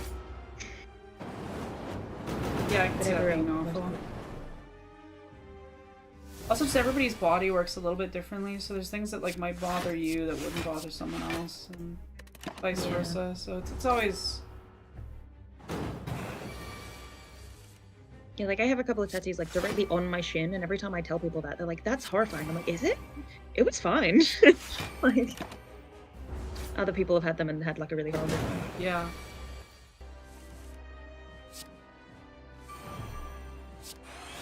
But like I'm smart, so when I got my first tattoo, I got one on my like upper arm that covered like the outside edge of my arm and the inside edge of my arm, which are like two of like the least painful and the most painful places to get a tattoo supposedly. Because I wanted to get a gauge of my pain tolerance with tattoos. Which worked out quite well because it's like I don't think I ever want to get the insides of my arms tattooed, but everywhere else is fine. Yeah, that's fair.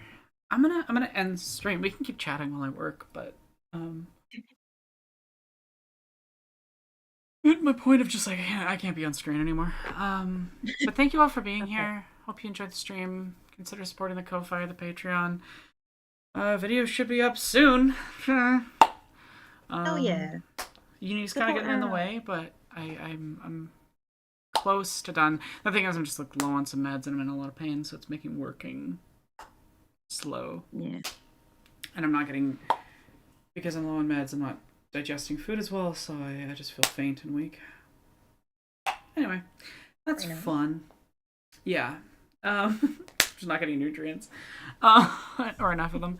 So, yeah, I'm trying to get it done. I'll get it done. It's just kind of hard to work when feeling like this, but I'm close. Understandable, I think. I think most people would give you quite a lot of leeway for that. You would hope. But yeah, the first 4 chapters, I think, depending on how you count them. The intro, the 2 chapters on Princess Bride, and the chapter on Stardust are all up on my Patreon right now. So for $3, you can watch all of them nice and early. Plus you get to see like how I iterate on stuff, because those are all preliminary exports, and I will be making changes to all of them before releasing to YouTube, so you can see the process. And patrons who have seen it have all said it's really good. So yeah. Everybody go subscribe to Aron's Patreon. Have a good one. Bye.